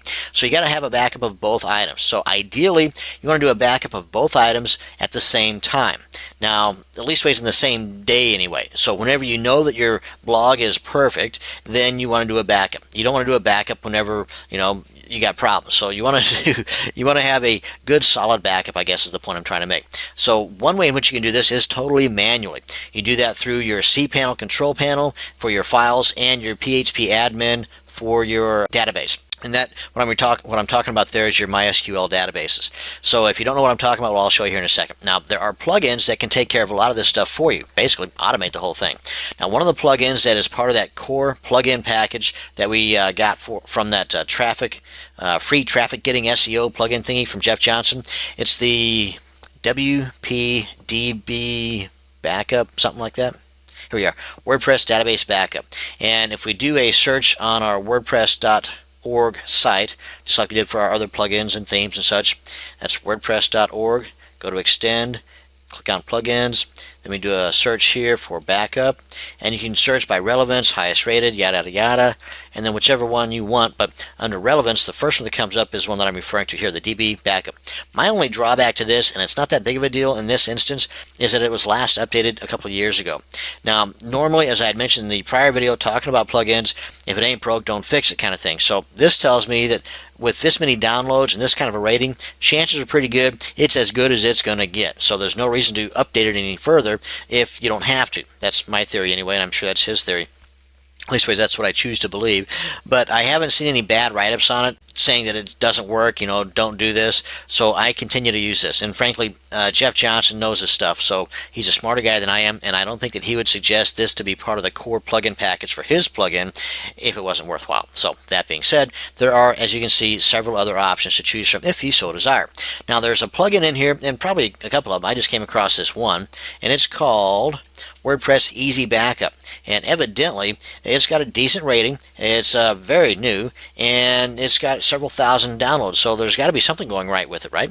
But it says that it can back up everything within the public HTML, and I believe it also says it'll do the directories, all files. I think it'll do the database as well, if I'm not mistaken. I could be wrong, but this is one that I would rate. I would just kind of wait a little bit longer to see what other kind of ratings that might generate from. And this is one of those deals where you might even, because a backup is very important, folks, this might even merit you going to one of the forums like the Warrior Forum and doing a post in there requesting information or input on what kind of a plugin would you use or method that you use to back up your WordPress blog, files, and database, and see what kind of unbiased response you get. That's always a good idea. And as you probably know by now, because I'm always harping on checking out the Warrior Forum for things just like that. Now then, what I would do is, and actually what I do, is I use that WP DB backup plugin to do my database, and actually I have this configured to do it automatically, and it's emailed to me. Let me show you how I do that. We go back to our WordPress blog dashboard. We click on the plugins just to make sure we got it activated. Then we come over here to backup under tools, and this is the interface for that particular plugin. Now, myself, I want to back up everything. I mean, if everything is working properly, then I want to back up everything that makes it work properly, and there's a couple of exceptions right here: spam comments and post revisions. I find no reason whatsoever, for me anyway, to include the post revisions or the garbage. So if you have issues with hoarding, then you might want to check these boxes here to also have your post revisions and spam comments backed up as well. Otherwise, these are the tables, as it says here, the core items that are always backed up using this particular plugin. Now, you also have some more down here that are created with particular plugins that you add to your WordPress blog setup. Like, for example, the contact form, the WP robot, things that we've talked about briefly in the past. You want to check these too if you want to have these backed up as well. And just like it says here, if you want to, of course, with only 4 of them, there's not that big of a deal, but if you got a bazillion of them in here, you can just select the top one, hold the shift key down, then select the bottom one, boom, it'll check them all for you. And then backup options, you've got these other two options here to choose from. This one here under backup options, you can save it to the server, you can download it to your computer, or you can email it. Now this is a instant deal here. Then however you've got it set up top here, you can click on this and it'll happen right now. Now myself, I'm more of a hands-off kind of person when possible, so I'd rather schedule it. I would schedule it to do it once weekly, once daily might be a little overkill, but depending upon what kind of activity you have going on in your blog, if you've got a lot of advertisers, if you've got a lot of activity, then you may want to do it once daily. Now the twice daily, once hourly, these and the never, these are options I would not even consider, because that's just too much, and once daily is plenty. Once weekly, again, depending upon the activity you have going on your blog. Set the email you want it mailed to, and then boom, check that box there, wash your hands, you're done. Of course, you also want to make sure that you're getting that backup too. So if you find a week down the line or a day away from now that you did not get that backup, guess what? Come on back in here and check it out. At that point, you definitely want to do the instant backup just so you've got it. And that's how you can configure and use this particular plugin. Now, one thing you might want to also consider is old school. Just do it manually, the whole 9 yards, the database as well as the files. And to do that, you can go to your cPanel or your FTP client. I'll show you the cPanel right now. And once you've logged into your cPanel, you come on down here to File Manager. I've already done so. I've already opened it up. And everything, depending upon where your blog is located at, whatever directory or subdirectory or subdomain you have it located at, you want to select all of the files within that location. That basically take the position that all of these files have something to do with your blog working as perfectly as it is. So you just simply select all of those files. Of course, I don't have anything in the CGI bin, so there's no reason for me to check that, but I could. And then with all of them selected, you just right-click anywhere in here, come on down here to Compress, and choose your compression weapon here. I'm going to go with zip. And you scroll down a little bit here, just make sure everything is done. Yeah, that's cool. Scroll down a little bit more here just to make sure. This might be, I think that's still in the video, but once everything is right the way you want it, then you just click on Compress Files, and then once it's done, it's going to close that up. It's going to give us a compressed file here. Let me show you right here where it's at. Right there. And the name that it gave you is the very first one that you selected. So if you left this one out, or let's say you selected the CGI bin, that would be the first one. That would be the name that is given to your zip file. This is not that big of a deal. You can always change the name. Just let it be known that this particular zip file contains your entire backup.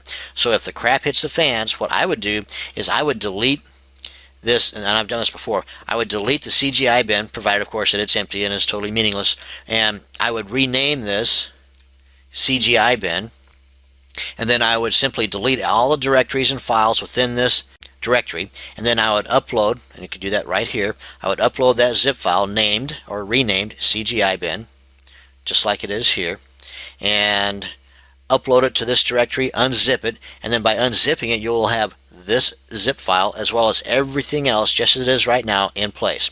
And then provided that your database is intact, you're good to go. And that's really easy. I know it sounds like a lot, but basically you're compressing everything. You would then download this to your organized file. Let me show you that here under my FTP client.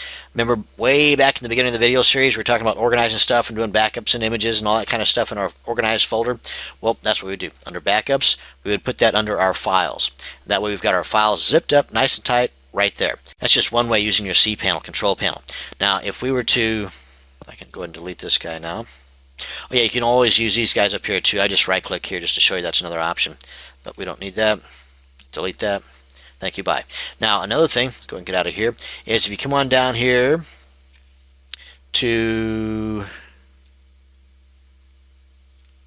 where's our database? Here we go, PHP admin. Now if yours is like, I believe cPanel version 10, then you won't see this. What you'll need to do is you'll need to go into here, and down at the bottom of the page somewhere, you'll see something of a very small print, PHP admin. But that's where you want to go, is PHP admin. Give it a minute. And here, you want to make sure you got the right table. Right here we do, because that's the only table we got in here. And then you come on up here to export. Make sure you got all these tables in here selected. like so. And usually that's done by default. I was surprised it wasn't. Now you want to make sure you got SQL selected here.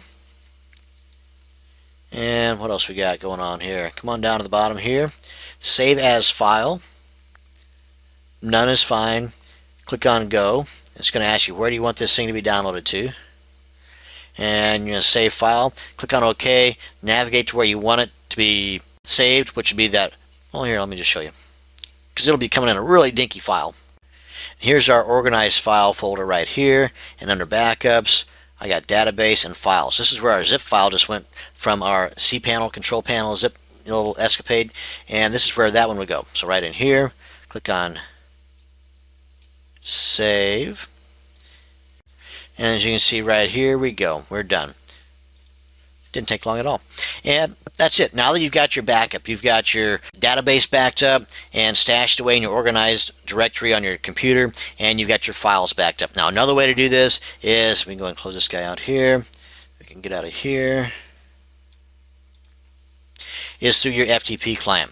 You just navigate to the location where you want the stuff to be downloaded to, and with the help of that plugin that I showed you to do the backing up automatically of your database, you've got that part taken care of. Boom. Now you need your files. So you just open up your files directory here on your computer, and then depending upon whatever FTP clients you've got, would depend upon exactly how your interface looks, but typically on the left hand side will be your local or your computer. On the right hand side will be your remote or your server. But then you just navigate to the location of your blog files, and this is exactly the way it was set up in our cPanel control panel. You can just select everything in here, left click, hold, and drag it on over into your files directory, or you can right click and select download. However, whatever. But that way you've got your files backed up, and you want to do this on a regular basis. You know, put a post-it on your computer monitor or something, say time for backup, whatever. Set your alarm clock for every other day. However you want to feel comfortable in having to do replacement work, because if you do a backup once a week and you do work in your blog every day and you have a problem, then depending upon when your backup was last done and your problem occurred, you've got that much work to do to get it back up to par from the time that it was backed up to the time that you've got the work you've been doing. Hopefully that made sense.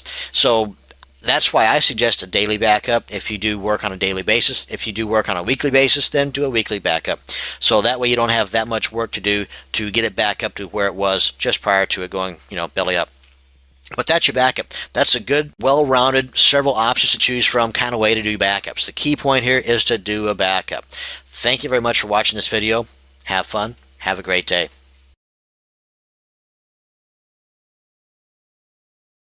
In this video, I'm going to show you how you can create a template or a sales page like template for your WordPress blog while maintaining all of the elements of your blog, that being your header, your footer, navigation links, sidebar if you desire, all kinds of elements of your blog that you want to maintain, but you want to give it more of a sales page look, similar to this one right here. And might even look familiar to some of you. All the links are still intact. And in this case, we do not have a sidebar. We've eliminated that, and I'll show you how we did that. So you can also have the sidebar intact, but it would make this page look a little more scrunchy as far as I'm concerned. So we're going to get rid of the sidebar and basically just keep the header and footer of the blog, and then take the guts of a sales page and put in the middle there as our mini site page within the blog. So how are we going to do that? Pretty darn simple. It's just a little bit of extra coding, and don't let that freak you out. If you don't know what I'm doing or how anything about PHP coding works, don't worry about it. Just copy what I do and you'll be just fine. Now, as far as the coding, this is how easy it is. This is it. This right here tells WordPress that this is a template and that it's a PHP page. So whatever work we do here, we're going to have to save this as a PHP extension. Don't sweat it. I'll show you what I'm talking about in a second. And this here just says, hey, bring in the header. This here says, hey, bring in the footer. So if you don't want the header, don't put this in there. It'll look a little funny, but this right here says, hey, page, don't put in the sidebar. I want this full width. And I'll show you this in a second. This goes into the themes cascading style sheet page. So some themes this is not required, some themes it is required. I find though that I just rather get in the habit of putting this in all the themes, and if it's not required, it does not screw anything up. If it is required and this isn't in there, then it'll look funky. So I figured go ahead and put it in there. It's not going to hurt it if it's not needed. And then this right here is where the content goes, and this here just the closing div tag for this guy here. So let's get to work and put this together. Now first off, let's find us a sales page. I'm going to borrow this one here from a product that's on the market right now. Now one thing that we're going to need is just the guts. We don't need the header image, we don't need the footer image, but we need everything in between. Now I want to go ahead and mention this too, that once we get this in there, there's going to be some items of this sales page that are going to be affected by the styling of that particular theme. Maybe. In most cases it might be. Sometimes it's not. Sometimes it jives just right nicely with your sales page you're putting in there. But what I've done, I found that if the text here is going to look all funky, spoiler alert, this is, I've already tested it, if it's going to look all funky, I just don't put the text in there. Instead, I put an image. For example, this one here is an image. See, that's not text, that's an image. Likewise with this. So this way I don't have to worry about fishing through all that CSS coding of this particular theme. I slap the image in there, we're good to go. I can put this on any other theme and not have to worry about going into that CSS of that theme either, and it'll work just fine and dandy because it's being called in from the server. It's an image. And whenever you get the other page in here and you see how the text is all scrunched together, you'll see what I mean. And if that's affecting your particular template as well, now you know a quick resolution. Of course, if you know a lot about CSS, then you can go right into the CSS and do that as well. And we're going to go there in just a second, because this code right here is telling the theme that you want the full page, the full width. This is being called from the CSS, and this is a CSS code that we put in there.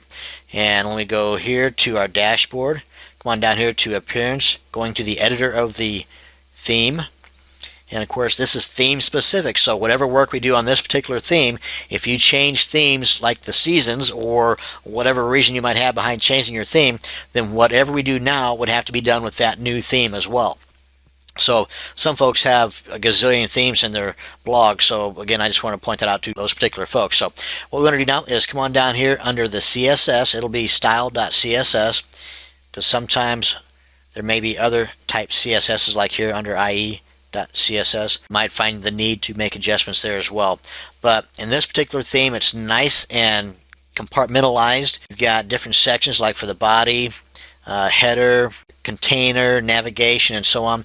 So whenever that's the case, I find one that says something referencing content, because not all CSS are like this. Some cascading style sheets are all just lumped together on one page and there's no defined areas for this particular part of your theme, but in this case there is. So right at the end is where I put that code for the full width. Now this code, which is right here, is a lot of this stuff here is just placeholders. It's not needed. So for example, the background color is white. This is a hexadecimal code for white. You can change this if you want. The width, I've got it at 1,000 pixels, but I've got this at 95%. Again, you can change this depending upon your particular theme and your page and how you want it to look. A lot of this stuff here is just placeholders. You can adjust this however you want if you want to copy this exactly. But this is what you need to, and you can pause the video just like you did with the template code. You can just pause the video, copy this down. Frankly, hey, this works. Why not just use this? Why reinvent the wheel if you don't have to? And then we just slap that puppy right in there, and then you come on down here and update file. Otherwise, whatever changes you put in here are not going to take. Okay, so we got the full width in there. Now then, we want to get our content in here. So let's head on back over to our sales page, go to the source code, and we don't want the meta tags, all this stuff up here. Actually, all we want is the contents between the body tags. This is the opening body tag, the closing body tags down here at the bottom with the slash right before the body. So I'm going to put my cursor blinky thingy right there at the end of this closing div tag. And right up here at the top, find the opening div tag related to that one right here. So I hold my shift key down before I do anything, and then click right there. And that selects everything in between there and the end of the closing div tag. Right click, left click on copy. Come on over here to this template, and again you can pause the video, copy this down, and just know again you can make any changes in here you want. If you don't want the header, if you want additional coding in here, feel free, go crazy. Now then, I'm just going to paste over this, and there we go. Now then, we want to get rid of the images, the footer image and the header image. We can leave them in there, but it's going to look really funny. And then we're going to save this as a PHP file. So navigate to wherever you want to save it. Right now it's going to save it as a text document. We don't want that. Oh, I forgot something. I forgot to name the template. But we're going to go ahead and name this right quick. Sales page.php. Very important. You got to have the .php in there. And very important, you got to save as type all files. Otherwise, it'll be .php.txt. That won't work. So click on save. And this is what I did not change. I mean, this is not that mandatory, but it will be helpful to know what this is. So in our case, for this example, we're going to know that our sales page is named page name here. This is the template. So we'll just leave that as such. Come on back here. We need to create a page now. So go to add new. And we want to create a page. Let's call this one test sales. And this is the name that's going to appear on the navigation link right here. So let's test, and all this is blank. All we're going to do now is basically we just give it a name, come on down here to the attributes column, and select the template that we just created. Ours is going to be the one with the funky name. Oh, we need to refresh. No, because we didn't upload it yet. Cart before the horse and all that stuff. So I'm going to open up my FTP client, because you can do it with FTP, you can do it with cPanel, you can do it with Magic, but since Magic rarely works for me, I'm going to do it with the FTP client. So you want to, first off, there's our page we got to get over here. First off, you got to navigate to wherever your blog is, and we've got it in the test directory. Now you got to navigate to wherever the theme is. That's going to be in the WP-content folder. Then open up themes, then open up the theme in question. Now we want to upload the PHP template we just created. And done. And now we'll refresh, and that sales page should be, actually it's called page name here because somebody didn't change the name. And then we come on up here and publish. Whoops. The name went away. Let's try this again, shall we? Give it a name. Double check that we've got the name in here, which we didn't. Now then, we have the name. We're going to call it test sales. Now it looks pretty. Now then, we're going to go to publish. Again, nothing in here, just the name and then selecting the template. Now then, we'll go back to our blog, refresh. Should have test sales here. Click on that to open up our page. And here's the CSS screwing around that I was talking about. Again, you can go into the CSS code and tweak that until this works just fine for you. Or you can do as I did, the easy, faster way for me, and that's just make this as an image. And the rest of this is looking hunky-dory, just as it does on the sales page. Again, all the links are working as they are on the sales page. So if your links here are working, then they'll work on that sales page template. That's it. That is how you can create a mini site page or a template sales page for your WordPress blog while maintaining all the cool elements of your blog at the same time. That's going to bring us to the end of this video. Thank you very much for watching. You have a great day. In this video, I'm going to show you one of the cool things about WordPress, the fact of it being really flexible, because we can use WordPress as our mini site. This is the template we were using with the prior video on creating a mini site within WordPress where you're incorporating the header, the footer, and the links and all that kind of stuff. Well, this one here, this is the same template, the same sales page, only you would think this is just on its own. But if you look up here at the URL, that is page number 35 of our WordPress blog. How cool is that? Let me show you how we did this. It's really simple. We're going to use a little bit of that code we used in that prior video, this one right here, but all we need this time around is just this, so we can let the WordPress blog know that what we're going to be making is part of the blog. It's a template, and we're going to change the name this time too. So let's go ahead and copy this into our clipboard, get this guy out of here, come on to our sales page we're going to be editing, and let's go to the source code here. Now this time we're going to use the whole page. We're going to leave the images intact, everything. Simple Simon, you get your sales page, click, click, bang, we're done. So right up here at the very top, right above doc type, so to get there we just put our cursor right in front, hit enter a couple of times, go right above that, paste that code in here. Go ahead and change the name now before we forget. not that I would. And then we're going to call it, what are we going to call it? Let's say front page. And again, the name does not matter, obviously, as I showed you in the prior video, but name it something that's specific to that page would be a good idea. Right in here, I'm going to add a link to our blog's home page. And we're going to get the link to our blog's home page like this. Just right click, and I'm using Firefox, so that's how I'm able to do this. The same way in other browsers, just a little bit different. Then left click on copy link location, and then come on back here, and then make this text clickable to that particular location on our blog. Come on up here to link, paste, open in a new page or new window. Click on OK, and let's go ahead and bold that up to make it look a little pretty. Okay, now then, we want to take this whole thing. So we got to add that code again, but we got the link in there. Did that hold true? Okay, now we want to add that code back in here at the very top. Copy, paste, change the name to whatever you want. Now we're going to right click, left click on select all, right click, copy to our clipboard, and let's get a blank text document up here, right click, paste. And then again and by the way, what I did here was I went ahead and created absolute URLs rather than just the image going to the image folder. This way, no matter where the images are located at, because just having the images / footer in the URL, it would have to have the images folder in that particular theme. This way, with having the absolute URL, it can be anywhere. So that's why I did it this way. And now that we want to save this, go on here to File, Save As. We're going to save in the same spot we did the other page for the interior part of our blog, but we're going to change this to All Files. Give this a name here. Let's go with front page. .php is the important part. Make sure it says .php at the end and that you're in all files. Click on Save. Now then we need to navigate to our blog, then go to the theme of the blog we're going to be uploading this page to, and then we upload here. And from this point on, it's pretty much the same way as we did with the sales page here. So we got that uploaded. Come on back here to our site.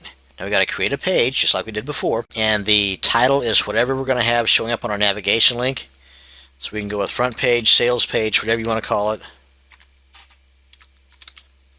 And then we want to select the template, and that was front page. Click on Publish. Now this time we're not going to have the elements of the blog. It's just going to be the sales page. So if we come back here and refresh, we should have another tab up here called Front Page. And there we are. That is our sales page intact, background, images, all the images, no referencing to the blog whatsoever, element-wise, but we do have this link right here that if done properly, it'll take us to the home page. Bam, there we are. And that, folks, is how you can create a mini site out of your blog. And with that link on the mini site, you're able to still have the use of the blog. And in either case, so you're still going to be benefiting from the WordPress love that Google has and other search engines. So that's one of the main reasons why you would want to do this anyway, is to enjoy the search engine optimization benefits by having your mini site using WordPress format. That's going to bring us to the end of this video. Thank you very much for watching. Have a great day. In this video, I'm going to show you how you can create a static page for your front page of your blog. Now, you can use any of the pages we just created in the prior videos, be it a sales page, or maybe you want just a welcome page with an email capture form. I mean, really, your imagination is your only limitation there. So let's go ahead, and first off, to do this, you need to create two pages. The page that you want as your static front page, and then another page that will house the blogs, the actual post for your site. So let's go ahead and go to Pages, Add New. Now, of course, if you wanted to use one of the other pages, like that sales page, then we wouldn't need to create one of these two pages. But we're going to go ahead and create another one, and we're going to call it Home. And let's just put a simulated front page, shall we? And of course, if you're going to be putting any code in here, like videos or forms, then you want to use the HTML tab here and not the visual. Otherwise, things are going to look kind of funky. Actually, they just won't work. And then we want to publish our home page. Now we're going to add another page. And again, the names of these pages are totally up to you. And if you do not want them to show up in the navigation bar, don't forget, as we had pointed out in a prior video, you can use a plugin called Exclude Pages. And right down here, I don't have it installed in this particular theme, but right in this area here would give you a box where you would check that box if you did not want it included on your navigation bar. I know it's kind of funky sounding, but you check the box to exclude it and you leave it unchecked to include it, but it's not that difficult to figure out. So anyway, so we're going to leave this one blank because this one's going to house all of the blog posts, basically your blog. So let's go ahead and save this. So it's pretty much a three-step process. Create the 2 pages, that's what we just did, and then come on down here to settings. Let's close these guys up here, give me more room to play, and then go to reading, and right here you want, this is the default setting, you want to click static page, then your front page, whatever you want to be your front page, and in this case we're going to select home. If you want it to be your email capture form or your squeeze page or any other page you created, then you can select that. And the post page is going to go into our blog, and of course you can set the rest of these as you see fit. Click on Save Changes. Let's head on over to our blog here, actually right here. Let's refresh this. See these other 2 pages pop up out here. So this would be our home page. Of course, we probably want to give it a different name than home because we already have that. But as you can see right here, this is, if we click here, this is going to bring us to the main page. You can see right up here, that's our main page. And here we are. This would be our squeeze page or whatever we want it on our main page, and then all of our blog posts are going to be here, which there are none because brand new blog, but our Hello World post is there. And that's simple. That's how you can create your static page and how you can eliminate some of these tabs up here by using that Exclude Page plugin if you didn't want them all showing up here. But this is a great way in which you can turn your WordPress blog to a content management system by having a introductory page, that being your home page, the one we just created, and have a welcome video, your squeeze page, or even just your sales page as we had created before, and having a link here going back to that page where you would be able to see all of your blog posts as well. And that's how you can make a static page for your WordPress blog. Thank you very much for watching. Have a great day. In this video, I want to show you how you can quickly and easily add drop-down boxes to your navigation bar. Now, some themes are going to have a navigation bar and some are not. For example, if we take a look at this particular theme, I pull a quick switcheroo here, we can see that right here, where your normal navigation bar links might be, this is where the categories are. And the more categories that you add, then the more links that will show up here. And there's ways in which you can not have them show up. And up here along the top, these are the pages. And by default, you've got 2 pages, your home page and your About Me page. In the drop-down boxes, for example here, you've got 2 of them. Now that's something that I created, so, and again, I created this sales page, I created the front page and the blog, but in the About Me page, you can have drop-down boxes. You can have as many drop-down boxes as you want. Again, this can be somewhat theme specific. Naturally, not all themes are going to have this function, and those that do not on the outset, those that do not, straight away from the box, you sometimes can tweak the CSS to make them do what you want them to do.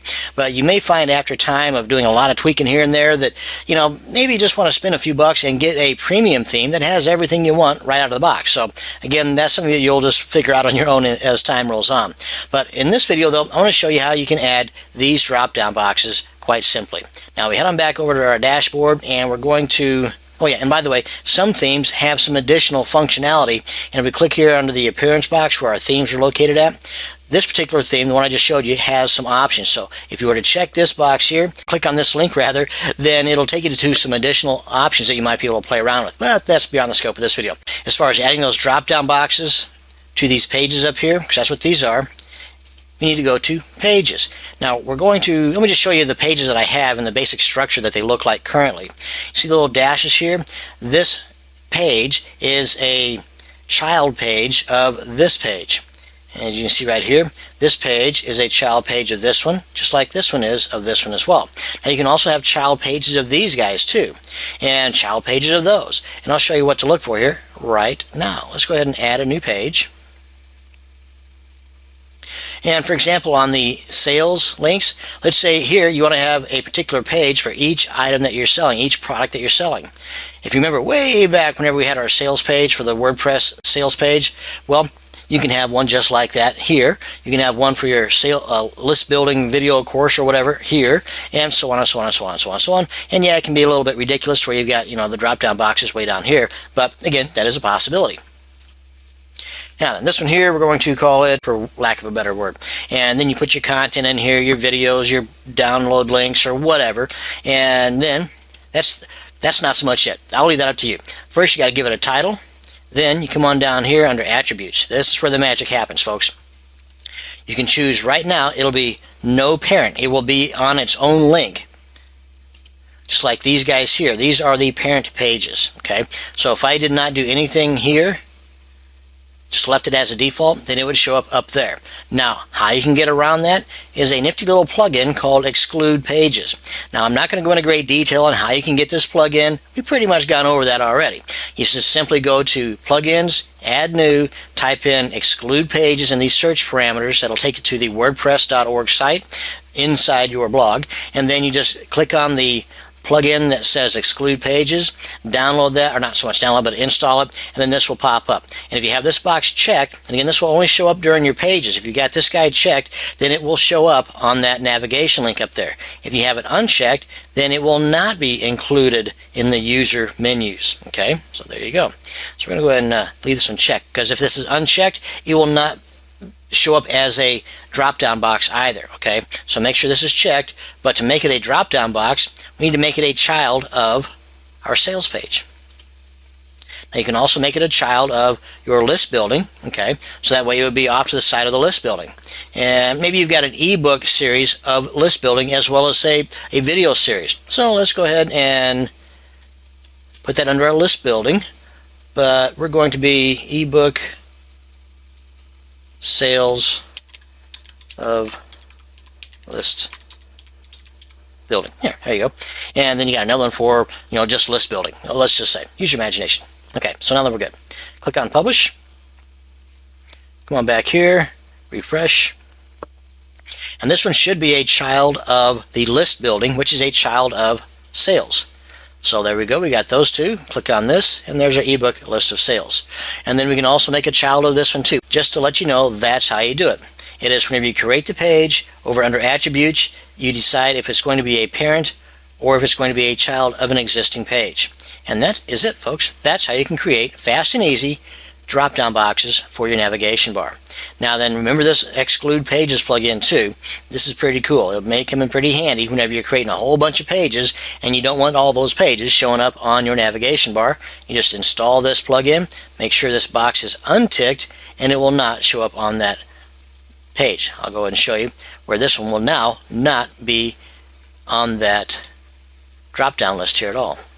You see right now, it's a child of the list building. We refresh, and there is no child here. So again, if you don't want it to show up here at all, then you make sure that box is unticked. And that, folks, is going to bring us to the end of this video on how you can easily add drop-down boxes to your navigation links. Thank you very much for watching. You have a great day now.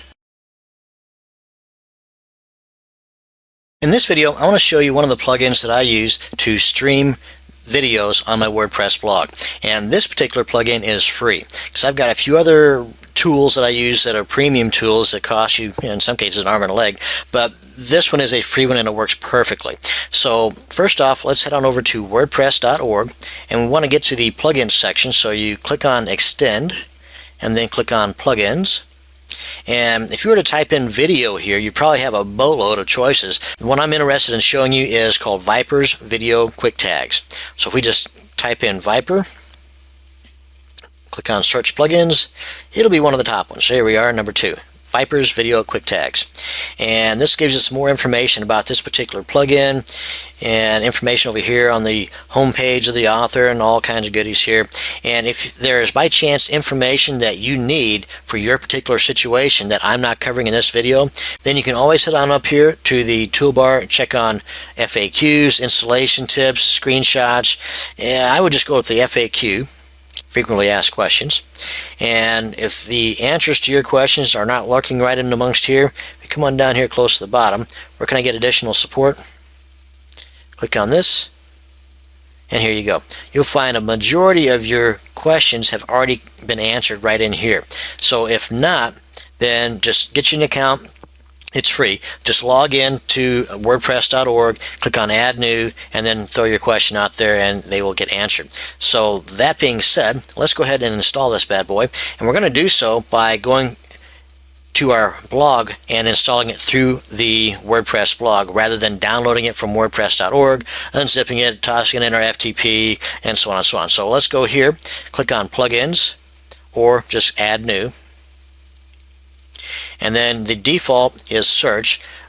So we just write in this box here, we want to type in Viper, or if you know the name of the exact plugin, in this case Viper's Video Quick Tags, then you can type that in there as well. And we'll get the same results we did by going directly to wordpress.org. Right here we are. But in this case, we are still in our blog, so it's a little bit easier, saves a couple of steps. Click on install. And again, this will direct us to the same type page we were at on wordpress.org. Click on install now, and of course you got these options up here as well. Click on install now. Bing, bang, boom, activate plugin, and we're done. And now then, you also have this other option down here in your settings tab called Video Quick Tags. And let's go ahead and come on up here to our posts. We're going to add a new post. And once you've got that plugin activated, you're going to see a few extra buttons popping up here under HTML. And the one we're going to be dealing with right now is the FLV, because these other ones are using video hosting sites such as the YouTubes, the Google videos, the Flickr videos, and so on. And those are pretty darn simple. You just get the URL to those particular videos and slap them in here. And of course, all you got to do is click on that particular button, like for example YouTube, and it gives you an example here what you need to get. And if you go to YouTube, usually you'll be given two options, an embed code and the actual URL. You just copy that URL to your clipboard, paste that puppy in there. You can make the changes on your dimensions here if you want, or you can also make those changes globally by going to the settings tab, and I'll cover that in an upcoming video. But right now we're going to check out the FLV. This way you don't have to use YouTube and have the YouTube icon, this guy here, on your video. You can have it hosted on your own site, and in this example I'm going to have it hosted on my Amazon S3 account. So however you do it, whether it's on your own HostGator type or Bluehost type hosting account or in Amazon S3, the outcome is going to be the same. You're going to get the URL to your video file and slap that guy in there. So let's go ahead and navigate over to my Amazon S3 account. And these are the files that I have from rendering as an MP4. Not an FLV, but the same process would hold true if it were an FLV. But these are the files that I have from having it rendered in my Camtasia Studio software as an MP4. And all I'm interested here is in the .mp4 file, and later on I'll come back here to get this guy here for my preview image, but I'm going to show you that here in just a sec. So right now, using S3, I need to make sure that my permissions are set so that anybody and everybody can see it. And I do that through my ACLs, and then read all users. So that's already set. And then I get this in my clipboard by coming to web URL. Right there it is, copy to clipboard. And by the way, this is Cloudberry Explorer. There is a free version. You can go to cloudberrylab.com and you can get a freeware version. That's this guy here. They also have a pro version which has a few extra bells and whistles, a whole lot of cool stuff you can use this with in regards to Amazon S3, that is. So check that out. If you're not using Cloudberry Explorer and you have an Amazon S3 account, you're missing out. Okay, enough said. Now I got the URL in my clipboard. Paste that guy right in here. Click on OK. Simple assignment. It formats it properly and click on Publish. And then we want to check it out. So we open this up in a new tab. Come on up here, and there you have it. Here's our video. Problem is, it's blank. I mean, the video is there. Here, I'll show you.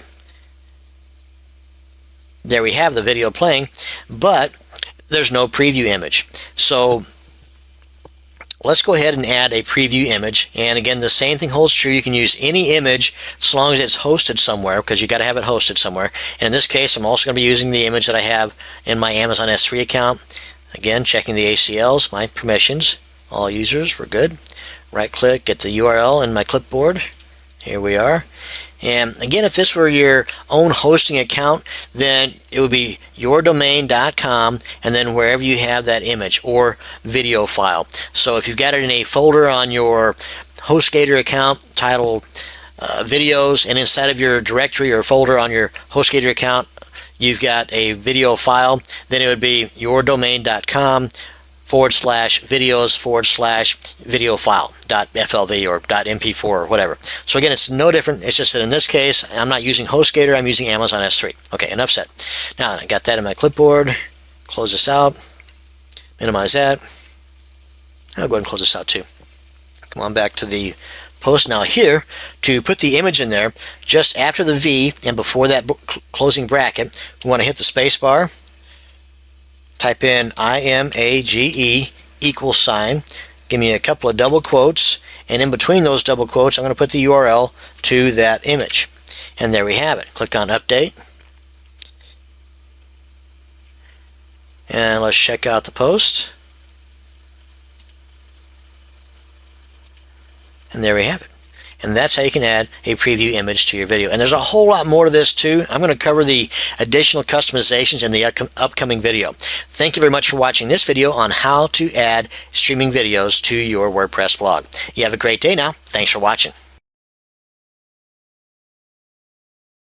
In this video, I want to cover a couple of things on how we can customize the look of our streaming video, and we basically touched on this a little bit in the prior video whenever we added the preview screen or the preview image to our video, where it kind of went from blah, actually the black screen, to the wow, an actual image on that preview screen. Then of course you can just click on play, then it'll go into playing. And as I had mentioned in the prior video, with this, what they call shortcode, we were able to put in here any image that we had the URL to. So of course it would be good if that image would actually fit into these parameters, the size, the dimensions of our video, which this one did because it was created for that particular video. That was the first frame of the rendering of that video. But again, you can put any image in here that you wanted to. So now, in addition to adding a preview image, there's a whole lot more you can do with this particular plugin, and it's all very easy. Here, let me show you. Let's head on back over to the post, and if we scroll on down here, well, first off, let me mention this. As far as the shortcode, this is what I'm referring to. If you recall, in adding that preview image, we adjusted this FLV opening tag by putting a space, then the image equals. This is a shortcode. This is what they call a shortcode. And then in addition to that, we just follow the bouncing ball as far as the additional parameters of this shortcode by adding the 2 double quotes and then the URL to that image. Now, in addition to this shortcode, there's a boatload more shortcodes to work with. If we click on down here to the video quick tags settings, and we kind of messed with this a little bit yesterday, just kind of scoping over it in the setup process. But if we come on up here to, and this holds true for any and all of these, but if we come up here to the help section, this gives us a bit more flexibility in what we can add to our videos, whether it is through Google Video, YouTube Video, and however you have your video hosted. We're going to go ahead and mess with this one here for the Flash. Again, play around with these depending upon where you get your video code from. But this one here on Flash Video, click on that. What are the available parameters or the short codes for using Flash? And right here we are. Like this one here, for example, we use the image, and it gives you a little bit of a description right here. And you can do the same thing, and again, just play around with these until you find one that works for you. Hey, it's your blog, do with it as you see fit. If you don't like it, change it. It's that simple. Now, one of the other cool things, you don't have to get all techie about this, but one of the other cool things, so you don't have to get all in-depth into these short codes, if you come on back here to Flash Video, if you recall, this was our preview image yesterday. Actually, it wasn't, it was a different one, but you get the idea. If we come on down here to these skins, this is quick and easy customization trick. Boom, you see the skin right there, how quick and easy that was? Atomic Red, actually that looks pretty cool. So you might find something in here that blends a little bit better with your particular theme of your blog. Or you might find one in here that's just so cool that you're going to change the theme of your blog to match it. Again, it's totally up to you. You've got all these variables in here you can play with. And again, you can even go into advanced parameters. And I mean, if you really got the propeller head type mentality, you can do all kinds of customizations with this particular plugin.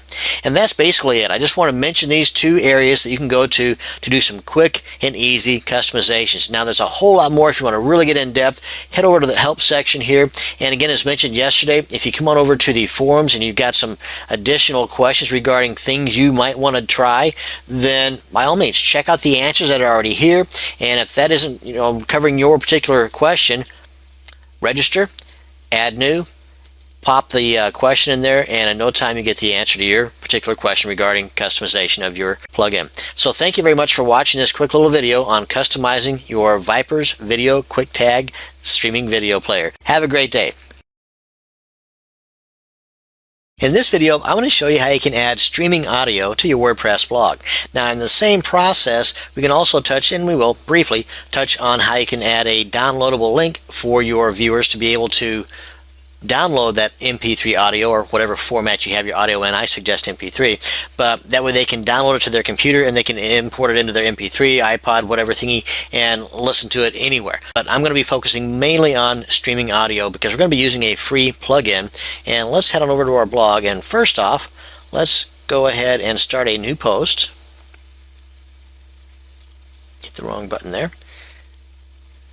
And we'll do something we didn't do in the last video where we were talking about adding video. I'm going to give this one a title. So obviously it's not necessary, but in the real world, yes, you want to add a title. It makes those search engine gods very happy. So we're going to stay in the HTML view. So let's go ahead then and give this a little bit of a post. And up here, you've got these options here, and this is nothing new. I mean, it's been around for quite a while. Upload, insert. You've got, if we hover over this, you can see image, video, and audio. So we're going to play around with the audio one. So we go ahead and click on that, and you've got a couple of means here, a couple of ways in which you can pull audio into your blog, and this holds true also for any other media, be it images or video. You can browse or you can use the Flash uploader, and I have found that sometimes I'll get an HTTP error up here whenever I use this, and just like it says here, if you're using the Flash uploader, which is this, and you have problems, well, try the browser uploader. So we're just going to go this route, and let's browse the computer for a couple of MP3. When given the opportunity to choose between two exact files, one being a WAV file like this one, or one being an MP3 file, go with a smaller file size. It will have less of a burden on your bandwidth, and it'll make the Google gods a little bit happier because your page will load faster, and it might help in your search results too. So enough said. We're going with the MP3, and besides that, the audio player that I'm going to be highlighting in this video will only work with MP3. It won't work with the WAV anyway. So that being said, let's get our MP3 in here. Click on open and upload, and any second now. Whenever this is uploaded, it'll be added to the media library /gallery. And here we are. Now you can change the title if you want to. You can add a caption, which will basically show up underneath this, and a description, which may in some cases help out a little bit in the search engine results. But right now we've got three options right here. We can post a URL, you can file a URL, which basically this is, if you click on this, it'll make a clickable link. Let me just show you. Insert into post. It'll make a clickable link if we publish this, that your visitors to your blog will be able to click on and download that file to their computer. Now let's take a look at the actual post, and we'll see how that link looks. And here we have it right here, just a clickable link that whenever you click on this, it'll actually download. It won't play, it will download that file to the visitor's desktop. Now then, let's go ahead and get out of here. And by the way, that's not what we want. I mean, in this case, that's not what we want. If that's what you want, well, now you know how to do it. But let's go ahead and get rid of this, and we will update. That way we don't have the code in there for that link. Now then, we're going to come on over to our plugins, and we're going to head on over to WordPress to collect a plugin called Audio, Audio Player to be more precise. So we'll click on Add New. Now, like we did yesterday, we could have gone to WordPress.org, click on Extend, go to Plugins, type in Audio, and get to the same place we are going to be going through our WordPress blog. But we're going to sidestep a bunch of steps by having to download it from WordPress.org, unzipping it, using our FTP client, blah, blah, blah, blah, blah. We're just going to do it all from within our particular blog right here. So right here, I want to make sure we are in search, not upload. Now, had you already downloaded it to your computer, then you want to go to upload, then browse for that zip file and upload it. It will automatically be unzipped within your blog, and so on. One of several ways in which you can add a plugin to your WordPress blog. But we're going to go with this. Make sure we're going for term, and in here we just type in audio. Click on search plugins, and you have a few options popping up here, but this is the one that we want, and click on install. Click on install now, and again you got these options here in case you need more information. So if you encounter any problems that's not covered in this video, now you know where you can go to get additional information. Go ahead and activate the plugin. And like with the Viper's video quick tags, we got the settings here. If we come on down here to our settings section, we now have some additional options we can play with the audio player here insofar as customizing. We'll cover that in the next video. So right now we'll come on back up here to our post, come into edit, edit the test audio post, and now then we want to put our cursor wherever we want to go with our audio player. And again, I'm still in the HTML view. Now then we come on back up here where we did before, click on the audio insert tab. We want to browse for a file or use the one we had before. That's what I'm going to do. And click on show. And again, if you don't have the particular file you're wanting to stream in your gallery, then just upload it the way that I mentioned earlier. And again, you can change the title here if you want. But now you see we've got a fourth option here, audio player. And by the way, if we were to have uploaded a WAV file or anything other than an MP3, this still will not show up even though you've got that plugin installed. This will only show up if you've got an MP3 file showing. So click on this, insert into post. There we are. We want to update. And then let's head on over to our post, take a look at our player. And I kind of knew this was going to happen, and I just wanted to do this for a little additional information for this video. As you can see, there's nothing there. The text, this is a test, is here, but the player, which should be just above that text, is not. And I did this for a reason, because if you come across a problem in a plugin similar to what we are just demonstrating here, before you start pulling out your hair and figure, oh my goodness, that's a bogus plugin, it's not working with my site, let me just tell you, it may not be the plugin at all. In this case, I've done a little bit of research here, it's the theme. So what I suggest is that before you toss the idea of using that particular plugin out the window, go back and change your theme to the default theme to begin with. So we'll just leave this everything as is. Come on back here to Appearance, go to Themes. This is a nice little troubleshooting method, by the way, for just about anything that you find not working, whether it's a plugin or anything else that you add to your blog. If it's not working, then come on back here and use the original default Kubrick theme. I guess I should just clicked on Activate. As you can see right here, it's already showing up. So, I mean, that right there proves my point. So what we're going to do now is I'm going to go ahead and go with this particular theme so I can finish up this demonstration. And if again you have problems with a particular plugin like this one, then just change your theme and see if it works. If it does work with changing the theme, then what you might want to try to do is get in touch with the theme creator and tell them the problem you're having, and or the plugin creator and tell them the problem you're having with that particular theme. Now keep this in mind too, that if you're using free themes or free plugins, there may not be any support coming with that, so you might get absolutely no response whatsoever. So keep that in mind as well, but you won't know unless you ask. Okay, so by all means ask, or you could just not ask and just change out the themes altogether, but that might affect the look and feel that you're wanting to project to your customer or to your visitors to your blog. So with that said, let's scope out our blog. Here we are, and this is the audio player that I was referring to. There you go. And that's it. That's how you can add streaming audio to your WordPress blog. And hopefully this little demonstration, adding this mistake, will help you also in other endeavors that you might encounter if you have a problem with a particular plugin or any type of installation on your WordPress blog. Thank you very much for watching, and you have a great day. In this video, I'd like to cover some customization options for our newly installed audio player for our streaming audio. So first off, let's head on over to our dashboard, and we come on down here to the Settings tab, and with that open, we click on the audio player so we can check out some of the settings here.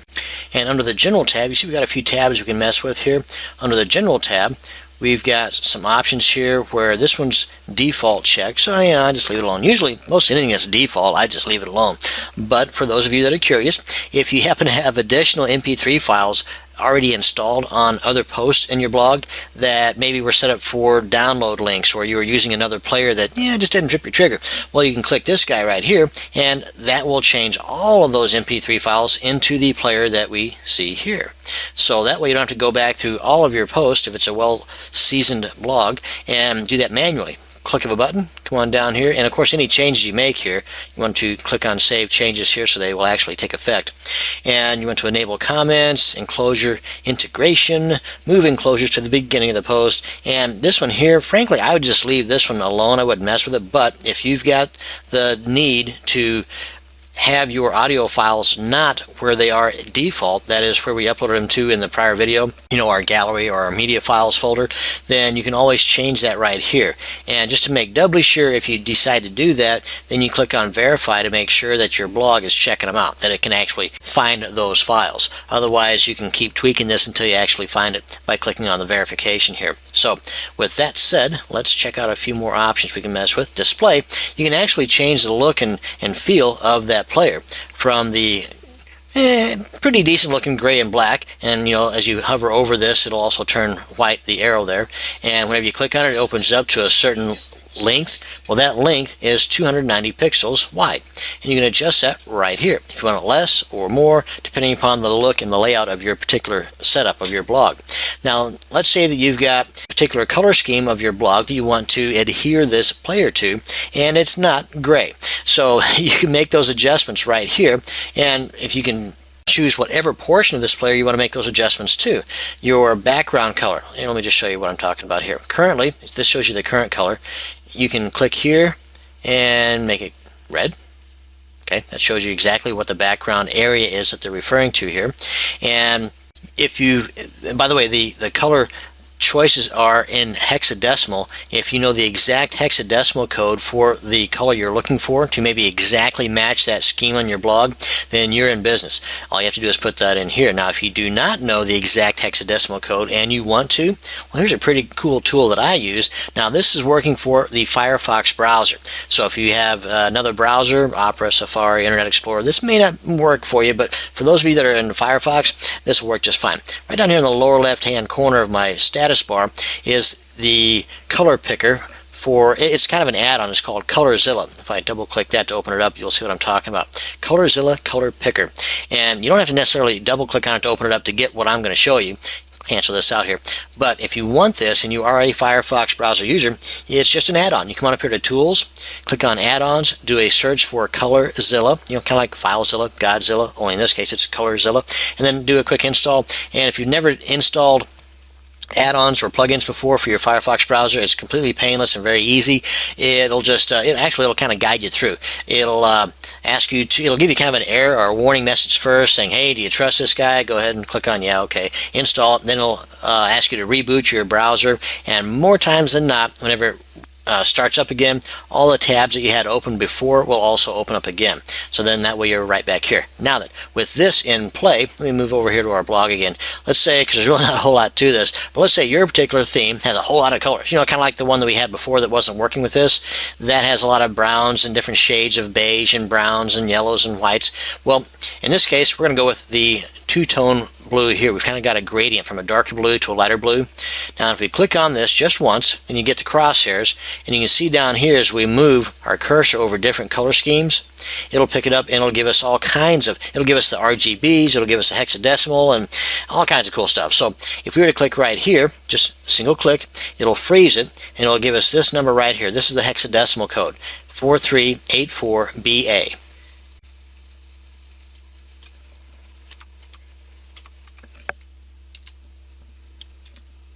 I think that was it, and if not, it's close enough. So anyway, that's how you can get the hexadecimal code, the exact hexadecimal code for what you're looking for to match exactly your color scheme on your blog.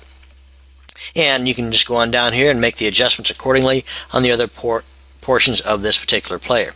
And let me see here. Oh yeah, and if you don't really care, you just want to get close, we got the color picker right here.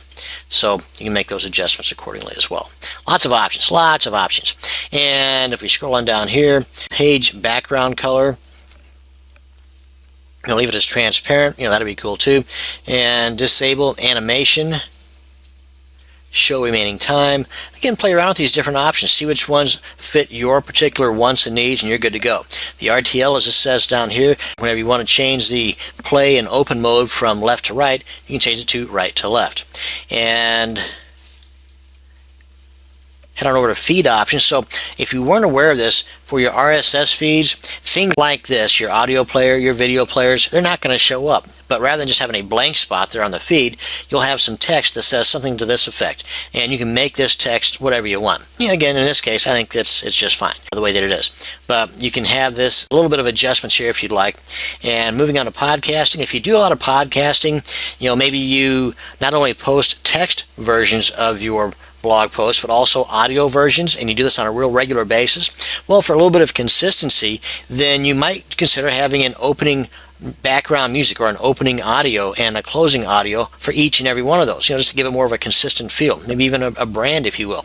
And you can do that without having to actually add those clips in addition to your post clip. You don't have to do that. You can just do it right here. You can put in your pre-appended audio clip right here and your post-appended, your exit or closing audio. And that way you've got the same audio clip opening and closing on each one of your podcasts. Again, gives it a more of a consistent feel. And again, any changes or additions you make here, click on Save Changes or it won't take effect. Then under Advanced, you've got a lot more cool stuff you can play with. And frankly, all of this default is just fine for me, but if you find the need, you've got it right here where you can make those changes. If a lot of your visitors to your blog might be on dial-up or have a slow internet access, you can adjust the buffer to the playing of your audio right here. Pretty cool stuff. So that's going to bring us to the end of how to customize your audio player. So hopefully you learned a lot and you're able to now get out there and add streaming audio to your posts and do so without spending a dime.